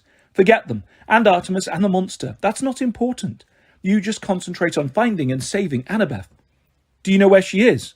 Aphrodite waved her hand irritably. No, I leave the details to you, but it's been ages since we've had a good tragic love story. Whoa, first of all, I never said anything about love. And second, what's up with tragic? Love conquers all, Aphrodite promised. Look at Helen and Paris. Did they let anything come between them? Didn't they start the Trojan War and get thousands of people killed? Oh, that's not the point. Follow your heart. But I don't know where it's going, my heart, I mean. She smiled sympathetically. She really was beautiful, and not just because she had a pretty face or anything. She believed in love so much. It was impossible not to feel giddy when she talked about it. Not knowing is half the fun, Aphrodite said. Exquisitely painful, isn't it? Not being sure who you love and who loves you. Oh, you kids, it's so cute, I'm going to cry. No, I said. Don't do that. And don't worry, she said. I'm not going to let this be easy and boring for you. No, I have some wonderful surprises in store. Anguish, indecision. Oh, you just wait.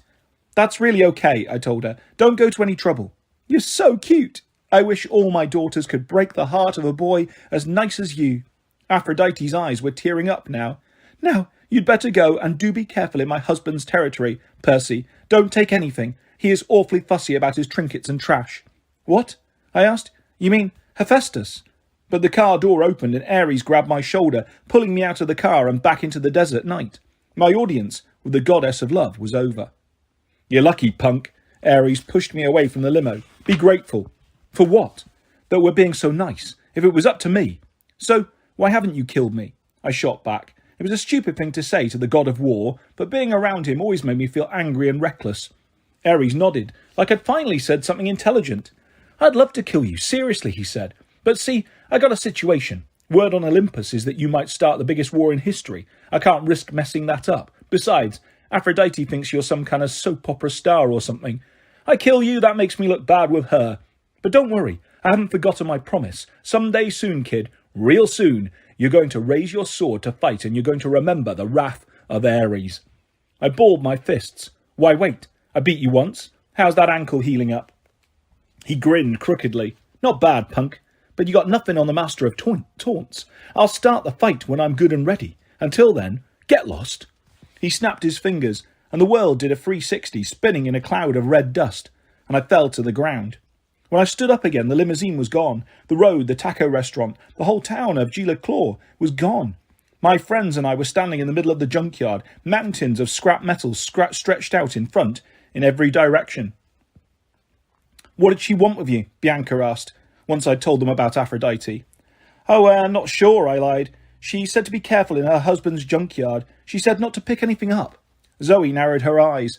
The goddess of love would not make a special trip to tell thee that. Be careful, Percy. Aphrodite has led many heroes astray. For once, I agree with Zoe, Thalia said. You can't trust Aphrodite. Grover was looking at me funny, being empathetic and all. He could usually read my emotions, and I got the feeling he knew exactly what Aphrodite had talked to me about. So, I said, anxious to change the subject, how do we get out of here? That way, Zoe said. That is west. How can you tell? In the light of the full moon, I was surprised how well I could see her roll her eyes at me. Ursa Major is in the north, she said, which means that must be west.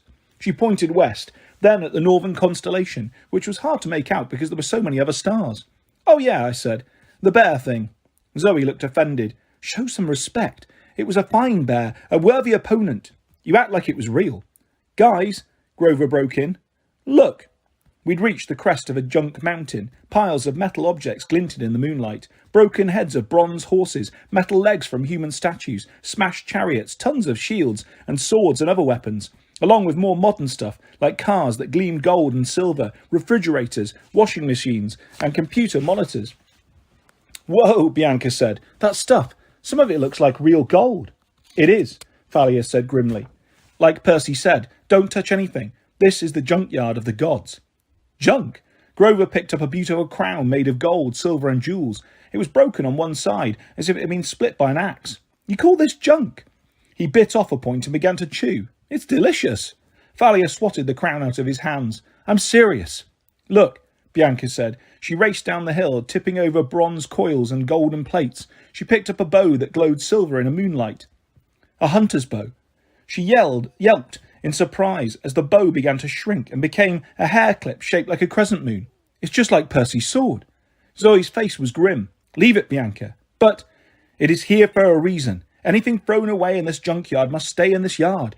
It is defective or cursed. Bianca reluctantly set the hair clip down. I don't like this place, Thalia said. She gripped the shaft of her spear.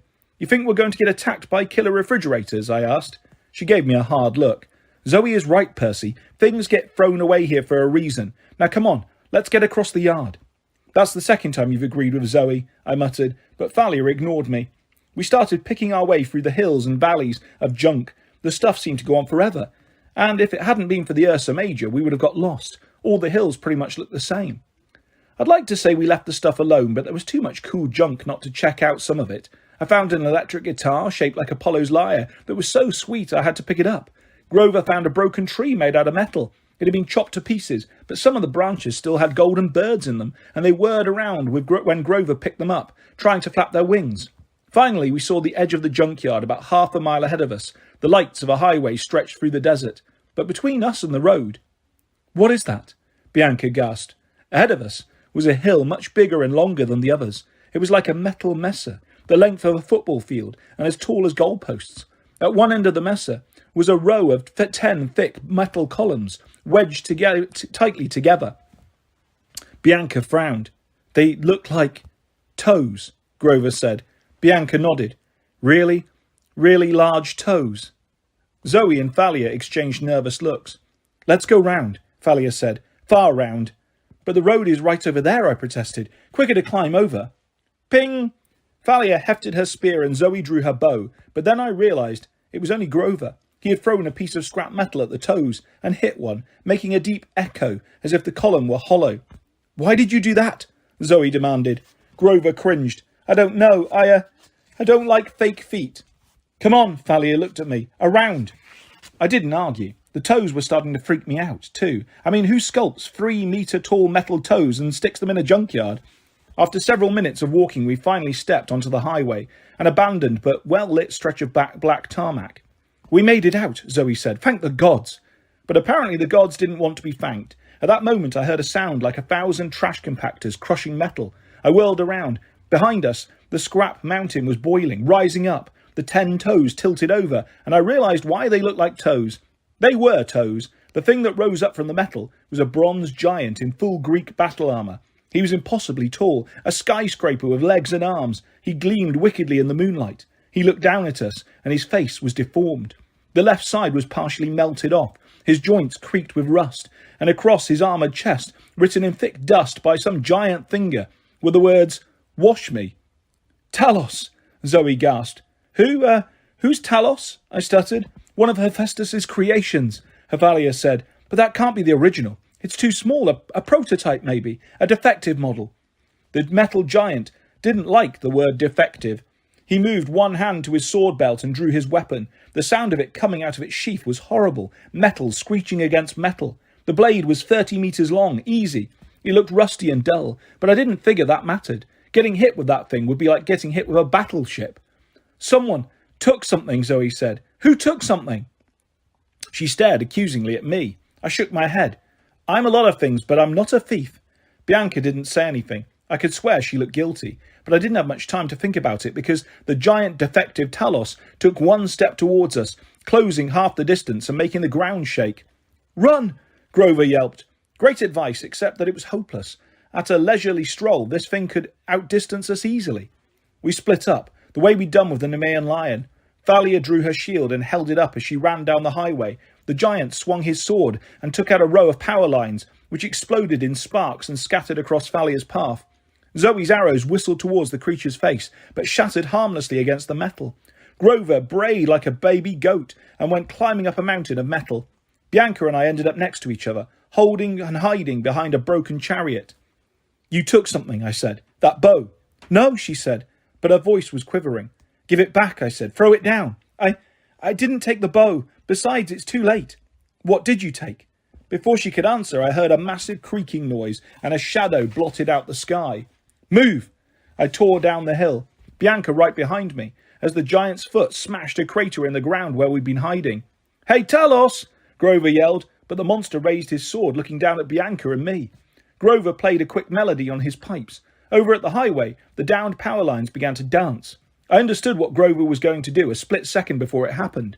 One of the poles, with power lines still attached, flew towards Talos's back leg and wrapped around his calf. The line sparked and sent a jolt of electricity up the giant's backside. Talos whirled around, creaking and sparking. Grover had bought us a few seconds. Come on, I told Bianca, but she stayed frozen. From her pocket, she brought out a small metal figurine, a statue of a god. It was for Nico. It was the only statue he didn't have. How can you think of mytho-magic at a time like this? I said. There were tears in her eyes. Throw it down, I said. Maybe the giant will leave us alone. She dropped it reluctantly, but nothing happened. The giant kept coming after Grover. It stabbed its sword into a junk hill, missing Grover by a metre or so, but scrap metal made an avalanche over him, and then I couldn't see him anymore. No, Thalia yelled. She pointed her spear, and a blue arc of lightning shot out, hitting the monster in his rusty knee, which buckled. The giant collapsed, but immediately started to rise again. It was hard to tell if it could feel anything. There weren't any emotions in its half-melted face, but I got the sense that it was about as ticked off as a 20-story tall metal warrior could be. He raised his foot to stomp, and I saw that his sole was treaded like a bottom of a trainer. There was a hole in his heel like a large manhole, and there were red words painted around it, which I deciphered only after the foot came down. For maintenance only. Crazy idea time, I said. Bianca looked at me nervously. Anything. I told her about the maintenance hatch. There may be a way to control the thing, switches or something. I'm going to get inside. How? You'll have to stand under its foot. You'll be crushed. Distracted, I said. I'll just have time. Well, I'll just have to time it right. Bianca's jaw tightened. No, I'll go. You can't. You knew it this. You'll die. It's my fault the monster came after us, she said. It's my responsibility. Here. She picked up the little god statue and pressed it into my hand. If anything happens, give that to Nico. Tell him I'm sorry. Bianca, no! But she wasn't waiting for me. She charged at the monster's left foot. Thalia had its attention for the moment. She'd learned that the giant was big but slow. If you could stay close to it and not get smashed, you could run around it and stay alive. At least, it was working so far. Bianca got right next to the giant's foot, trying to balance herself on the metal scraps that swayed and shifted with his weight. Zoe yelled, What are you doing? Get it to raise its foot, she said. Zoe shot an arrow towards the monster's face, and it flew straight into one nostril. The giant straightened and shook its head. Hey, junk boy, I yelled. Down here. I ran up to its big toe and stabbed it with riptide. The magic blade cut a gash in the bronze. Unfortunately, my plan worked. Talos looked down at me and raised his foot to squash me like a bug. I didn't see what Bianca was doing. I had to turn and run. The foot came down right behind me, and I was knocked into the air. I hit something hard and sat up, dazed. I'd been thrown into an Olympus air refrigerator. The monster was about to finish me off, but Grover somehow dug himself out of the junk pile. He played his pipes frantically, and his music sent another power line pole whacking against Talos's thigh. The monster turned. Grover should have run, but he must have been too exhausted from the effort of so much magic. He took 2 steps, fell, and didn't get back up. Grover! Thalia and I both ran towards him, but I knew we'd be too late. The monster raised his sword to smash Grover, and then he froze. Talos cocked his head to one side like he was hearing strange new music. He started moving his arms and legs in weird ways, doing the funky chicken, and then he made a fist and punched himself in the face. "Go, Bianca!" I yelled. Zoe looked horrified. "She is inside?" The monster staggered around, and I realised we were still in danger. Thalia and I grabbed Grover and ran with him towards the highway. Zoe was already ahead of us. She yelled, "How will Bianca get out?" The giant hit itself in the head again and dropped his sword. A shudder ran through his whole body, and he staggered towards the power lines. "Look out!" I yelled, but it was too late. The giant's ankles snared the lines, and blue flickers of electricity shot up his body. I hoped the inside was insulated. I had no idea what was going on in there. The giant careened back into the junkyard, and his right hand fell off, landing in the scrap metal with a horrible clang. His left arm came loose too. He was falling apart at the joints. Talos began to run. "Wait!" Zoe yelled. We ran after him, but there was no way we could keep up. Pieces of the robot kept falling off, getting in our way. The giant crumbled from top to top down. His head, pieces of his chest, and finally his torso and legs collapsed. When we reached the wreckage, we searched frantically, yelling Bianca's name. We crawled around in the vast, hollow chest pieces and the legs and the torso. We searched until the sun started to rise, but no luck. Zoe sat down and wept. I was stunned to see her cry. Thalia yelled in rage and impaled her sword in the giant's smashed face. "We can keep searching," I said. "It's light now. We'll find her." "No, we won't," Grover said miserably. "It happened just as it was supposed to." "What are you talking about?" I demanded. He looked up at me with big watery eyes. "The prophecy. One shall be lost in the land without rain." Why hadn't I seen it? Why had I let her go instead of me? Here we were in the desert, and Bianca D'Angelo was gone. Chapter 14. I have a damn problem.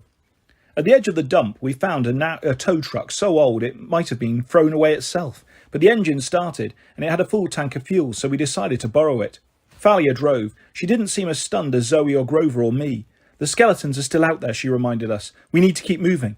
She navigated us through the desert, under clear blue skies, the sand so bright it hurt to look at it. Zoe sat up front with Thalia. Grover and I sat at the back, leaning against the tow winch. The air was cool and dry, but the nice weather just seemed like an insult after losing Bianca. My hand closed around the little figurine that had cost Bianca her life. I still couldn't even tell what god it was supposed to be. Nico would know. Oh gods, what was I going to tell Nico?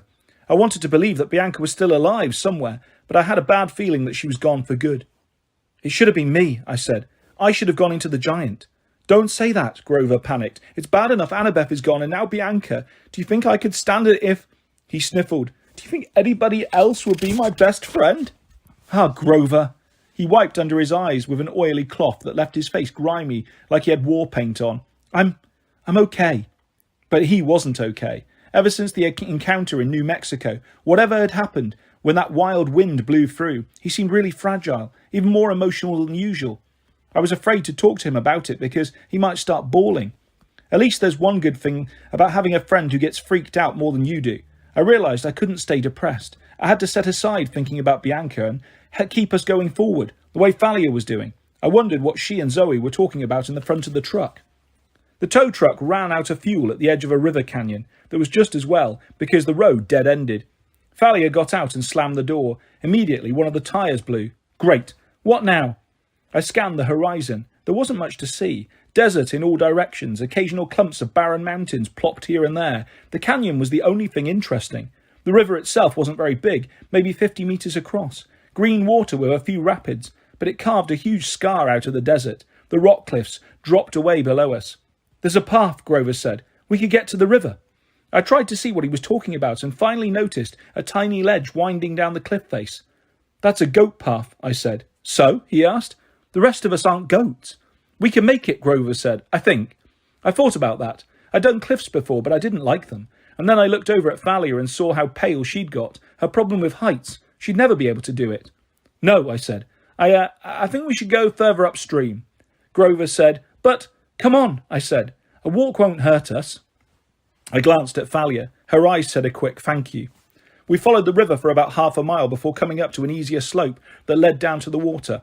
On the shore was a canoe rental operation that was closed for the season, but I left a stack of golden drachma on the counter and a note saying LOU 2 canoes. "We need to go upstream," Zoe said. It was the first time I'd heard her speak since the junkyard, and I was worried about how bad she sounded, like somebody with the flu. "The rapids are too swift." "Leave that to me," I said. We put the canoes in the water. Thalia pulled me aside as we were getting the oars. "Thanks for back there. Don't mention it." "Can you really?" She nodded to the rapids. "You know." "I think so. Usually I'm good with water." "Would you take Zoe?" she asked. "I think, maybe you can talk to her." "She's not going to like that." "Please, I don't know if I can stand being in the same boat with her. She's starting to worry me." It was about the last thing I wanted to do, but I nodded. Thalia's shoulders relaxed. "I owe you one." "2? 1.5, Thalia said. She smiled, and for a second I remembered that I actually liked her when she wasn't yelling at me. She turned and helped Grover get their canoe into the water. As it turned out, I didn't even need to control the currents. As soon as we got into the river, I looked over the edge of the boat and found a couple of naiads staring at me. They looked like regular teenage girls, the kind you'd see in any mall, except for the fact that they were underwater. "Hey," I said. They made a bubbling sound that may have been giggling. I wasn't sure. I had a hard time understanding naiads. "We're heading upstream," I told them. "Do you think you could—" Before I could even finish, the naiads each chose a canoe and began pushing us up the river. We started so fast Grover fell into his canoe, with his hooves sticking up in the air. "I hate naiads," Zoe grumbled. A stream of water squirted up from the back of the boat and hit Zoe in the face. "She-devils!" Zoe went for her bow. "Whoa," I said. "They're just playing. Cursed water spirits. They've never forgiven me." "Forgiven you for what?" She slung her bow back over her shoulder. "It was a long time ago. Never mind." We sped up the river, the cliffs looming up on either side of us. "What happened to Bianca wasn't your fault," I told her. "It was my fault. I let her go." I figured this would give Zoe an excuse to start yelling at me. At least that might shake her out of feeling depressed. Instead, her shoulders slumped. "No, Percy. I pushed her into going on the quest. I was too anxious. She was a powerful half-blood. She had a kind heart as well, and I thought she would be the next lieutenant." "But you're the lieutenant." She gripped the strap of her quiver. She looked more tired than I'd ever seen her. "Nothing can last forever, Percy.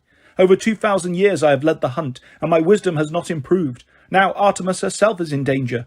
Look, you can't blame yourself for that. If I had insisted on going with her, you think you could have fought something powerful enough to kidnap Artemis?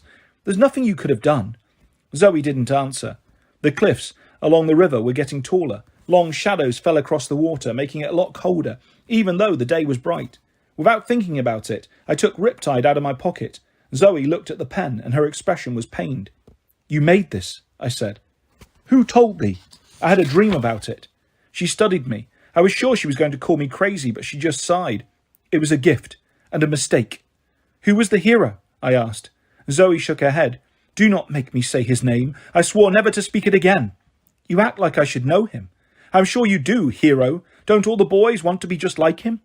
Her voice was so bitter, I decided not to ask what she meant. I looked down at Riptide, and for the first time I wondered if it was cursed. "Your mother was a water goddess?" I asked. "Yes. Pleione. She had 5 daughters, my sisters and I, the Hesperides. Those were the girls who lived in a garden at the edge of the west, with a golden apple tree, and a dragon guarding it." "Yes," Zoe said wistfully. "Ladon." "But weren't there only 4 sisters?" "There are now. I was exiled, forgotten, blotted out as if I never existed." "Why?" Zoe pointed to my pen. "Because I betrayed my family and helped a hero. You won't find that in the legend either. He never spoke of me. After his direct assault on Ladon failed, I gave him the idea of how to steal the apples, how to trick my father, but he took all the credit." "But—" Gurgle, gurgle, the naiad spoke in my mind. The canoe was slowing down. I looked ahead and I saw why. This was as far as they could take us. The river was blocked. A dam the size of a football stadium stood in our path. "Hoover Dam," Thalia said. "It's huge." We stood at the river's edge, looking up at the curve of concrete that loomed between the cliffs. People were walking along the top of the dam. They were so tiny they looked like fleas. The naiads had left with a lot of grumbling, not in words I could understand, but it was obvious they hated this dam blocking up their nice river. Our canoes floated back downstream, swirling in the wake from the dam's discharge vents. "Over 200 metres tall," I said, "built in the 1930s. 5 million cubic acres of water," Thalia said. Grover sighed. "Largest construction project in the United States." Zoe stared at us. "How do you know all that?" "Annabeth," I said. "She liked architecture." "She was nuts about monuments," Thalia said. "Spouted facts all the time," Grover sniffled. "So annoying." I wish she was here, I said. The others nodded. Zoe was still looking at her strangely, but I didn't care. It seemed like cruel fate that we'd come to Hoover Dam, one of Annabeth's personal favourites, and she wasn't here to see it. We should go up there, I said, for her sake, just to say we've been. You are mad, Zoe decided. But that's where the road is. She pointed to a huge parking garage next to the top of the dam, and so sightseeing it is. We had to walk for almost an hour before we found a path that led up to the road. It came up on the east side of the river, and then we straggled back towards the dam. It was cold and windy on top. On one side, a big lake spread out, ringed by barren desert mountains. On the other side, the dam dropped away like the world's most dangerous skateboard ramp, down to the river more than 200 metres below, and water that churned from the dam's vents. Thalia walked in the middle of the road, far away from the edges. Grover kept sniffing the wind and looking nervous. He didn't say anything, but I knew he smelled monsters. How close are they? I asked him. He shook his head. Maybe not close.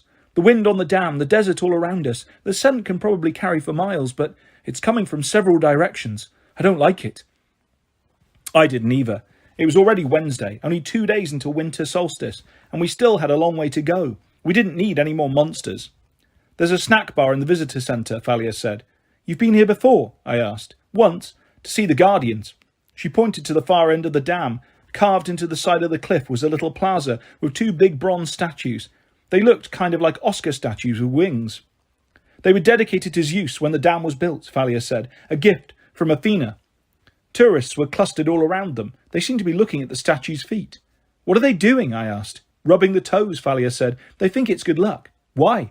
She shook her head. Mortals get crazy ideas. They don't know the statues are sacred to Zeus, but they know there's something special about them. When you were here last, did they talk to you or anything? Thalia's expression darkened. I could tell she'd come here before hoping for exactly that. Some kind of sign from her dad. Some connection. No, they don't do anything. They're just big metal statues. I thought about the last big metal statue we'd run into. That hadn't gone so well, but I decided not to bring it up. Let us find the damn snack bars, Zoe said. We should eat while we can. Grover cracked a smile. The damn snack bar? Zoe blinked. Yes. What is funny? Nothing, Grover said, trying to keep a straight face. I could use some damn French fries. Even Thalia smiled at that. And I need to use the damn restroom. Maybe it was the fact that we were so tired and strung out emotionally, but I started cracking up, and Thalia and Grover joined in while Zoe just looked at us. I do not understand. I want to use the damn water fountain, Grover said. And Thalia tried to catch her breath. I want to buy a damn t-shirt. I cracked up, and I probably would have kept laughing all day. But then I heard a noise. The smile melted off my face. I wondered if the noise was just in my head, but Grover had stopped laughing too. He was looking around confused. Did I just hear a cow? A damn cow? Thalia laughed. No, Grover said, I'm serious. Zoe listened. I hear nothing. Thalia was looking at me. Percy, are you okay? Yeah, I said. You guys go ahead. I'll be right in. What's wrong? Grover asked. Nothing, I said. I just need a minute to think. They hesitated, but I guess I must have looked upset because they finally went into the visitor centre without me. As soon as they were gone, I jogged to the north edge of the dam and looked over. She was about 10 metres below in the lake, but I could see her clearly. My friend from Long Island Sound, Bessie, the cow serpent. I looked around. There were groups of kids running along the dam, a lot of senior citizens, some families, but nobody seemed to be paying Bessie any attention yet. What are you doing here? I asked her. Her voice was urgent, like she was trying to warn me of something. How did you get here? I asked. We were thousands of miles from Long Island, hundreds of miles inland. There was no way she could have swum all the way here, and yet here she was. Bessie swam in a circle and butted her head against the side of the dam. She wanted me to come with her. She was telling me to hurry. I can't, I told her. My friends are inside. She looked at me with her sad brown eyes, and then she gave one more urgent did a flip, and disappeared into the water. I hesitated. Something was wrong. She was trying to tell me that. I considered jumping over the side and following her, but then I tensed. The hairs on my arms bristled. I looked down the dam road to the east, and I saw 2 men walking slowly towards me. They wore grey camouflage outfits that flickered over skeletal bodies. They passed through a group of kids and pushed them aside. A kid yelled, "Hey!" One of the warriors turned, his face changing momentarily into a skull. Ah! The kid yelled, and his whole group backed away. I ran for the visitor centre. I was almost at the stairs when I heard tyres squeal. On the west side of the dam, a black van swerved to a stop in the middle of the road, nearly ploughing into some old people. The van doors opened, and more skeleton warriors piled out. I was surrounded. I bolted down the stairs and through the museum entrance. The security guard at the metal detector yelled, "Hey kid!" But I didn't stop. I ran through the exhibits and ducked behind a tour group. I looked for my friends, but I couldn't see them anywhere. Where was the damn snack bar? "Stop!" the metal detector guy yelled. There was no place to go but into an elevator with a tour group. I ducked inside just as the door closed. "We'll be going down 222 metres, our tour guide said cheerfully. She was a park ranger, with long black hair, pulled back in a ponytail and tinted glasses. I guess she hadn't noticed that I was being chased. "Don't worry, ladies and gentlemen, the elevator hardly ever breaks." "Does this go to the snack bar?" I asked her. A few people behind me chuckled. The tour guide looked at me. Something about her gaze made my skin tingle. "To the turbines, young man," the lady said. "Weren't you listening to my fascinating presentation upstairs?" "Oh, sure. Is there another way out of the dam?" "It's a dead end," a tourist behind me said. "For heaven's sake, the only way out is the other elevator." The doors opened. "Go right ahead, folks," the tour guide told us. "Another ranger is waiting for you at the end of the corridor." I didn't have much choice but to go out with the group. "And young man," the tour guide called. I looked back. She'd taken off her glasses. Her eyes were startlingly grey, like storm clouds.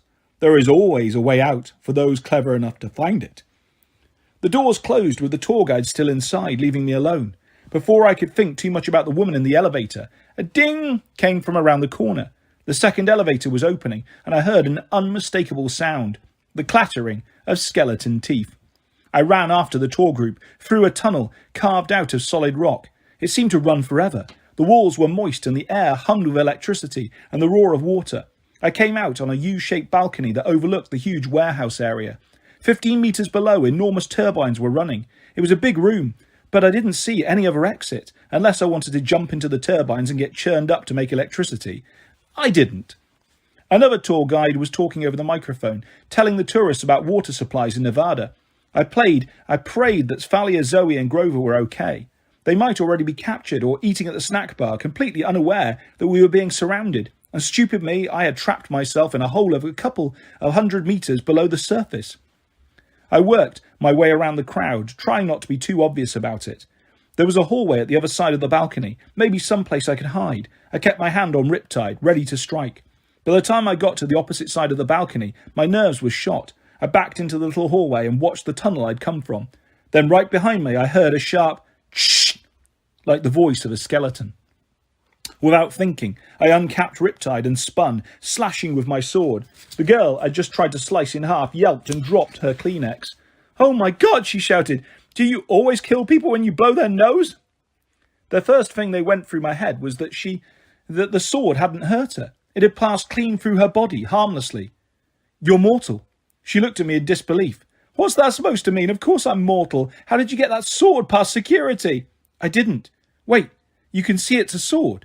The girl rolled her eyes, which were green like mine. She had frizzy reddish-brown hair. Her nose was also red, like she had a cold. She wore a big maroon Harvard sweatshirt and jeans that were covered with marker stains and little holes, like she spent her free time poking them with a fork. "Well, it's either a sword or the biggest toothpick in the world," she said.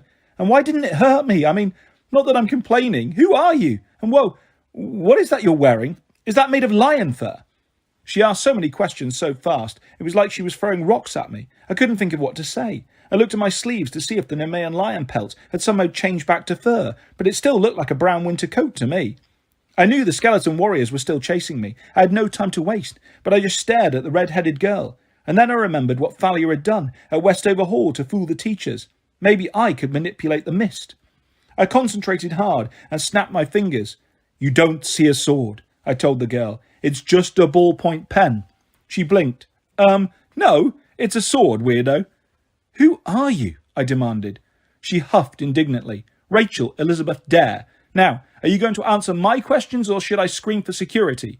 "No," I said. I mean, I'm kind of in a hurry. I'm in trouble."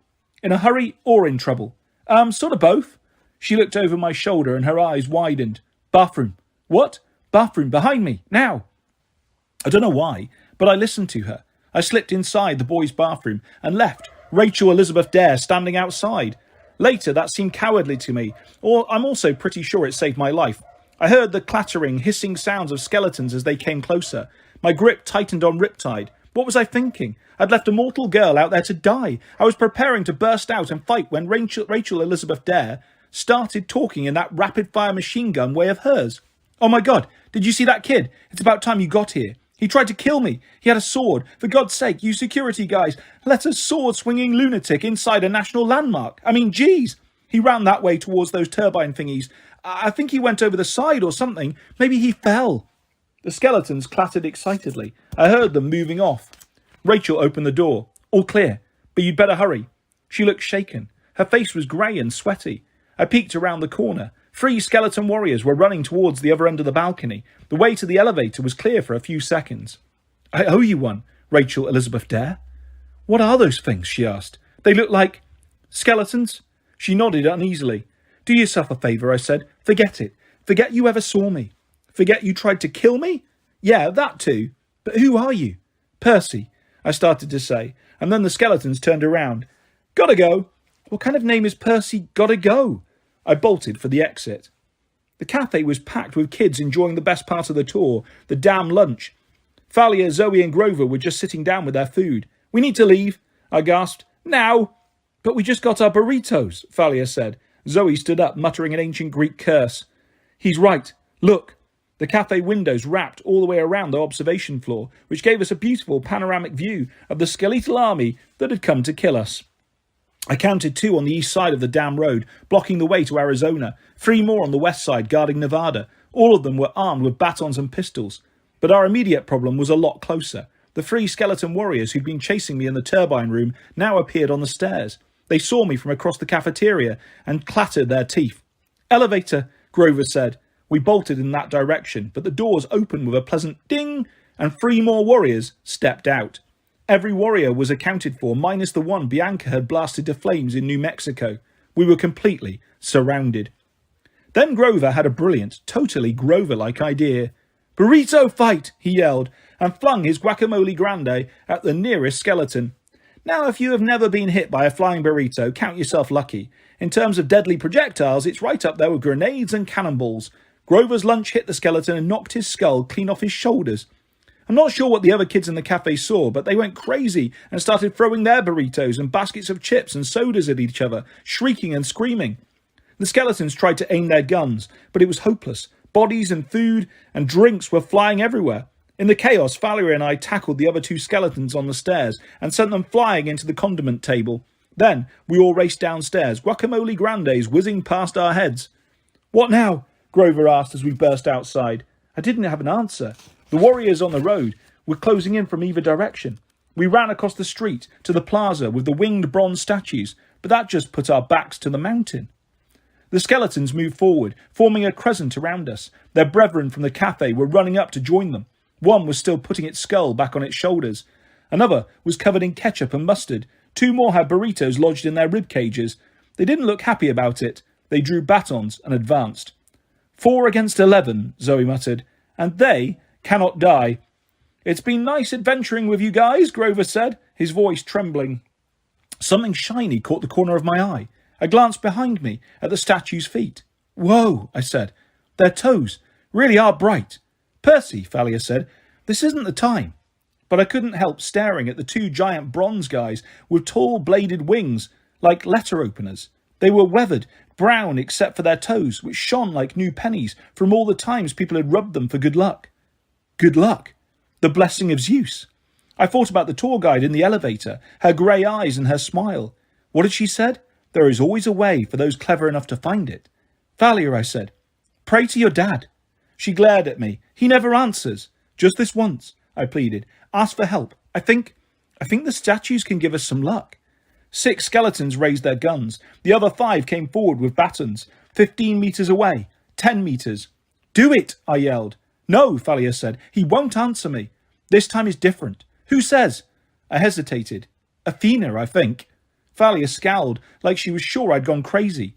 Try it, Grover pleaded. Thalia closed her eyes. Her lips moved in a silent prayer.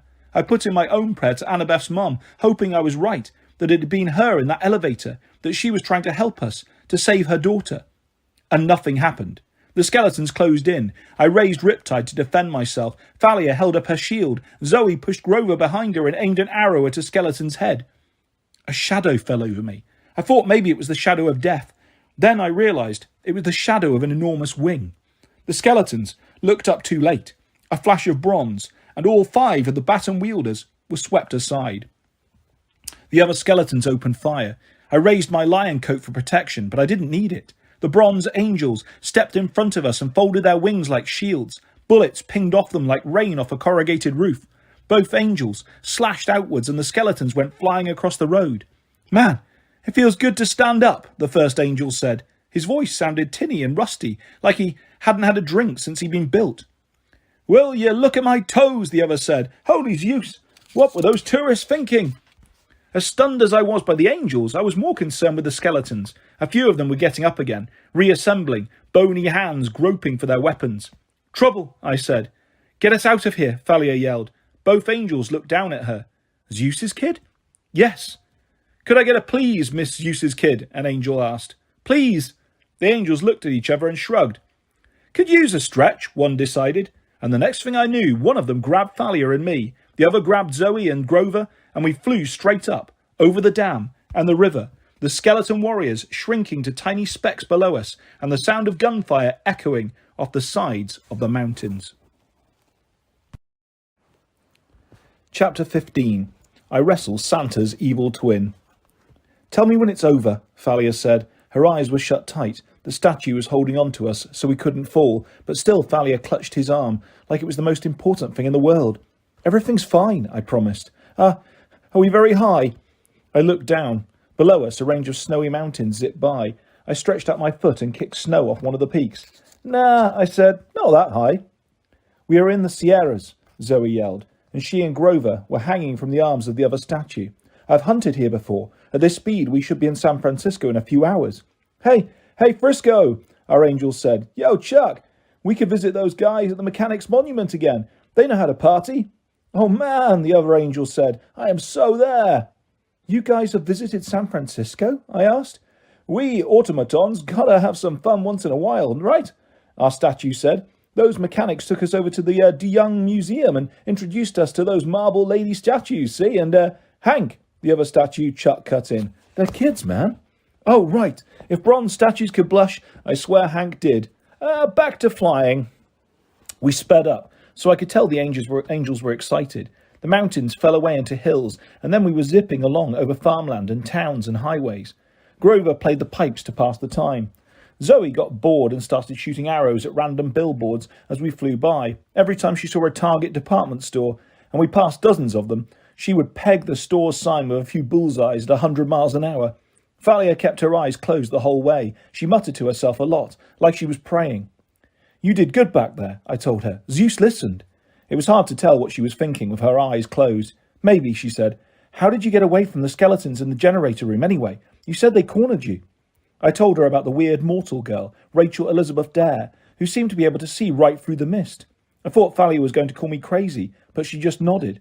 Some mortals are like that, she said. Nobody knows why. Suddenly I flashed on something I'd never considered. My mum was like that. She had seen the Minotaur on Half-Blood Hill and known exactly what it was. She hadn't been surprised at all last year when I told her my friend Tyson was really a Cyclops. Maybe she'd known all along. No wonder she'd been so scared for me as I was growing up. She saw through the mist even better than I did.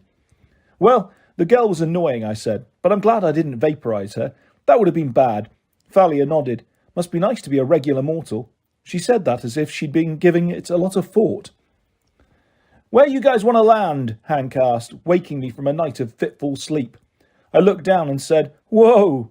I'd seen San Francisco in pictures before, but never in real life.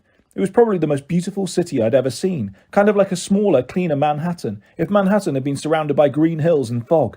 There was a huge bay and ships, islands and sailboats, and the Golden Gate Bridge sticking up out of the fog. I felt like I should take a picture or something. Greetings from Frisco. Haven't died yet. Wish you were here. There, Zoe suggested, by the Embarcadero building. Good thinking, Chuck said. Me and Hank can blend in with the pigeons. We all looked at him. Kidding, he said. Sheesh, can't statues have a sense of humour? As it turned out, there wasn't much need to blend in. It was early morning and not many people were around. We freaked out a homeless guy on the ferry dock when we landed. He screamed when he saw Hank and Chuck and ran off yelling something about metal angels from Mars. We said our goodbyes to the angels, who flew off to party with their statue friends. That's when I realised I had no idea what we were going to do next. We made it to the west coast. Artemis was here somewhere. Annabeth too, I hoped, but I had no idea how to find them, and tomorrow was the winter solstice. Not did I have a clue what monster Artemis had been hunting. It was supposed to find us on the quest. It was supposed to show the trail, but it never had. Now we were stuck on the ferry dock, with not much money, no friends, and no luck. After a brief discussion, we agreed that we needed to figure out just what this mystery monster was. But how? I asked. Nereus, Grover said. I looked at him. What? Isn't that what Apollo told you to do? Find Nereus? I nodded. I'd completely forgotten my last conversation with the sun god. The old man of the sea, I remembered. I'm supposed to find him and force him to tell us what he knows. But how do I find him? Zoe made a face. Old Nereus, hey? You know him, Thalia asked. My mother was a sea goddess. Yes, I know him, unfortunately. He is never very hard to find. Just follow the smell. What do you mean? I asked. Come, she said, without enthusiasm. I will show thee. I knew I was in trouble when we stopped at the Goodwell drop box. 5 minutes later, Zoe had me outfitted in a ragged flannel shirt and jeans, 3 sizes too big, bright red trainers and a floppy rainbow hat. Oh yeah, Grover said, trying not to burst out laughing. You look completely inconspicuous now. Zoe nodded with satisfaction, a typical male vagrant. Thanks a lot, I grumbled. Why am I doing this again? I told thee, to blend in. She led the way back down to the waterfront. After a long time spent searching the docks, Zoe finally stopped in her tracks. She pointed down a pier where a bunch of homeless guys were huddled together in blankets, waiting for the soup kitchen to open for lunch. He will be down there somewhere, Zoe said. He never travels very far from the water. He likes to sun himself during the day. How do I know which one is him? Sneak up, she said. Act homeless. You will know him. He will smell, different. Great. I didn't want to ask for particulars. And once I find him? Grab him, she said, and hold on. He will try anything to get rid of thee. Whatever he does, do not let go. Force him to tell thee about the monster. We've got your back, Thalia said. She picked something off the back of my shirt, a big clump of fuzz that came from who knows where. Ew. On second thought, I don't want your back, but we'll be rooting for you. Grover gave me a big thumbs up. I grumbled how nice it was to have super powerful friends, and then I headed towards the dock. I pulled my cap down and stumbled like I was about to pass out, which wasn't hard considering how tired I was. I passed our homeless friend from the Embarcadero, who was still trying to warn the other guys about the metal angels from Mars. He didn't smell good, but he didn't smell, different. I kept walking. A couple of grimy dudes with plastic grocery bags for hats checked me out as I came close. Beat it, kid, one of them muttered. I moved away. They smelled pretty bad, but just regular old bad, nothing unusual. There was a lady with a bunch of plastic flamingos sticking out of a shopping cart. She glared at me like I was going to steal her birds. At the end of the pier, a guy who looked about 1,000,000 years old was passed out in a patch of sunlight. He wore pyjamas and a fuzzy bathrobe that probably used to be white. He was fat, with a white beard that had turned yellow, kind of like Santa Claus, if Santa had been rolled out of bed and dragged through a landfill. And his smell. As I got closer, I froze. He smelled bad. All right, but ocean bad, like hot seaweed and dead fish and brine. If the ocean had an ugly side, this guy was it. I tried not to gag. I sat down near him like I was tired. Santa opened one eye suspiciously. I could feel him staring at me, but I didn't look. I muttered something about stupid school and stupid parents, figuring that might sound reasonable. Santa Claus went back to sleep. I tensed. I knew this was going to look strange. I didn't know how the other homeless people would react, but I jumped Santa Claus. Ah! He screamed. I meant to grab him, but he seemed to grab me instead. It was as if he'd never been asleep at all. He certainly didn't act like a weak old man. He had a grip like steel. Help me! He screamed as he squeezed me to death. That's a crime! One of the other homeless guys yelled. Kid rolling an old man! Like that! I rolled, all right, straight down the pier until my head slammed into a post. I was dazed for a second, and Nereus' grip slackened. He was making a break for it. Before he could, I regained my senses and tackled him from behind. I don't have any money! He tried to get up and run, but I locked my arms around his chest. His rotten fish smell was awful, but I held on. I don't want money, I said as he fought. I'm a half-blood. I want information. That just made him struggle harder. Heroes! Why'd you always pick on me? Because you know everything. He growled and tried to shake me off his back. It was like holding onto a roller coaster. He thrashed around, making it impossible for me to keep on my feet. But I gritted my teeth and squeezed tighter. We staggered towards the edge of the pier, and I got an idea. Oh no, I said. Not the water. The plan worked.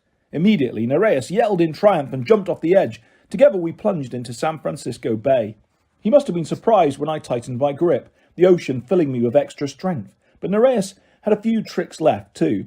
He changed shape until I was holding a sleek black eel. I've heard people make jokes about trying to hold a greased pig butt, but I'm telling you, holding onto a seal in the water is harder. Nereus plunged straight down, wriggling and thrashing and spiralling through the dark water. If I hadn't been Poseidon's son, there's no way I could have stayed with him. Nereus spun and expanded, turning into a killer whale, but I grabbed his dorsal fin as he burst out of the water. A whole bunch of tourists went, "Whoa!" I managed to wave at the crowd. Yeah, we do this every day here in San Francisco.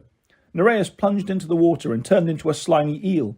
I started to tie him into a knot until he realized what was going on and changed back to human form. "Why won't you drown?" he wailed, pummeling me with his fists. "I'm Poseidon's son," I said. "Curse that upstart. I was here first." Finally, he collapsed on the edge of the boat dock. Above us was one of those tourist piers lined with shops, like a mall on water. Nereus was heaving and gasping. I was feeling great. I could have gone all day, but I didn't tell him that. I wanted him to feel like he'd put up a good fight. My friends ran down the steps from the pier. "You got him," Zoe said. "You don't have to sound so amazed," I said. Nereus moaned. "Oh, wonderful. An audience for my humiliation. The normal deal, I suppose. You'll let me go if I answer your question?" "I've got more than one question," I said. "Only one question per capture. That's the rule." I looked at my friends. This wasn't good. I needed to find Artemis, and I needed to figure out what the doomsday creature was. I also needed to know if Annabeth was still alive, and how to rescue her. How could I ask all that in one question? A voice inside me was screaming, "Ask about Annabeth." That's what I cared about most. But then I imagined what Annabeth might say. She would never forgive me if I saved her and didn't save Olympus. Zoe would want me to ask about Artemis, but Chiron had told us the monster was even more important. I sighed. All right, Nereus, tell me where to find this terrible monster that could bring an end to the gods, the one Artemis was hunting. The old man of the sea smiled, showing off his mossy green teeth. "Oh, that's too easy," he said evilly. "He's right there." Nereus pointed to the water at my feet. "Where?" I said. "The deal is complete," Nereus gloated. With a pop, he turned into a goldfish and did a backflip into the sea. "You tricked me," I yelled. "Wait!" Thalia's eyes widened. "What is that?"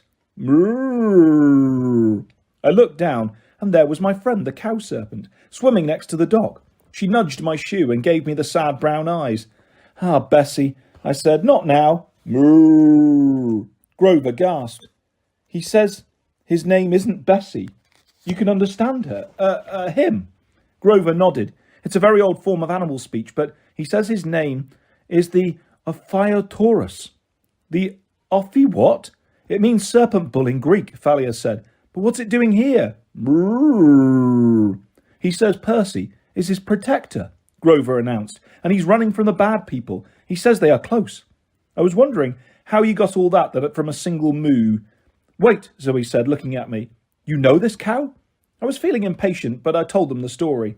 Thalia shook her head in disbelief. "And you just forgot to mention this before?" "Well, yeah." It seems silly now that she said it, but things have been happening so fast. Bessie, the Ophiutorus, seemed like a minor detail. "I'm a fool," Zoe said suddenly. "I know this story." "What story?" "From the War of the Titans," she said. My father told me this tale thousands of years ago. This is the beast we are looking for." "Bessie?" I looked down at the bull serpent. "But he's too cute. He couldn't destroy the world." "That is how we were wrong," Zoe said. "We've been anticipating a huge, dangerous monster, but the Ophiutorus does not bring down the gods that way. He must be sacrificed." Bessie lowed. "I don't think he likes the S word," Grover said. I patted Bessie on the head, trying to calm him down. He let me scratch his ear, but he was trembling. "How could anyone hurt him?" I said. "He's harmless." Zoe nodded. "But there is the power in killing innocents. Terrible power. The fates ordained a prophecy eons ago, when this creature was born. They said that whoever killed the Ephialtaurus and sacrificed its entrails to fire would have the power to destroy the gods. Grover said, maybe we could avoid talking about entrails too. Thalia stared at the cow serpent with wonder. The power to destroy the gods. How? I mean, what would happen? No one knows, Zoe said. The first time during the Titan War, the Ephialtaurus was in fact slain by a giant ally of the Titans. But my father Zeus sent an eagle to snatch the entrails away before they could be tossed into the fire. It was a close call. Now, after 3,000 years, the Ephialtaurus is reborn. Thalia sat down on the dock. She stretched out her hand. Bessie went right to her. Thalia placed her hand on his head. Bessie shivered. Thalia's expression bothered me. She almost looked hungry. We have to protect him, I told her. If Luke gets hold of him. Luke wouldn't hesitate, Thalia muttered. The power to overthrow Olympus? That's huge. Yes, it is, my dear, said a man's voice in a heavy French accent. And it is a power you shall unleash. The Ephialtaurus made a whimpering sound and submerged. I looked up. We'd been so busy talking, we'd allowed ourselves to be ambushed. Standing behind us, his two colour eyes gleaming wickedly, was Dr. Fawn, the Manticore himself. This is just perfect, the Manticore gloated. He was wearing a ratty black trench coat over his Westover Hall uniform, which was torn and stained. His military haircut had grown out spiky and greasy. He hadn't shaved recently, so his face was covered in silver stubble. Basically, he didn't look much better than the guys down in the soup kitchen. Long ago, the gods banished me to Persia, the Manticore said. I was forced to scrounge for food on the edges of the world, hiding in forests, devouring insignificant human farmers for my meals. I never got to fight any great heroes. I was not feared and admired in the old stories.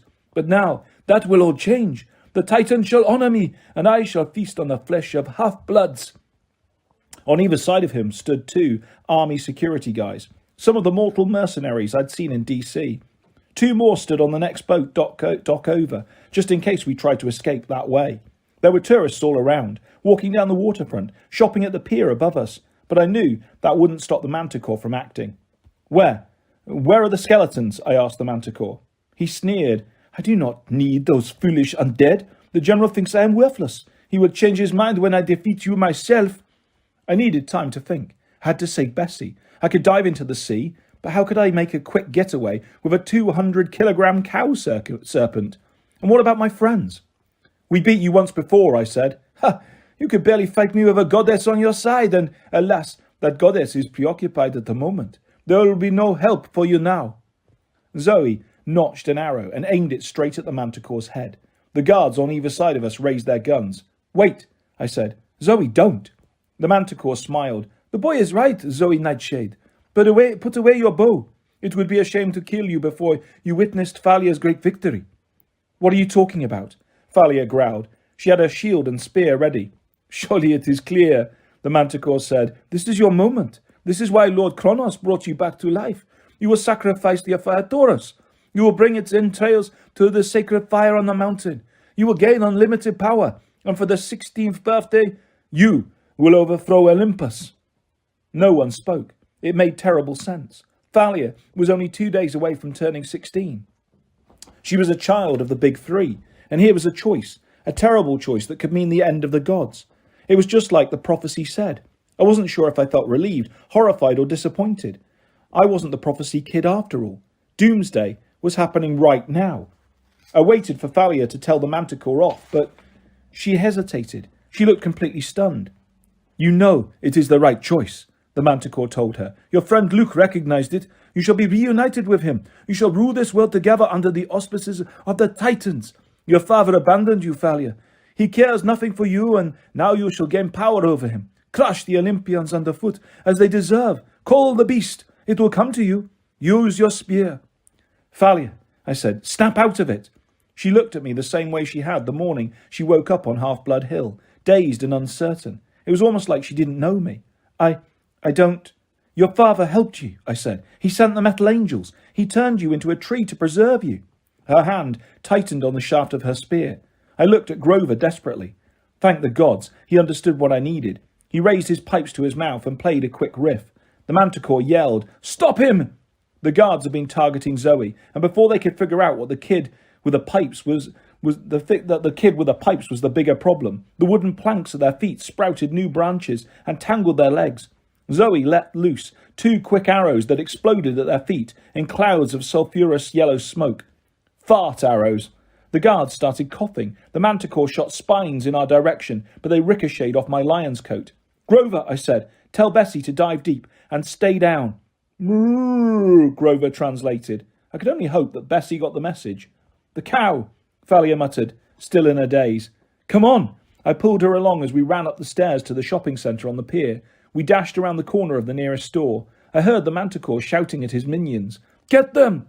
Tourists screamed as the guards shot blindly into the air. We scrambled to the end of the pier. We hid behind a little kiosk filled with souvenir crystals, wind chimes and dream catchers and stuff like that, glittering in the sunlight. There was a water fountain next to us. Down below, a bunch of sea lions were sunning themselves on the rocks. The whole of San Francisco Bay spread out before us, the Golden Gate Bridge, Alcatraz Island, and the green hills and fog beyond that to the north. A picture-perfect moment, except for the fact that we were about to die and the world was going to end. Go over the side, Zoe told me. You can escape in the sea, Percy. Call on thy father for help. Maybe you can save the Ophiutorus. She was right, but I couldn't do it. I won't leave you guys, I said. We fight together. You have to get word to camp, Grover said. At least let them know what's going on.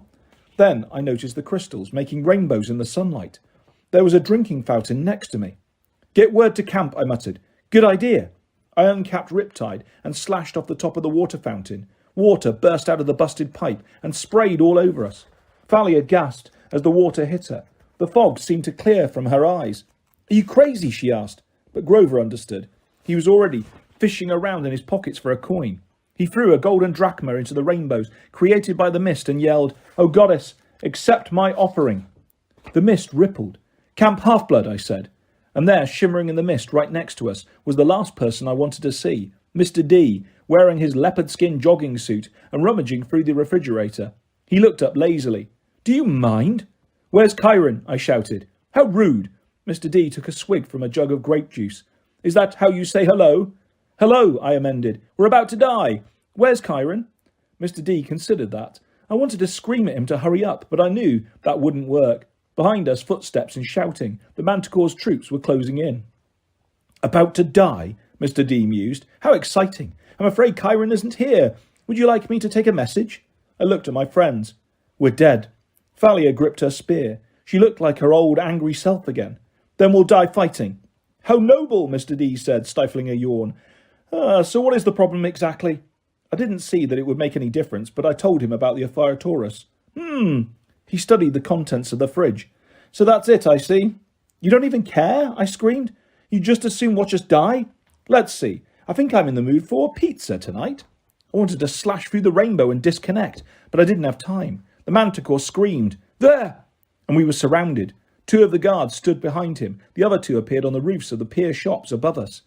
The Manticore threw off his coat and transformed into his true self, his lion claws extended and his spiky tail bristling with poison barbs. Excellent, he said. He glanced at the apparition in the mist and snorted. Alone, without any real help. Wonderful. You could ask for help, Mr. D murmured to me, as if there was an amusing thought. You could say, please. When wild boars fly, I thought. There was no way I was going to die begging a slob like Mr. D, just so he could laugh as we all got gunned down. Zoe readied her arrows. Grover lifted his pipes. Thalia raised her shield, and I noticed a tear running down her cheek. Suddenly it occurred to me. This had happened to her before. She'd been cornered on Half-Blood Hill. She'd willingly given her life for her friends. But this time, she couldn't save us. How could I let that happen to her? Please, Mr. D, I muttered. Help. Of course. Nothing happened. The Manticore grinned. Spare the daughter of Zeus. She will join us soon enough. Kill the others. The men raised their guns, and something strange happened. You know how you feel when all the blood rushes to your head, like if you hang upside down and turn right side up too quickly?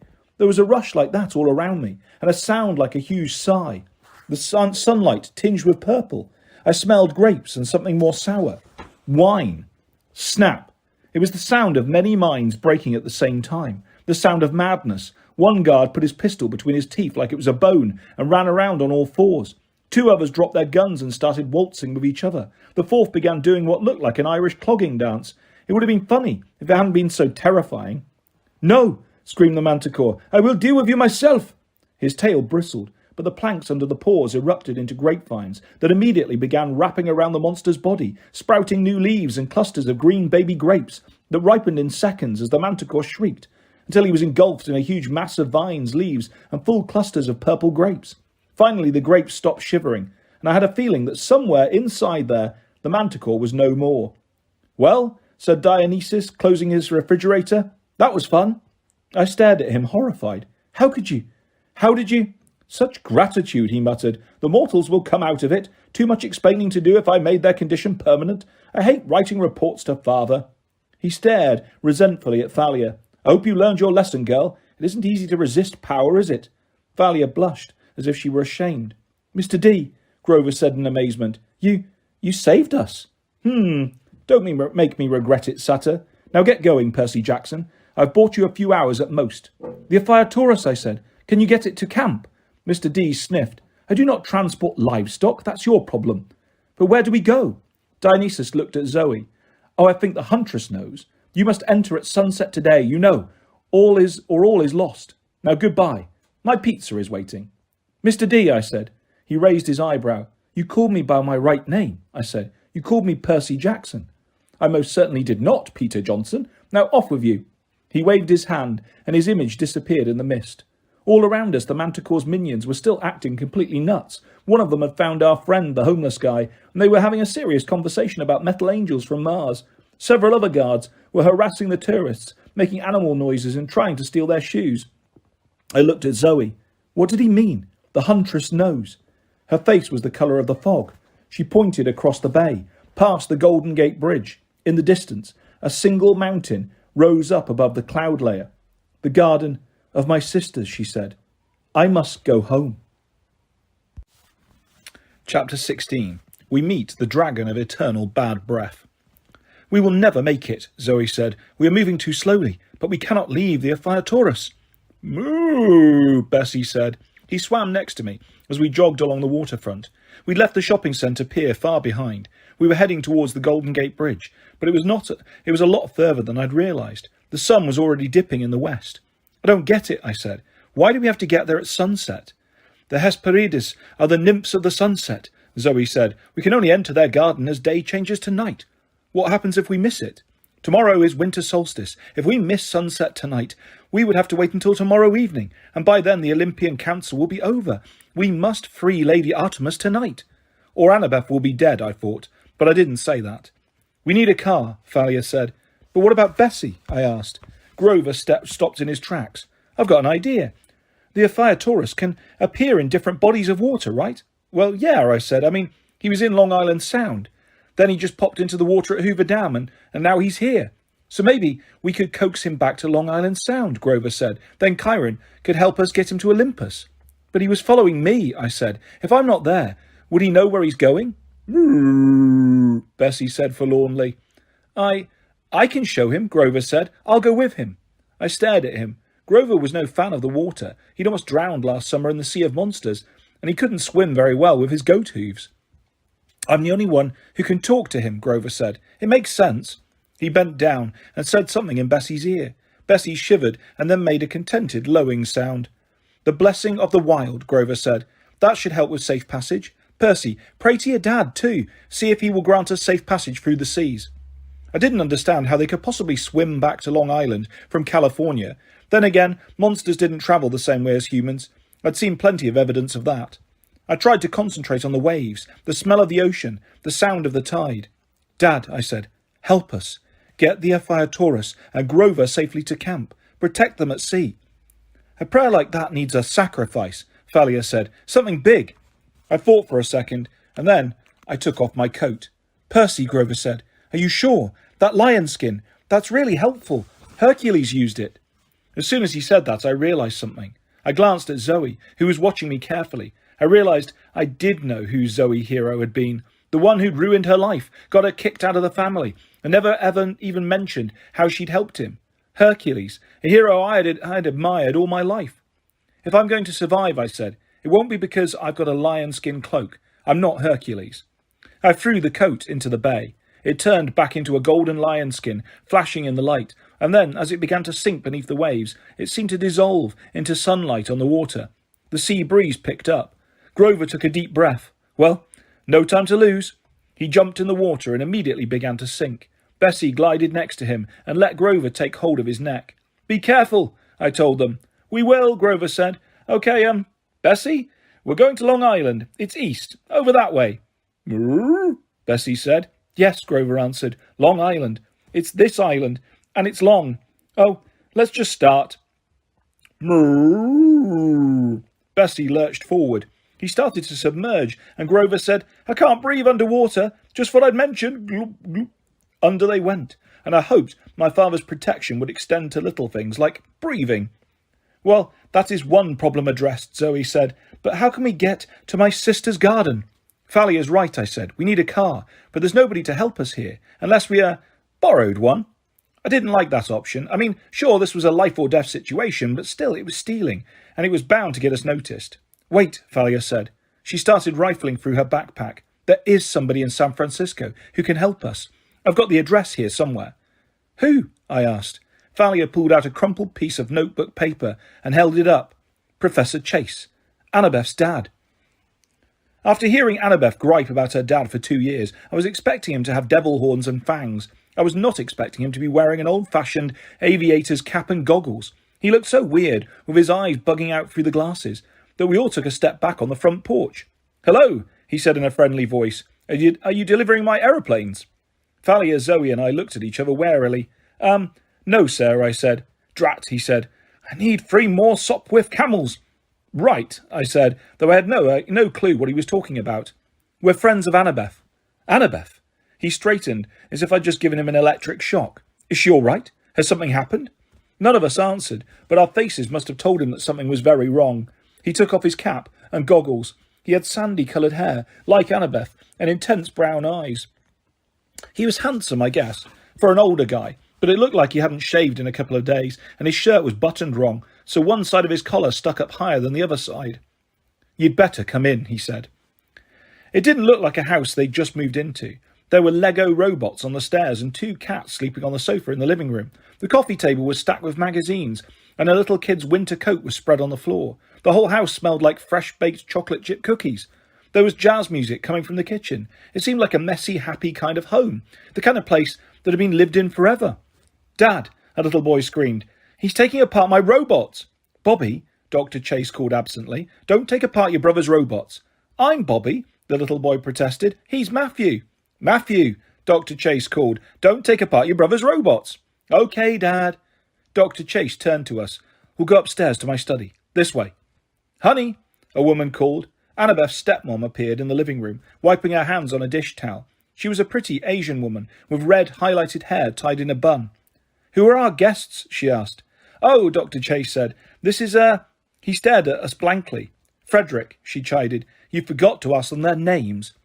We introduced ourselves a little uneasily, but Mrs. Chase seemed really nice. She asked if we were hungry. We admitted we were, and she told us she'd bring us some cookies and sandwiches and sodas. Dear, Dr. Chase said, they came about Annabeth. I half expected Mrs. Chase to turn into a raving lunatic at the mention of her stepdaughter, but she just pursed her lips and looked concerned. All right, go on up to the study. I'll bring you some food. She smiled at me. Nice meeting you, Percy. I've heard a lot about you. Upstairs we walked into Dr. Chase's study and I said, Whoa! The room was wall-to-wall books, but what really caught my attention were the war toys. There was a huge table with miniature tanks and soldiers fighting along a blue-painted river, with hills and fake trees and stuff. Old-fashioned biplanes hung on strings from the ceiling, tilted at crazy angles like they were in the middle of a dogfight. Dr. Chase smiled. Yes, the Third Battle of Ypres.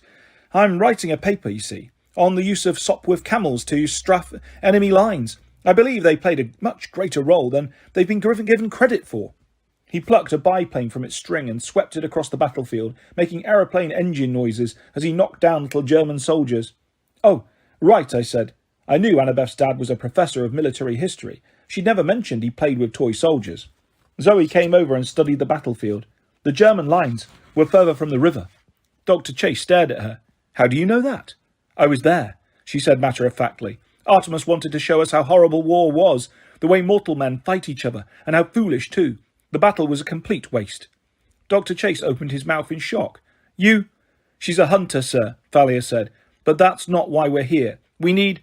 You saw the Sopwith camels, Dr. Chase said. How many were there? What formations did they fly? Sir, Thalia broke in again, Annabeth is in danger. That got his attention. He set the biplane down. Of course, he said. Tell me everything. It wasn't easy, but we tried. Meanwhile, the afternoon light was fading outside. We were running out of time. When we'd finished, Dr. Chase collapsed in his leather recliner. He laced his hands. My poor, brave Annabeth. We must hurry. Sir, we need transportation to Mount Tamalpais, Zoe said, and we need it immediately. I'll drive you. It'd be faster to fly in my camel, but it only seats 2. Whoa, you have an actual biplane, I said. Down at Crissy Field, Dr. Chase said proudly. That's the reason I had to move here. My sponsor is a private collector with some of the finest World War I relics in the world. He let me restore the Sopwith camel. Sir, Thalia said, just a car would be great, and it might be better if we went without you. It's too dangerous. Dr. Chase frowned uncomfortably. Now wait a minute, young lady. Annabeth is my daughter. Dangerous or not, I can't just... Snacks, Mrs. Chase announced. She pushed through the door with a tray full of peanut butter and jam sandwiches and cokes and cookies fresh out of the oven, the chocolate chips still gooey. Thalia and I inhaled a few cookies, while Zoe said, I can drive, sir. I'm not as young as I look. I promise not to destroy your car. Mrs. Chase knitted her eyebrows. What's this about? Annabeth is in danger, Dr. Chase said, on Mount Tam. I would drive them, but apparently it's no place for mortals. It sounded like it was really hard for him to get that last part out. I waited for Mrs. Chase to say no. I mean, what mortal parent would allow 3 underage teenagers to borrow their car? To my surprise, Mrs. Chase nodded. Then they'd better get going.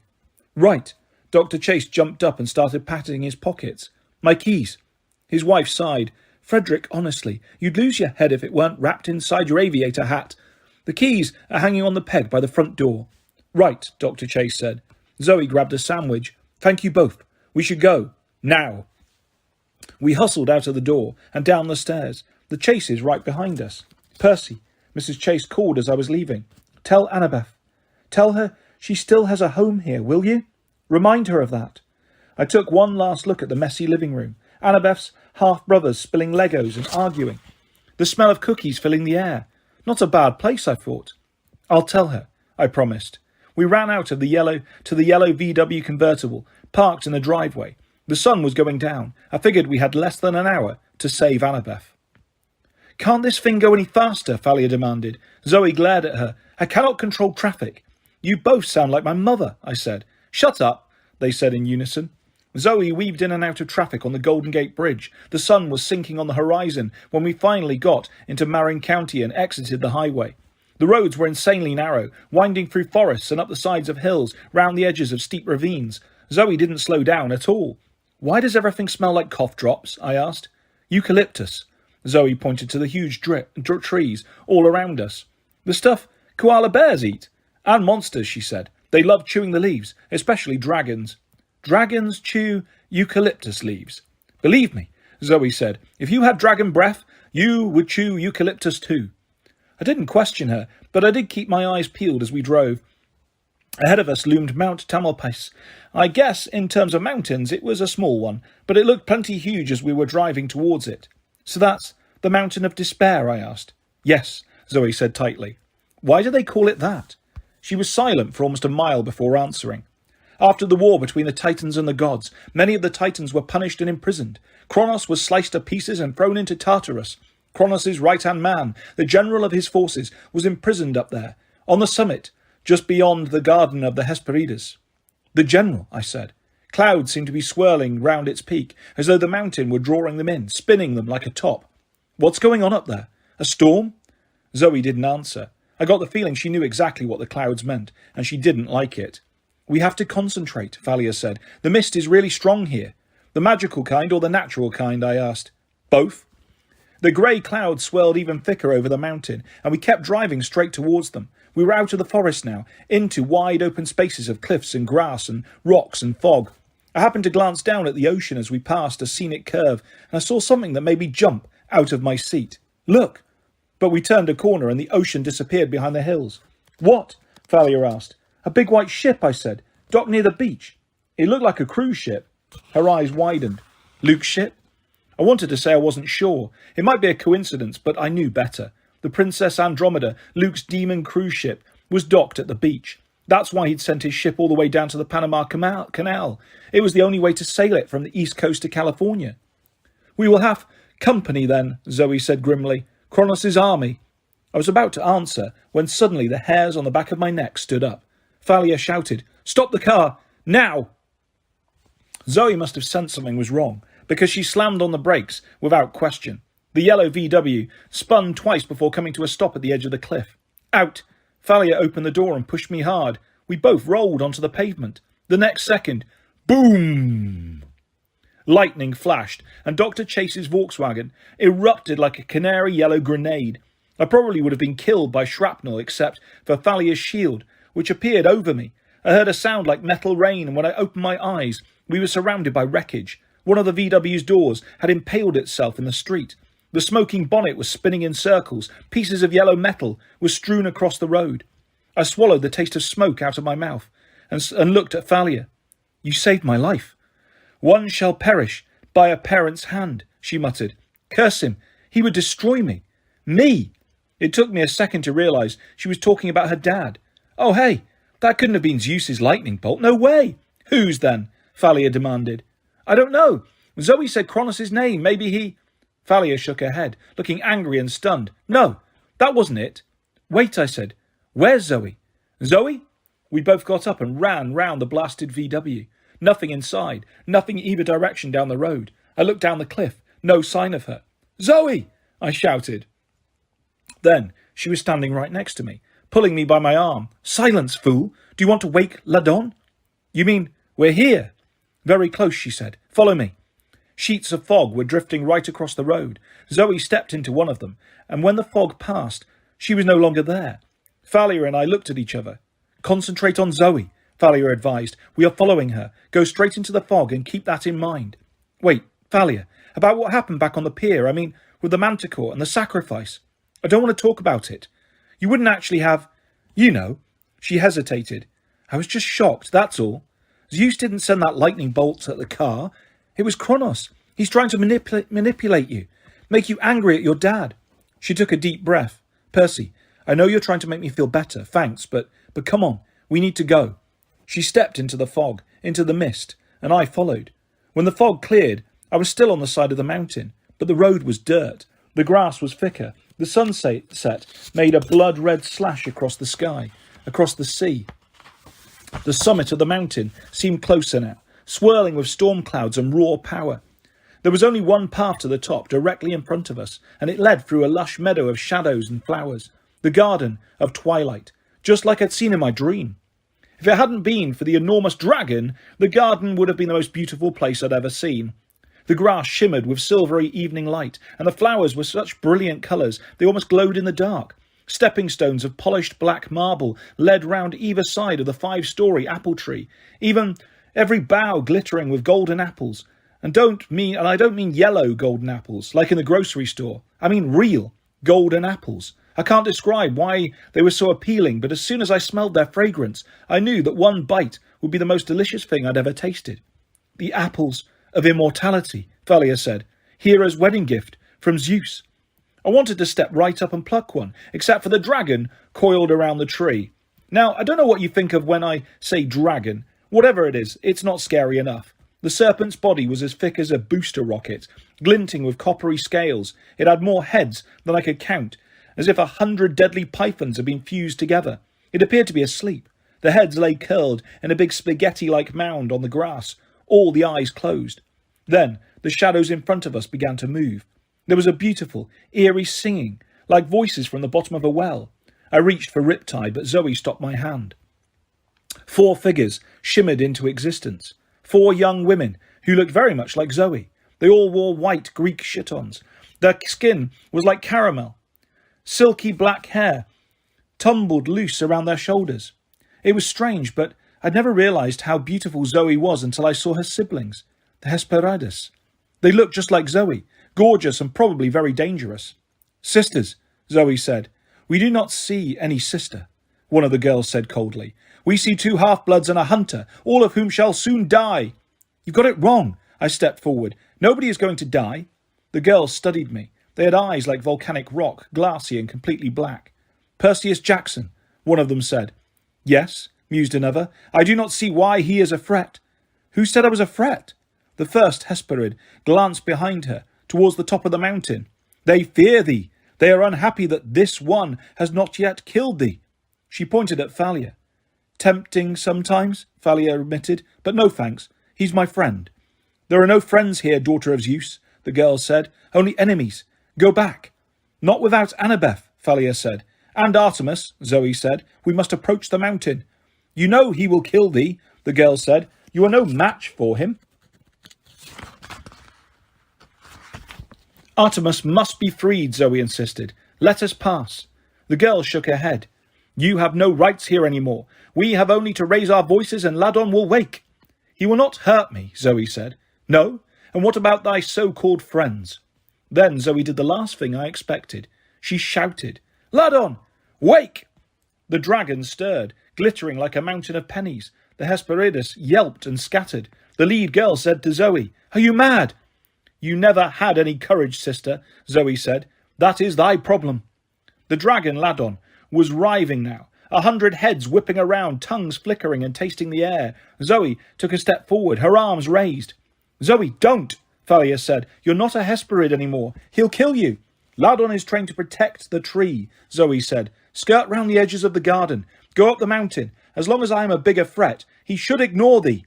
"Should," I said. Not exactly reassuring. "It is the only way," she said. "Even the three of us together cannot fight him." Ladon opened his mouths. The sound of 100 heads hissing at once sent a shiver down my spine, and that was before his breath hit me. The smell was like acid. It made my eyes burn, my skin crawl, and my hair stand on end. I remembered the time a rat had died inside our apartment wall in New York in the middle of the summer. This stench was like that, except 100 times stronger and mixed with the smell of chewed eucalyptus. I promised myself right then that I would never ask a school nurse for another cough drop. I wanted to draw my sword, but then I remembered my dream of Zoe and Hercules, and how Hercules had failed in a head-on assault. I decided to trust Zoe's judgment. Thalia went left. I went right. Zoe walked straight towards the monster. "It's me, my little dragon," Zoe said. "Zoe has come back." Ladon shifted forward and then back. Some of the mouths closed. Some kept hissing, dragging confusion. Meanwhile, the Hesperides shimmered and turned into shadows. The voice of the eldest whispered, "Fool!" "I used to feed thee by hand," Zoe continued, speaking in a soothing voice as she stepped towards the golden tree. "Do you still like lamb's meat?" The dragon's eyes glinted. Thalia and I were about halfway round the garden. Ahead, I could see a single rocky trail leading up to the bleak peak of the mountain. The storm swirled above it, spinning on the summit like it was the axis for the whole world. We'd almost made it out of the meadow when something went wrong. I felt the dragon's mood shift. Maybe Zoe got too close. Maybe the dragon realised he was hungry. Whatever the reason, he lunged at Zoe. 2,000 years of training kept her alive. She dodged one set of slashing fangs and tumbled under another, weaving through the dragon's heads as she ran in our direction, gagging from the monster's horrible breath.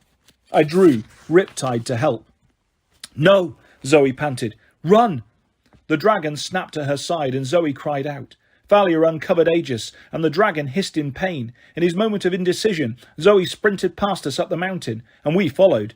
The dragon didn't try to pursue. He hissed and stomped the ground, but I guess he was well trained to guard that tree. He wasn't going to be lured off, even by the tasty prospect of eating some heroes.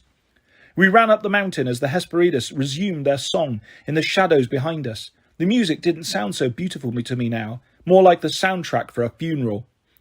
At the top of the mountain were ruins, blocks of black granite and marble as big as houses, broken columns, statues of bronze that looked as though they'd been half melted. "The ruins of Mount Ophrys," Thalia whispered in awe. "Yes," Zoe said. "It was not here before. This is bad." "What's Mount Ophrys?" I asked, feeling like a fool as usual. "The mountain fortress of the Titans," Zoe said. "In the First War, Olympus and Ophrys were the two rival capitals of the world. Ophrys was... well..." She winced and held her side. "You're hurt," I said. "Let me see." "No, it is nothing. I was saying, in the First War, Ophrys was blasted to pieces. But how is it here?" Thalia looked around cautiously as we picked our way through the rubble, past blocks of marble and broken archways. It moves in the same way that Olympus moves. It always exists on the edge of civilization, but the fact that it is here, on this mountain, is not good. Why? This is Atlas's mountain, Zoe said, where he holds. She froze. Her voice was ragged with despair. Where he used to hold up the sky. We had reached the summit. A few meters ahead of us, grey clouds swirled in a heavy vortex, making a funnel cloud that almost touched the mountain top, but instead rested on the shoulders of a 12-year-old girl with auburn hair and a tattered silvery dress. Artemis, her legs bound to the rock with celestial bronze chains. This is what I had seen in my dream. It hadn't been a cavern roof that Artemis was forced to hold. It was the roof of the world. My lady, Zoe rushed forward, but Artemis said, "Stop! It is a trap! You must leave now!" Her voice was strained. She was drenched in sweat. I had never seen a goddess in pain before, but the weight of the sky was clearly too much for Artemis. Zoe was crying. She ran forward despite Artemis's protests and tugged at the chains. A booming voice spoke behind us. "Ah, how touching." We turned. The general was standing there in his brown silk suit. At his side were Luke and half a dozen Dracanae, bearing the golden sarcophagus of Kronos. Annabeth stood at Luke's side. She had her hands cuffed behind her back, a gag in her mouth, and Luke was holding the point of his sword to her throat. I met her eyes, trying to ask her 1,000 questions. There was just one message she was sending me, though. Run. Luke, Thalia snarled, let her go. Luke's smile was weak and pale. He looked even worse than he had 3 days ago in D.C. That is the general's decision, Thalia. But it's good to see you again. Thalia spat at him. The general chuckled. So much for old friends. And you, Zoe? It's been a long time. How is my little traitor? I will enjoy killing you. Do not respond, Artemis groaned. Do not challenge him. Wait a second, I said. You're Atlas? The general glanced at me. So even the stupidest of heroes can finally figure something out. Yes, I am Atlas, the general of the Titans, and terror of the gods. Congratulations. I will kill you presently, as soon as I deal with this wretched girl. You're not going to hurt Zoe, I said. I won't let you. The general sneered. You have no right to interfere, little hero. This is a family matter. I frowned. A family matter?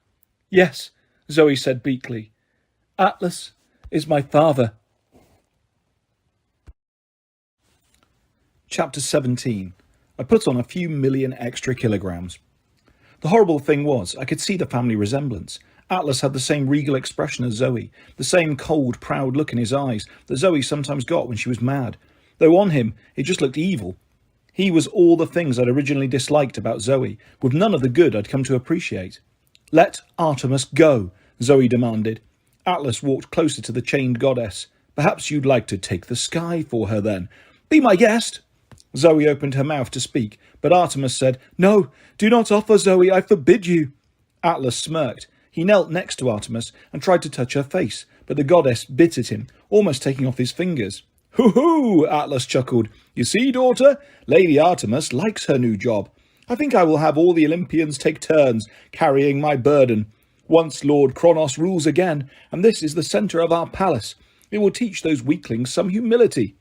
I looked at Annabeth. She was desperately trying to tell me something. She motioned her head towards Luke, but all I could do was stare at her. I hadn't noticed before, but something about her had changed. Her blonde hair was now streaked with grey. From holding the sky, Thalia muttered, as if she'd read my mind. The weight should have killed her. I don't understand, I said. Why can't Artemis just let go of the sky? Atlas laughed. How little you understand, young one. This is the point where the sky and the earth first met, where Uranus and Gaia first brought forth their mighty children, the Titans. The sky still yearns to embrace the earth. Someone must hold it at bay, or else it would crush down upon this place, instantly flattening the mountain and everything within 100 leagues. Once you have taken the burden, there is no escape. Atlas smiled, unless someone else takes it from you. He approached us, studying Thalia and me. So, these are the best heroes of the age, eh? Not much of a challenge. Fight us, I said, and let's see. Have the gods taught you nothing? An immortal does not fight a mere mortal directly. It is beneath our dignity. I will have Luke crush you instead. So, You're another coward, I said. Atlas's eyes glowed with hatred. With difficulty, he turned his attention to Thalia. As for you, daughter of Zeus, it seems Luke was wrong about you. I wasn't wrong, Luke managed. He looked terribly weak, and he spoke every word as if it were painful. If I didn't hate his guts so much, I almost would have felt sorry for him. Thalia, you can still join us. Call the Aphiatorus. It will come to you, look.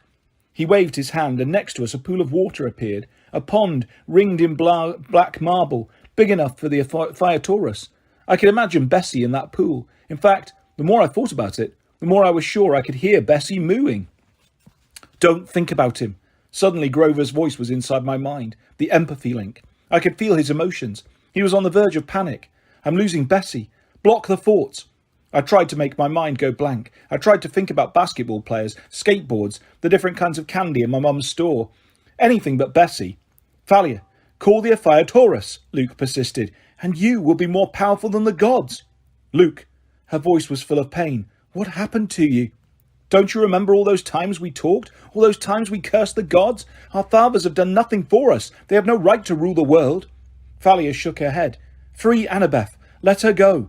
If you join me, Luke promised, it can be like old times, the three of us together, fighting for a better world. Please, Thalia, if you don't agree. His voice faltered. It's my last chance. He will use the other way. If you don't agree. Please. I don't know what he meant, but the fear in his voice sounded real enough. I believed that Luke was in danger. His life depended on Thalia's joining his cause, and I was afraid Thalia might believe it too. Do not, Thalia, Zoe warned. We must fight them. Luke waved his hand again, and a fire appeared, a bronze brazier, just like the one at camp, a sacrificial flame. Thalia, I said, no. Behind Luke, the golden sarcophagus began to glow. As it did, I saw images in the mist all around us, black marble walls rising, the ruins becoming whole, a terrible and beautiful palace rising around us, made of fear and shadow. We will raise Mount Orpheus right here, Luke promised, in a voice so strained it was hardly his. Once more, it will be stronger and greater than Olympus. Look, Thalia, we are not weak. He pointed towards the ocean, and my heart fell. Marching up the side of the mountain from the beach, where the Princess Andromeda was docked, was a great army. Draconae and Lastrygonians, monsters and half-bloods, hellhounds, harpies and other things I couldn't even name. The whole ship must have been emptied, because there were hundreds, many more, than I'd seen on board last summer, and they were marching towards us. In a few minutes they would be here. This is only a taste of what is to come, Luke said. Soon we will be ready to storm Camp Half-Blood, and after that, Olympus itself. All we need is your help. For a terrible moment, Thalia hesitated. She gazed at Luke, her eyes full of pain, as if the only thing she wanted in the world was to believe him. Then she levelled her spear. You aren't Luke. I don't know you any more. Yes, you do, Thalia, he pleaded. Please don't make me. Don't make him destroy you. There was no time. If that army got to the top of the hill, we would be overwhelmed. I met Annabeth's eyes again. She nodded. I looked at Thalia and Zoe, and I decided it wouldn't be the worst thing in the world to die fighting with friends like this. Now, I said. Together, we charged. Thalia went straight for Luke. The power of her shield was so great that his dragon women bodyguards fled in panic, dropping the golden coffin and leaving him alone. But despite his sickly appearance, Luke was still quick with his sword. He snarled like a wild animal and counterattacked. When his sword, Backbiter, met Thalia's shield, a ball of lightning erupted between them, frying the air with yellow tendrils of power. As for me, I did the stupidest thing of my life, which is saying a lot. I attacked the Titan Lord Atlas. He laughed as I approached. A huge javelin appeared in his hands. His silk suit melted into full Greek battle armour. Go on, then. Percy, Zoe said. Beware. I knew what she was warning me about. Chiron had told me long ago. Immortals are constrained by ancient rules, but a hero can go anywhere, challenge anyone, as long as he has the nerve. Once I attacked, Atlas was free to retaliate directly, with all his might. I swung my sword, and Atlas knocked me aside with the shaft of his javelin. I flew through the air and slammed into a black wall. It wasn't mist anymore. The palace was rising. Brick by brick, it was becoming real. Fool! Atlas screamed gleefully, swatting aside one of Zoe's arrows. Did you think simply because you could challenge that petty war god that you could stand up to me? The mention of Ares sent a jolt through me. I shook off my daze and charged again. If I could get to that pool of water, I could double my strength. The javelin's point slashed towards me like a scythe. I raised Riptide, planning to cut off his weapon at the shaft, but my arm felt like lead. My sword suddenly weighed a ton. And I remembered Ares' warning, spoken on the beach in Los Angeles so long ago. When you need it most, your sword will fail you. Not now, I pleaded, but it was no good. I tried to dodge, but the javelin caught me in the chest, sent me flying like a rag doll. I slammed into the ground, my head spinning. I looked up and found I was at the feet of Artemis, still straining under the weight of the sky. Run, boy, she told me. You must run. Atlas was taking his time, coming towards me. My sword was gone. It had skittered away over the edge of the cliff. It might reappear in my pocket, maybe in a few seconds, but it didn't matter. I'd be dead by then. Luke and Thalia were fighting like demons, lightning crackling around them. Annabeth was on the ground, desperately struggling to free her hands. Die, little hero, Atlas said. He raised his javelin to impale me. No, Zoe yelled, and a volley of silver arrows sprouted from the armpit chink in Atlas's armour. Ah! He bellowed, and turned towards his daughter. I reached down and felt Riptide back in my pocket. I couldn't fight Atlas, even with a sword. And then a chill went down my spine. I remembered the words of the prophecy. The Titan's curse must one withstand. I couldn't hope to beat Atlas, but there was someone else who might stand a chance. The sky, I told the goddess. Give it to me. No, boy, Artemis said. Her forehead was beaded with metallic sweat, like quicksilver. You don't know what you're asking. It will crush you. Annabeth took it. She barely survived. She had the spirit of a true huntress. You will not last so long. I'll die anyway, I said. Give me the weight of the sky. I didn't wait for her answer. I took out Riptide and slashed through her chains. Then I stepped next to her and braced myself on one knee, holding up my hands, and touched the cold, heavy clouds. For a moment, Artemis and I bore the weight together. It was the heaviest thing I'd ever felt, as if I were being crushed under 1,000 trucks. I wanted to black out from the pain, but I breathed deeply. I can do this. Then Artemis slipped out from under the burden, and I held it alone. Afterwards, I tried many times to explain what it felt like. I couldn't. Every muscle in my body turned to fire. My bones felt like they were melting. I wanted to scream, but I didn't have the strength to open my mouth. I began to sink lower and lower to the ground, the sky's weight crushing me. Fight back, Grover's voice said inside my head. Don't give up. I concentrated on breathing. If I could just keep the sky aloft a few more seconds. I thought about Bianca, who had given her life so we could get here. If she could do that, I could hold the sky. My vision turned fuzzy. Everyone and everything was tinged with red. I caught glimpses of the battle, but I wasn't sure if I was seeing clearly. There was Atlas in full battle armour, jabbing with his javelin, laughing insanely as he fought. And Artemis, a blur of silver. She had 2 wicked hunting knives, each as long as her arm, and she slashed wildly at the Titan, dodging and leaping with unbelievable grace. She seemed to change form as she manoeuvred. She was a tiger, a gazelle, a bear, a falcon. Or perhaps that was just my fevered brain. Zoe shot arrows at her father, aiming for the chinks in his armour. He roared in pain each time one found its mark, but they affected him like bee stings. He just got madder and kept fighting. Thalia and Luke went spear on sword, lightning still flashing around them. Thalia pressed Luke back with the aura of her shield. Even he was not immune to it. He retreated, wincing and growling in frustration. Yield, Thalia yelled. You never could beat me, Luke. He bared his teeth. We'll see, my old friend. Sweat poured down my face. My hands were slippery. My shoulders would have screamed with agony if they could. I felt like the vertebrae in my spine were being welded together by a blowtorch. Atlas advanced, pressing Artemis. She was fast, but his strength was unstoppable. His javelin slammed into the earth where Artemis had been a split second before, and a fissure opened in the rocks. He leapt over it and kept pursuing her. She was leading him back towards me. Get ready, she spoke in my mind. I was losing the ability to think through pain. My response was something like, ow! You fight well for a girl, Atlas laughed, but you are no match for me. He feinted with the tip of his javelin, and Artemis dodged.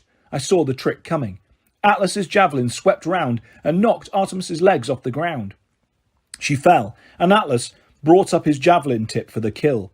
No! Zoe screamed. She leapt between her father and Artemis and shot an arrow straight into the Titan's forehead, where it lodged like a unicorn's horn.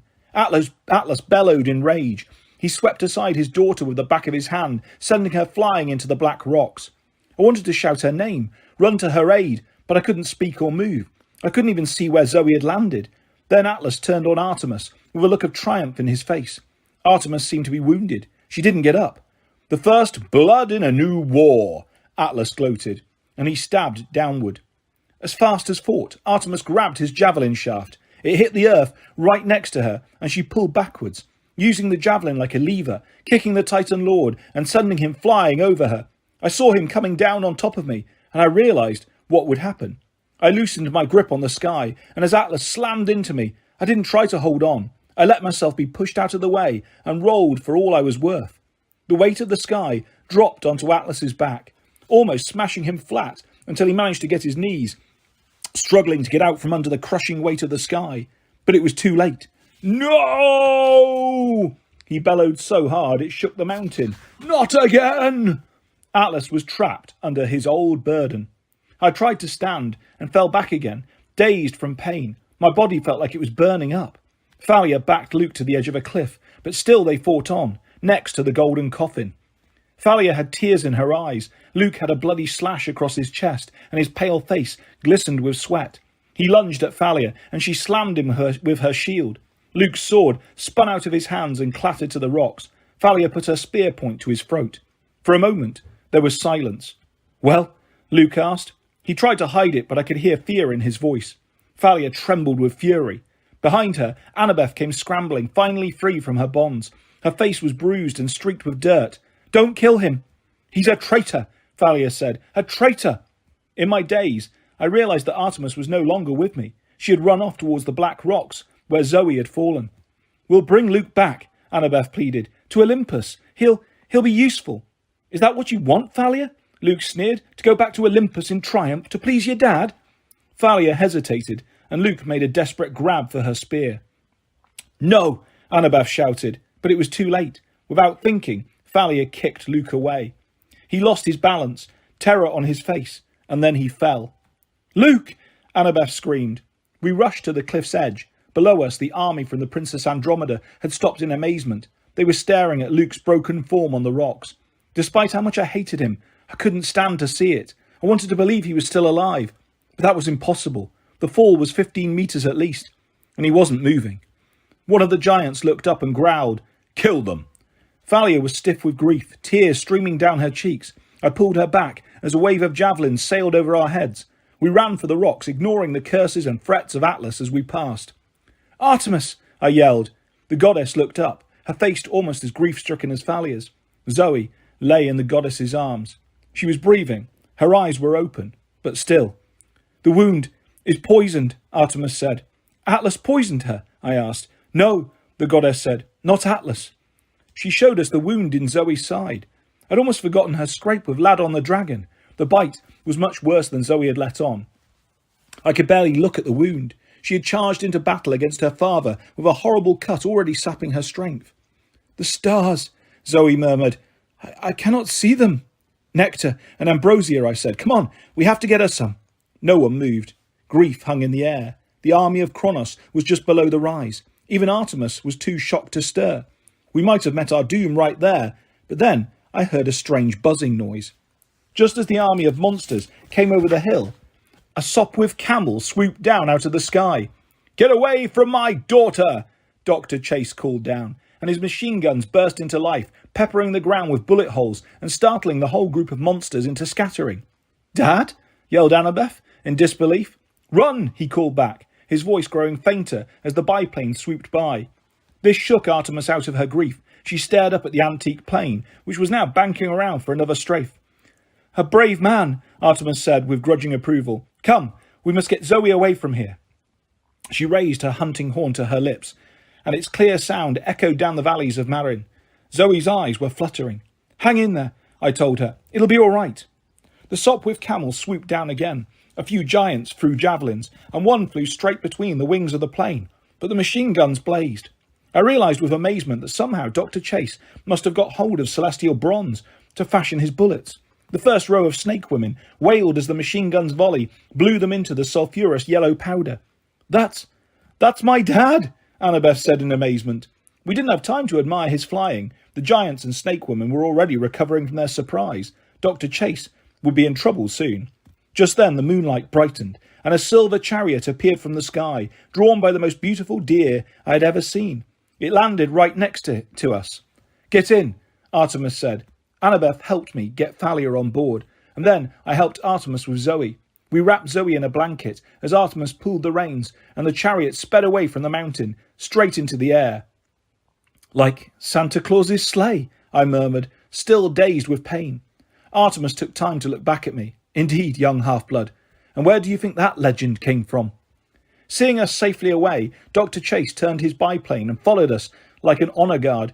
It must have been one of the strangest sights ever, even for the Bay Area. A silver flying chariot pulled by deer, escorted by a Sopwith camel. Behind us, the army of Kronos roared in anger as they gathered on the summit of Mount Tamalpais. But the loudest sound was the voice of Atlas, bellowing curses against the gods as he struggled under the weight of the sky. Chapter 18. A friend says goodbye. We landed at Christie Field after nightfall. As soon as Dr. Chase stepped out of his Sopwith camel, Annabeth ran to him and gave him a huge hug. "Dad, you flew! You shot! Oh my gods, that was the most amazing thing I've ever seen!" Her father blushed. "Well, not bad for a middle-aged mortal, I suppose. But the celestial bronze bullets, how did you get those?" "Ah, well, you did leave quite a few half-blood weapons in your room in Virginia, the last time you were left."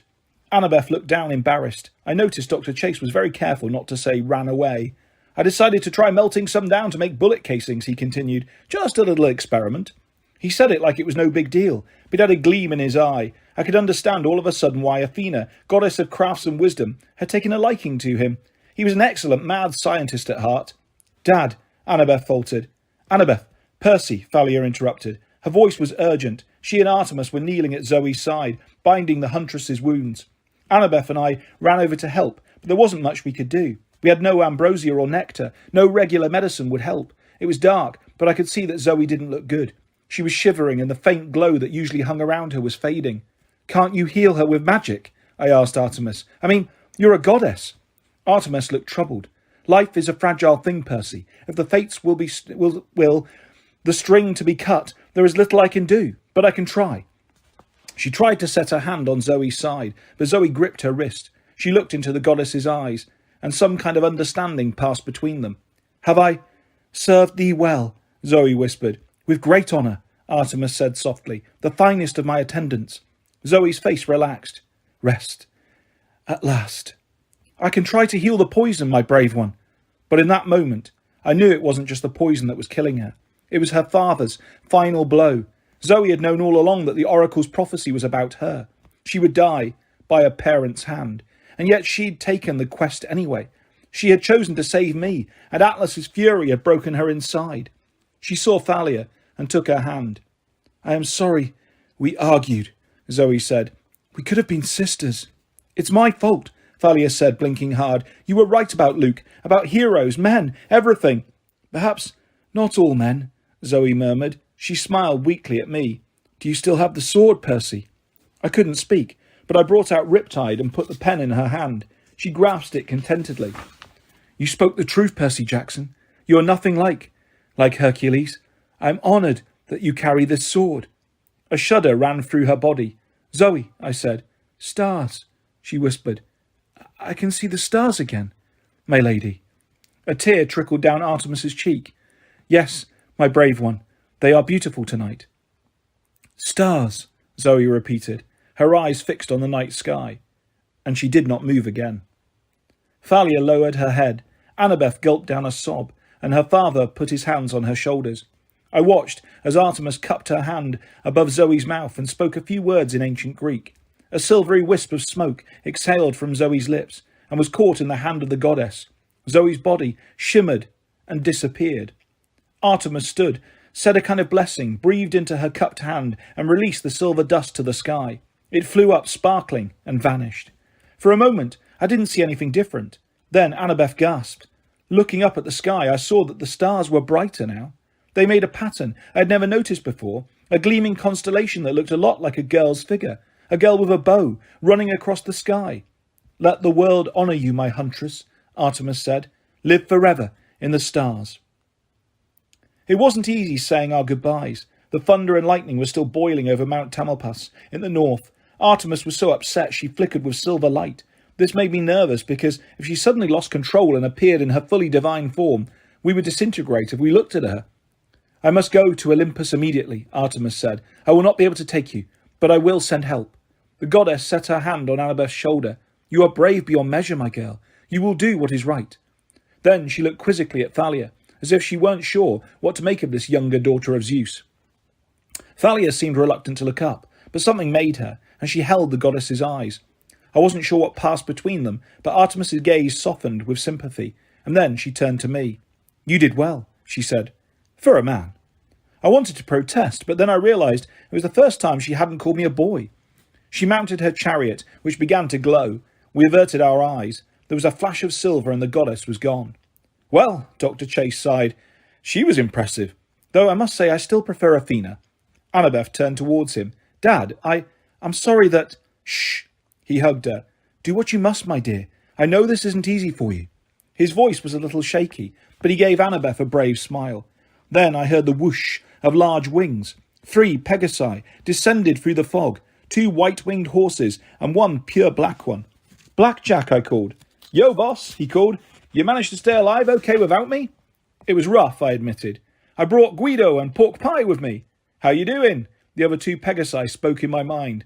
Blackjack looked me over with concern, then checked out Dr. Chase, Thalia and Annabeth. Any of these goons you want us to stampede? Nah, I said aloud. These are my friends. We need to get to Olympus pretty fast. No problem, Blackjack said, except for the mortal over there. Hope he's not going. I assured him Dr. Chase was not. The professor was staring open-mouthed at the Pegasi. Fascinating, he said. Such manoeuvrability. How does the wingspan compensate for the weight of the horse's body, I wonder? Blackjack cocked his head. What? Why, if the British had these Pegasi in the cavalry charges in the Crimea, Dr. Chase said, the charge of the Light Brigade... Dad, Annabeth interrupted. Dr. Chase blinked. He looked at his daughter and managed to smile. I'm sorry, my dear. I know you must go. He gave her one last awkward, well-meaning hug as she turned to climb aboard the Pegasus Guido. Dr. Chase called, Annabeth, I know San Francisco is a dangerous place for you, but please remember, you always have a home with us. We will keep you safe. Annabeth didn't answer, but her eyes were red as she turned away. Dr. Chase started to say more, then apparently thought better of it. He raised his hand in sad farewell and trudged away across the dark field.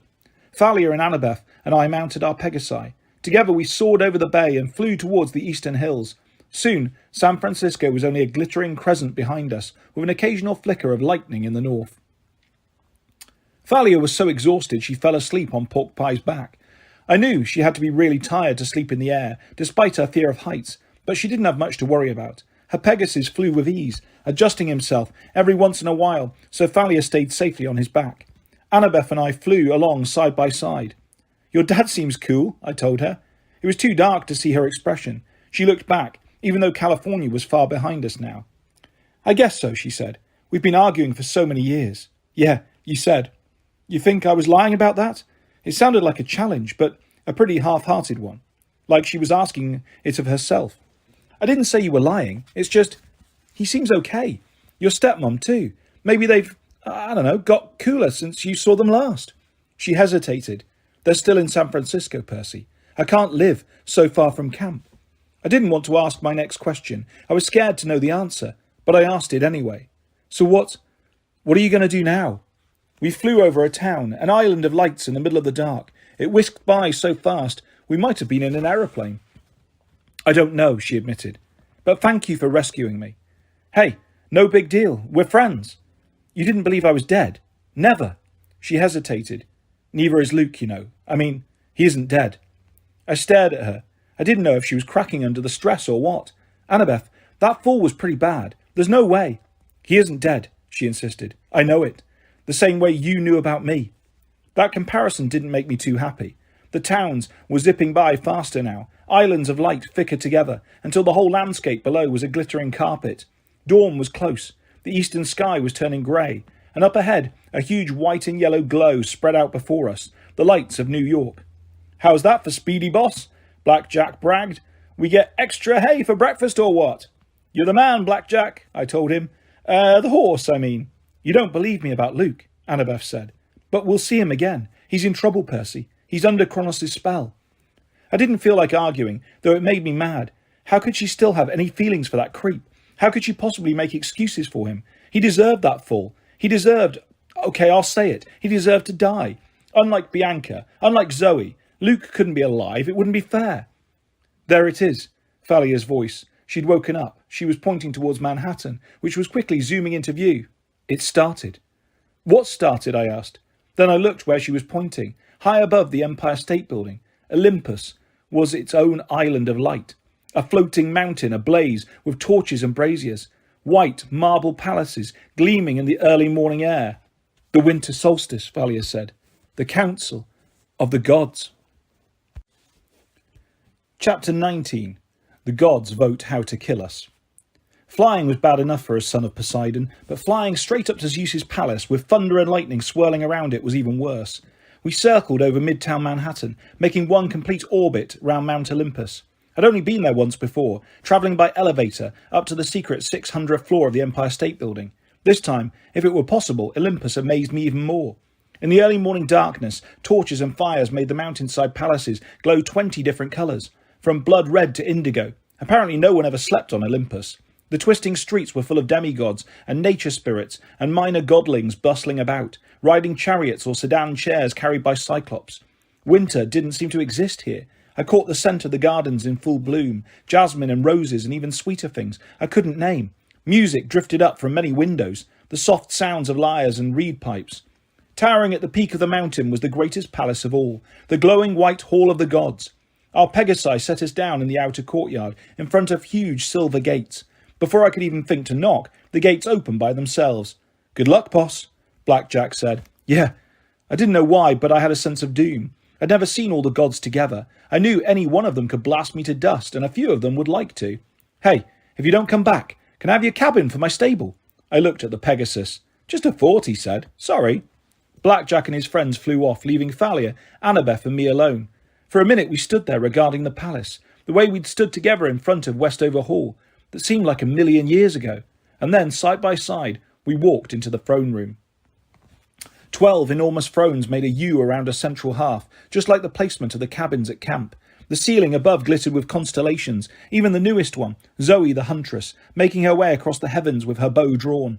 All of the seats were occupied. Each god and goddess was about 5 meters tall, and I'm telling you, if you've ever had a dozen all-powerful super-huge beings turn their eyes on you at once, well, suddenly facing monsters seemed like a picnic. "Welcome, heroes," Artemis said. "Mrrr." That's when I noticed Bessie and Grover. A sphere of water was hovering in the centre of the room, next to the hearth fire. Bessie was swimming happily around, swishing his serpent tail and poking his head out of the sides and the bottom of the sphere. He seemed to be enjoying the novelty of swimming in a magic bubble. Grover was kneeling at Zeus's throne, as if he'd just been giving a report. But when he saw us, he cried, "You made it!" He started to run towards me, and then remembered he was turning his back on Zeus and looked for permission. "Go on," Zeus said. But he wasn't really paying attention to Grover. The Lord of the Sky was staring intently at Thalia. Grover trotted over. None of the gods spoke. Every clop of Grover's hooves echoed on the marble floor. Bessie splashed in the bubble of water. The hearth fire crackled. I looked nervously at my father, Poseidon. He was dressed similarly to the last time I had seen him. Beach shorts, a Hawaiian shirt and sandals. He had a weathered, sun-tanned face with a dark beard and deep green eyes. I wasn't sure how he would feel about seeing me again, but the corners of his eyes crinkled with smile lines. He nodded, as if to say, "It's okay." Grover gave Annabeth and Thalia big hugs, and then he grasped my arms. "Percy, Bessie, I made it, but you have to convince them. They can't do it." "Do what?" I asked. "Heroes," Artemis called. The goddess slid down from her throne and turned to human size, a young, auburn-haired girl perfectly at ease in the midst of the giant Olympians. She walked towards us, her silver robe shimmering. There was no emotion on her face. She seemed to walk in a column of moonlight. "The council has been informed of your deeds," Artemis told us. "They know that Mount Ophrys is rising in the west. They know of Atlas's attempt for freedom and the gathering armies of Kronos. We have voted to act." There was some mumbling and shuffling among the gods, as if they weren't all happy with this plan, but nobody protested. "At my lord Zeus's command," Artemis said, "my brother Apollo and I shall hunt the most powerful monsters, seeking to strike them down before they can join the Titans' cause. Lady Athena shall personally check on the other Titans to make sure they do not escape their various prisons. Lord Poseidon has been given permission to unleash his full fury on the cruise ship Princess Andromeda and send it to the bottom of the sea. And as for you, my heroes," She turned to face the other immortals. These half-bloods have done Olympus a great service. Would any here deny that? She looked around at the assembled gods, meeting their faces individually. Zeus in his dark pinstripe suit, his black beard neatly trimmed, and his eyes sparkling with energy. Next to him sat a beautiful woman with silver hair braided over one shoulder and a dress that shimmered with colours like peacock feathers, the Lady Hera. On Zeus's right, my father Poseidon. Next to him, a huge lump of a man with a leg in steel brace, a misshapen head, and a wild brown beard, fire flickering through his whiskers. The Lord of the Forge, Hephaestus. Hermes winked at me. He was wearing a business suit today, checking messages on his Caducus cell phone. Apollo leaned back in his golden throne with his shades on. He had iPod headphones on, so I wasn't sure he was even listening, but he gave me a thumbs up. Dionysus looked bored, twirling a grapevine between his fingers, and Ares, well, he sat on his chrome and leather throne, glowering at me while he sharpened a knife.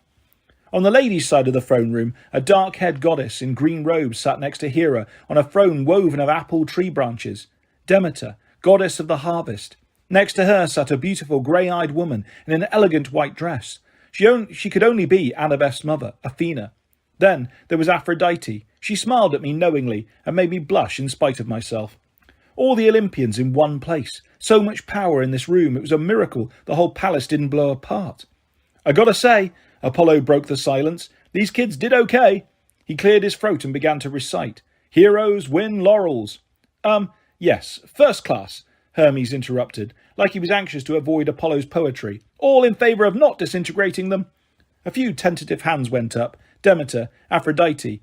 Wait just a minute, Ares growled. He pointed at Thalia and me. These two are dangerous. It'd be much safer while we've got them here. Ares, Poseidon interrupted. They are worthy heroes. We will not blast my son to bits. Nor my daughter, Zeus grumbled. She has done well. Thalia blushed. She studied the floor. I knew how she felt. I'd hardly ever talked to my father, much less got a compliment. The goddess Athena cleared her throat and sat forward. I am proud of my daughter as well, but there is a security risk here, with the other two. Mother, Annabeth said, how can you? Athena cut her off with a calm but firm look. It is unfortunate that my father Zeus and my uncle Poseidon chose to break their oath not to have more children. Only Hades kept his word, a fact that I find ironic. As we know from the great prophecy, children of the three elder gods, such as Thalia and Percy, are dangerous. As thick-headed as he is, Ares has a point. Right, Ares said. Hey, wait a minute. Who are you calling? He started to get up, but a grapevine grew around his waist like a seatbelt and pulled him back down. Oh, please, Ares, Dionysus sighed. Save the fighting for later. Ares cursed and ripped away the vine. You'll want to talk, you old drunk. You seriously want to protect these brats? Dionysus gazed down at us wearily. I have no love for them. Athena, do you truly think it's safest to destroy them? I do not pass judgment, Athena said. I only point out the risk. What we do, the council must decide. I will not have them punished, Artemis said. I will have them rewarded. If we destroy heroes who do us a great favour, then we are no better than the Titans. If this is Olympian justice, I will have none of it. Calm down, sis, Apollo said. Geez, you need to lighten up. Don't call me sis. I will reward them. Well, Zeus grumbled. Perhaps. But the monster at least must be destroyed. We have agreement on that. A lot of nodding heads. It took me a second to realise what they were saying. Then my heart turned to lead. Bessie. You want to destroy Bessie? Bessie protested. My father frowned. You have named the Ophiuchorus Bessie? Dad, I said, he's just a sea creature. A really nice sea creature. You can't destroy him. Poseidon shifted uncomfortably. Percy, the monster's power is considerable. If the Titans were to steal it or... You can't, I insisted. I looked at Zeus. I probably should have been afraid of him, but I stared him right in the eye. Controlling the prophecies never works. Isn't that true? Besides, Bess, the Ophiuchorus is innocent. Killing something like that is wrong. It's just as wrong as Kronos eating his children just because of something they might do. It's wrong. Zeus seemed to consider this. His eyes drifted to his daughter Thalia. And what of the risk? Kronos knows full well, if one of you were to sacrifice the beast's entrails, you would have the power to destroy us. Do you think we can let that possibility remain? You, my daughter, will turn 16 on the morrow, just as the prophecy says. You have to trust them. Annabeth spoke up. Sir, you have to trust them. Zeus scowled. Trust a hero? Annabeth is right, Artemis said, which is why I must first make a reward. My faithful companion, Zoe Nightshade, has passed into the stars. I must have a new lieutenant, and I intend to choose one. But first, Father Zeus, I must speak to you privately. Zeus beckoned Artemis forward. He leaned down and listened as she spoke in his ear. A feeling of panic seized me. Annabeth, I said under my breath. Don't. She frowned at me. What? Look, I need to tell you something, I continued. The words came stumbling out of me. I couldn't stand it if... I don't want you to... Percy, she said. You look like you're going to be sick. And that's how I felt. I wanted to say more, but my tongue betrayed me. It wouldn't move because of the fear in my stomach. And then Artemis turned. I shall have a new lieutenant, she announced, if she will accept it. No, I murmured. Thalia, Artemis said, daughter of Zeus. Will you join the hunt? Stunned silence filled the room. I stared at Thalia, unable to believe what I was hearing. Annabeth smiled. She squeezed Thalia's hand and let it go, as if she'd been expecting this all along. I will, Thalia said firmly. Zeus rose, his eyes full of concern. My daughter, consider well. Father, she said, I will not turn 16 tomorrow. I will never turn 16. I won't let this prophecy be mine. I stand with my sister Artemis. Kronos will never tempt me again. She knelt before the goddess and began the words I remembered from Bianca's oath that seemed like so long ago. I pledge myself to the goddess Artemis. I turn my back on the company of men. Afterwards, Thalia did something that surprised me, almost as much as the pledge. She came over to me, smiled, and in front of the whole assembly she gave me a big hug. I blushed. When she pulled away and gripped my shoulders, I said, aren't you supposed to not do that anymore? Hug boys, I mean. I'm honouring a friend, she corrected. I must join the hunt, Percy. I haven't known peace since Half-Blood Hill. I finally feel like I have a home. But you're a hero. You will be the one of the prophecy. Great, I muttered. I'm proud to be your friend. She hugged Annabeth, who was trying hard not to cry. Then she even hugged Grover, who looked ready to pass out, like somebody had just given him an all-you-can-eat enchilada coupon. Then Thalia went to stand by Artemis's side. Now, for the Ephialtaurus, Artemis said. This boy is still dangerous, Dionysus warned. The beast is a temptation to great power, even if we spare the boy. No. I looked around at all the gods. Please, keep the Ephialtaurus safe. My dad can hide him under the sea somewhere, or keep him in an aquarium here in Olympus. But you have to protect him. And why should we trust you? Rumbled Hephaestus. I'm only 14, I said. If this prophecy is about me, that's 2 years. 2 more years. 2 years for Kronos to deceive you, Athena said. Much can change in 2 years, my young hero. Mother, Annabeth said, exasperated. It is only the truth, child. It is a bad strategy to keep the animal alive, or the boy. My father stood. I will not have a sea creature destroyed if I can help it. And I can help it. He held out his hand, and a trident appeared in it. A 6-metre-long bronze shaft with 3 spear tips that shimmered with blue, watery light. I will vouch for the boy and the safety of the Ephialtaurus. You won't take it under the sea, Zeus stood suddenly. I won't have that kind of bargaining chip in your possession. Brother, please, Poseidon sighed. Zeus's lightning bolt appeared in his hand, a shaft of electricity that filled the whole room with ozone storm smell. Fine, Poseidon said. I will build an aquarium for the creature here. Hephaestus can help me. The creature will be safe. We shall protect it with all our powers. The boy will not betray us. I vouch for this on my honour. Zeus thought about this. All in favour? To my surprise, a lot of hands went up. Dionysus abstained. So did Ares and Athena. But everybody else. We have a majority, Zeus decreed. And so, since we will not be destroying these heroes, I imagine we should honour them. Let the triumph celebration begin. There are parties, and then there are huge major blowout parties, and then there are Olympian parties. If you ever get a choice, go for the Olympian. The 9 muses cranked up the tunes, and I realised the music was whatever you wanted it to be. The gods could listen to classical, and the younger demigods could hear hip-hop or whatever, and it was all the same soundtrack. No arguments, no fights to change the radio station, just requests to crank it up. Dionysus went around growing refreshment stands out of the ground, and a beautiful woman walked with him, arm in arm, his wife, Ariadne. Dionysus looked happy for the first time. Nectar and ambrosia overflowed from golden fountains, and platters of mortal snack food crowded the banquet tables. Golden goblets filled with whatever drink you wanted. Grover trotted around with a full plate of tin cans and enchiladas, and his goblet was full of double espresso latte, which he kept muttering over like an incantation. Pan, pan. Gods kept coming over to congratulate me. Thankfully, they had reduced themselves to human size, so they didn't accidentally trample partygoers under their feet. Hermes started chatting with me, and he was so cheerful I hated to tell him what had happened to his least favourite son Luke. But before I could even get up the courage, Hermes got a call on his caduceus and walked away. Apollo told me I could drive his sun chariot any time, and if I ever wanted archery lessons. Thanks, I told him, but seriously, I'm no good at archery. Ah, nonsense, he said. Target practice from the chariot as we fly over the US? Best fun there is. I made some excuses and wove through the crowds that were dancing in the palace courtyards. I was looking for Annabeth. Last time I saw her, she'd been dancing with some minor godling. Then a man's voice behind me said, "You won't let me down, I hope." I turned and found Poseidon smiling at me. "Dad! Hi!" "Hello, Percy. You've done well."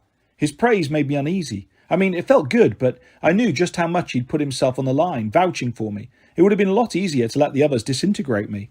"I won't let you down," I promised. He nodded. I had trouble reading God's emotions, but I wondered if he had some doubts. "Your friend Luke." "He's not my friend," I blurted out, and then I realised it was probably rude to interrupt. "Sorry." "Your former friend Luke," Poseidon corrected. "He once promised things like that. He was Hermes' pride and joy. Just bear that in mind, Percy. Even the bravest can fall." "Luke fell pretty hard," I agreed. "He's dead." Poseidon shook his head. "No, Percy, he is not." I stared at him. "What?" "I believe Annabeth told you this. Luke still lives. I have seen it. His boat sails from San Francisco with the remains of Kronos even now. He will retreat and regroup before assaulting you again. I will do my best to destroy his boat with storms, but he is making alliances with my enemies, the older spirits of the ocean. They will fight to protect him." "How can he be alive?" I said. "That fool should have killed him." Poseidon looked troubled. "I don't know, Percy, but beware of him. He is more dangerous than ever, and the golden coffin is still with him, still growing in strength." "What about Atlas?" I said. "Who's to prevent him from escaping again? Couldn't he just force some giant or something to take the sky for him?" My father snorted in derision. "If it was so easy, he would have escaped long ago. No, my son. The curse of the sky can only be forced upon a Titan, one of the children of Gaia and Oreanas. Anyone else must choose to take the burden of their own free will. Only a hero, someone with strength, a true heart and great courage would do such a thing. No one in Kronos' army would dare to try bear that weight, even upon pain of death." "Luke did it," I said. "He let Atlas go. Then he tricked Annabeth into saving him and used her to convince Artemis to take the sky." "Yes," Poseidon said. "Luke is an interesting case." I think he wanted to say more, but just then Bessie started mooing from across the courtyard. Some demigods were playing with his water sphere, joyously pushing it back and forth over the top of the crowd. "I'd better take care of that," Poseidon grumbled. "We can't have the Ophiuchus tossed around like a beach ball." "Be good, my son. We may not speak again for some time." And just like that, he was gone. I was about to keep searching the crowd when another voice spoke. "Your father takes a great risk, you know." I found myself face to face with the grey-eyed woman who looked so much like Annabeth. I almost called her that. Athena. I tried not to sound resentful after the way she'd written me off in the council, but I guess I didn't hide it very well. She smiled dryly. "Do not judge me too harshly, half-blood. Wise counsel is not always popular, but I spoke the truth. You are dangerous." "You never take risks?" She nodded. "I can see the point. You may perhaps be useful, and yet your fatal flaw may destroy us all well as yourself."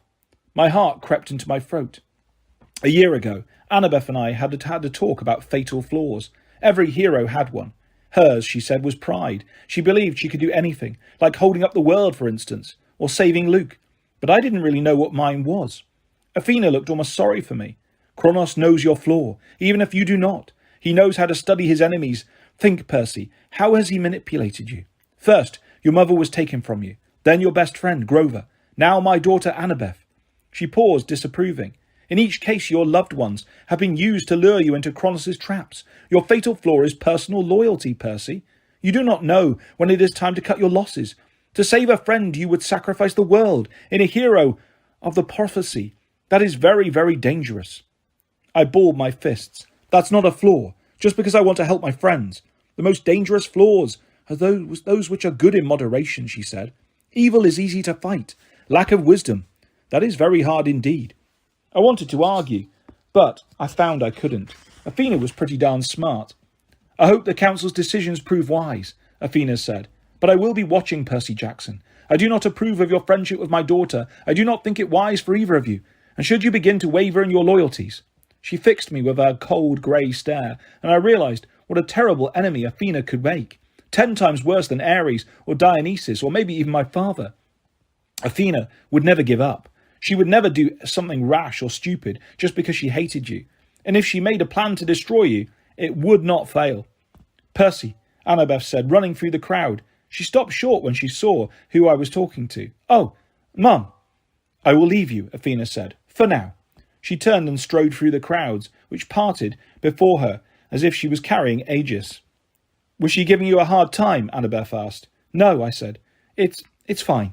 She studied me with concern. She touched the new streak of grey in my hair that matched hers exactly, our painful souvenir from holding Atlas's burden.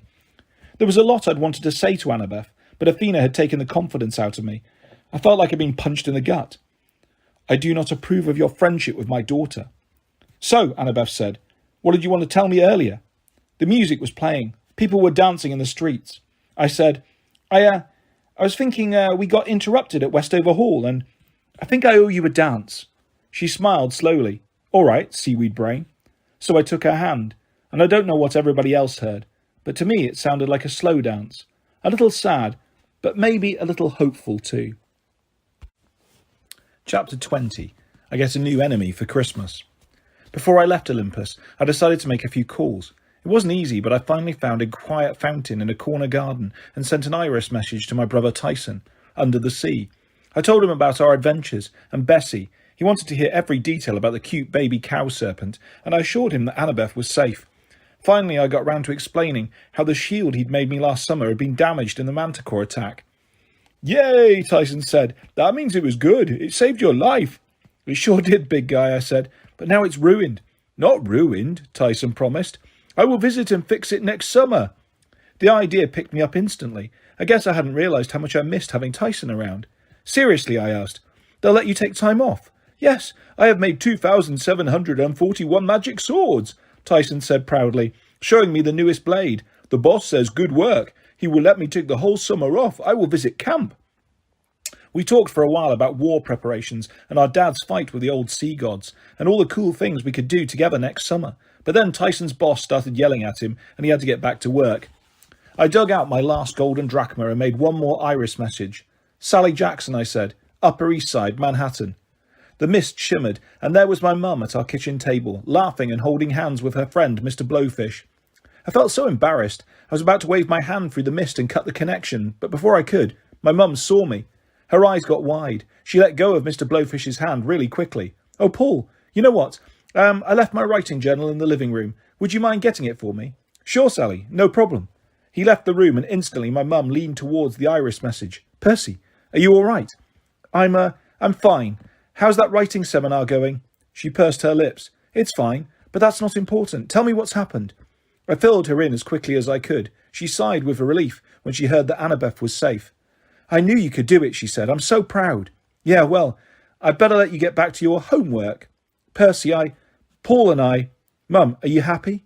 The question seemed to take her by surprise. She thought for a moment. Yes, I really am, Percy. Being around him makes me happy. Then it's cool. Seriously, don't worry about me. The funny thing was, I meant it. Considering the quest I'd just had, maybe I should have been worried for my mum. I'd seen just how mean people could be to each other, like Hercules was to Zoe Nightshade, like Luke was to Thalia. I'd met Aphrodite, goddess of love, in person, and her powers had scared me worse than Ares. But seeing my mother laughing and smiling, after all the years she'd suffered with my nasty ex-stepfather, Gabe Ugliano, I couldn't help feeling happy for her. You promised not to call him Mr. Blowfish, she asked. I shrugged. Well, maybe not to his face, anyway. Sally, Mr. Blowfish called from our living room. You need the green binder or the red one? I'd better go, she told me. See you for Christmas? Are you putting blue candy in my stocking? She smiled. If you're not too old for that. I'm never too old for candy. I'll see you then. She waved her hand across the mist. Her image disappeared, and I thought to myself that Thalia had been right. So many days ago at Westover Hall, my mum really was pretty cool. Compared to Mount Olympus, Manhattan was quiet. Friday before Christmas, but it was early in the morning, and hardly anyone was on Fifth Avenue. Argus, the many-eyed security chief, picked up Annabeth, Grover and me at the Empire State Building and ferried us back to camp through a light snowstorm. The Long Island Expressway was almost deserted. As we trudged back up Half-Blood Hill to the pine tree where the golden fleece glittered, I half expected to see Thalia there, waiting for us. But she wasn't. She was long gone with Artemis and the rest of the hunters, off on their next adventure. Chiron greeted us at the big house with hot chocolate and toasted cheese sandwiches. Grover went off with his satyr friends to spread the word about our strange encounter with the magic of Pan. Within an hour, the satyrs were all running around agitated, asking where the nearest espresso bar was. Annabeth and I sat with Chiron and some of the other senior campers, Beckendorf, Selina Beauregard, and the Stoll brothers. Even Clarice from the Ares cabin was there, back from her secretive scouting mission. I knew she must have had a difficult quest, because she didn't even try to pulverise me. She had a new scar on her chin, and her dirty blonde hair had been cut short and ragged, like someone had attacked it with a pair of safety scissors. "I got news," she mumbled uneasily. "Bad news." "I'll fill you in later," Chiron said, with forced cheerfulness. "The important thing is, you have prevailed, and you have saved Annabeth." Annabeth smiled at me gratefully, which made me look away. For some strange reason, I found myself thinking about the Hoover Dam and the odd mortal girl I'd run into there, Rachel Elizabeth Dare. I didn't know why, but her annoying comments kept coming back to me. "Do you always kill people when they blow their nose?" I was only alive because so many people had helped me, even a random mortal girl like that. I'd never even explained to her who I was. "Luke is alive," I said. Annabeth was right. Annabeth sat up. "How do you know?" I tried not to feel annoyed by her interest. I told her what my dad had said about the Princess Andromeda. "Well," Annabeth shifted uncomfortably in her chair, "if the final battle does come from Percy, when Percy is 16, at least we have 2 more years to figure something out." I had a feeling that when she said figure something out, she meant get Luke to change his ways, which annoyed me even more. Chiron's expression was gloomy. Sitting by the fire in his wheelchair, he looked really old. I mean, he was really old, but he usually didn't look it. 2 years may seem like a long time, he said, but it's the blink of an eye. I still hope you are not the child of the prophecy, Percy. But if you are, then the Second Titan War is almost upon us. Kronos' first strike will be here. "How do you know?" I asked. "Why would he care about camp?"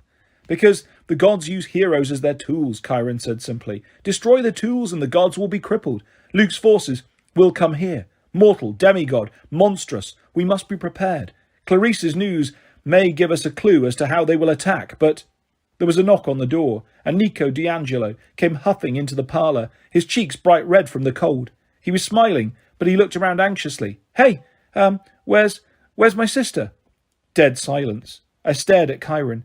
I couldn't believe nobody had told him yet, and then I realised why. They'd been waiting for us to appear, to tell Nico in person. That was the last thing I wanted to do, but I owed it to Bianca. "Hey, Nico." I got up from my comfortable chair. "Let's take a walk, okay? We need to talk." He took the news in silence, which somehow made it worse. I kept talking, trying to explain how it had happened, how Bianca had sacrificed herself to save the quest, but I felt like I was only making things worse.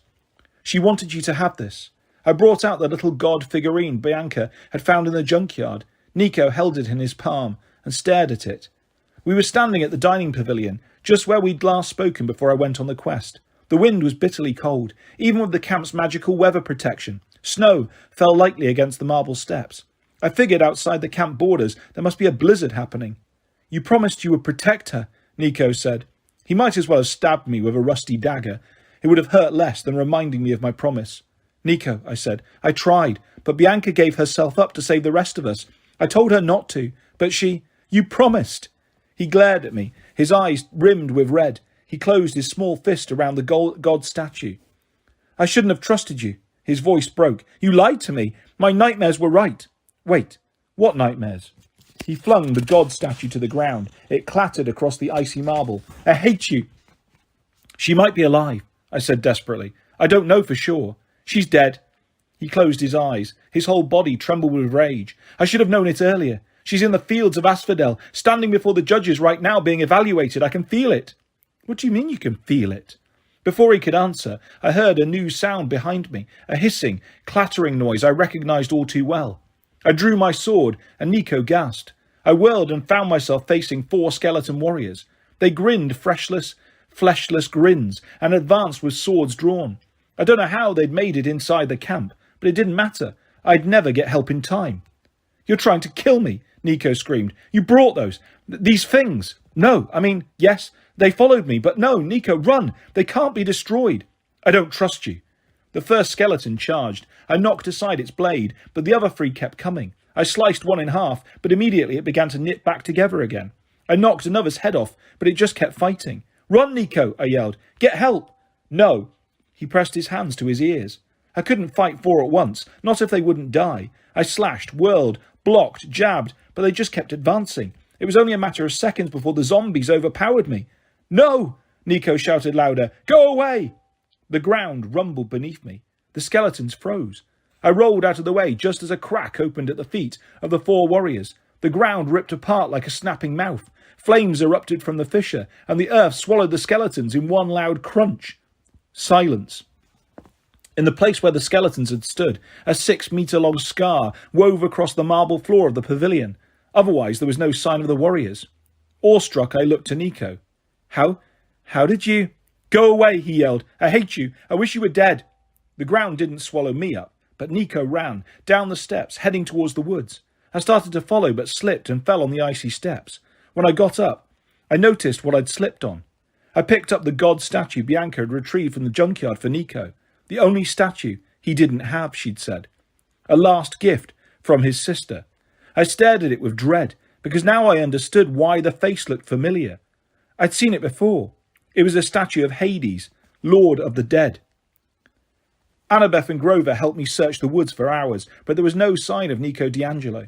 We have to tell Chiron, Annabeth said, out of breath. No, I said. She and Grover both stared at me. Grover said nervously. What do you mean, no? I was still trying to figure out why I'd said that, but the words spilled out of me. We can't let anyone know. I don't think anyone realises that Nico is a son of Hades, Annabeth said. Percy, do you have any idea how serious this is? Even Hades broke the oath. This is horrible. I don't think so, I said. I don't think Hades broke the oath. What? He's their dad, I said. But Bianca and Nico have been out of commission for a long time, since even before World War II. The Lotus Casino, Grover said, and he told Annabeth about the conversations we'd have with Bianca on the quest. She and Nico were stuck there for decades. They were born before the oath was made. I nodded. But how did they get out? Annabeth protested. I don't know, I admitted. Bianca said a lawyer came and got them and drove them to Westover Hall. I don't know who that could have been or why. Maybe it's part of this great stirring thing. I don't think Nico understands who he is. But we can't go telling anyone, not even Chiron. If the Olympians find out, it might start them fighting among each other again, Annabeth said. That's the last thing we need. Grover looked worried. But you can't hide things from the gods, not forever. I don't need forever, I said. Just 2 years, until I'm 16. Annabeth paled. But Percy, this means the prophecy might not be about you. It might be about Nico. We have to... No, I said. I choose the prophecy. It will be about me. Why are you saying that? She cried. You want to be responsible for the whole world? It was the last thing I wanted, but I didn't say that. I knew I had to step up and claim it. I can't let Nico be in any more danger, I said. I owe that much to his sister. I let them both down. I'm not going to let that poor kid suffer any more. The poor kid who hates you and wants to see you dead, Grover reminded me. Maybe we can find him, I said. We can convince him it's okay. Hide him somewhere safe. Annabeth shivered. If Luke gets hold of him. Luke won't, I said. I'll make sure he's got other things to worry about, namely me. I wasn't sure Chiron believed the story and Annabeth and I told him. I think he could tell I was holding something back about Nico's disappearance. But in the end, he accepted it. Unfortunately, Nico wasn't the first half-blood to disappear. So young, Chiron sighed, his hands on the rail of the front porch. Alas, I hope he was eaten by monsters, much better than being recruited into the Titan's army. That idea made me really uneasy. I almost changed my mind about telling Chiron, but I didn't. You really think the first attack will be here? I asked. Chiron stared at the snow falling on the hills. I could see smoke from the Dragon Guardian, at the pine tree, the glitter of the distant fleece. It will not be until summer at least, Chiron said. This winter will be hard, the hardest of many centuries. It's best that you go home to the city. Percy, try to keep your mind on school and rest. You will need rest. I looked at Annabeth. What about you? Her cheeks flushed. I'm going to try San Francisco after all. Maybe I can keep an eye on Mount Tam. Make sure the Titans don't try anything else. You'll send an Iris message if anything goes wrong. She nodded. But I think Kyron's right. It won't be until the summer. Luke will need time to regain his strength. I didn't like the idea of waiting. Then again, next August, I would be turning 15. So close to 16, I didn't want to think about it. All right, I said. Just take care of yourself. And no crazy stunts in the Sopwith camel. She smiled tentatively. Deal. And, Percy? Whatever she was going to say was interrupted by Grover, who stumbled out of the big house, tripping over tin cans. His face was haggard and pale, like he'd seen a spectre. He spoke, Grover cried. Calm down, my young satyr, Chiron said, frowning. What is the matter? I was playing music in the parlour. He stammered. And drinking coffee, lots and lots of coffee. And he spoke in my mind. Who? Annabeth demanded. Pan, Grover wailed. The Lord of the Wild himself. I heard him. I have to find a suitcase. Whoa, whoa, whoa, I said. What did he say? Grover stared at me. Just 3 words. He said, I await you. And that is the end of Percy Jackson and the Titan's Curse. I will be back with Percy Jackson and the Battle of the Labyrinth in the not too distant future. Hope you enjoyed that. Goodbye.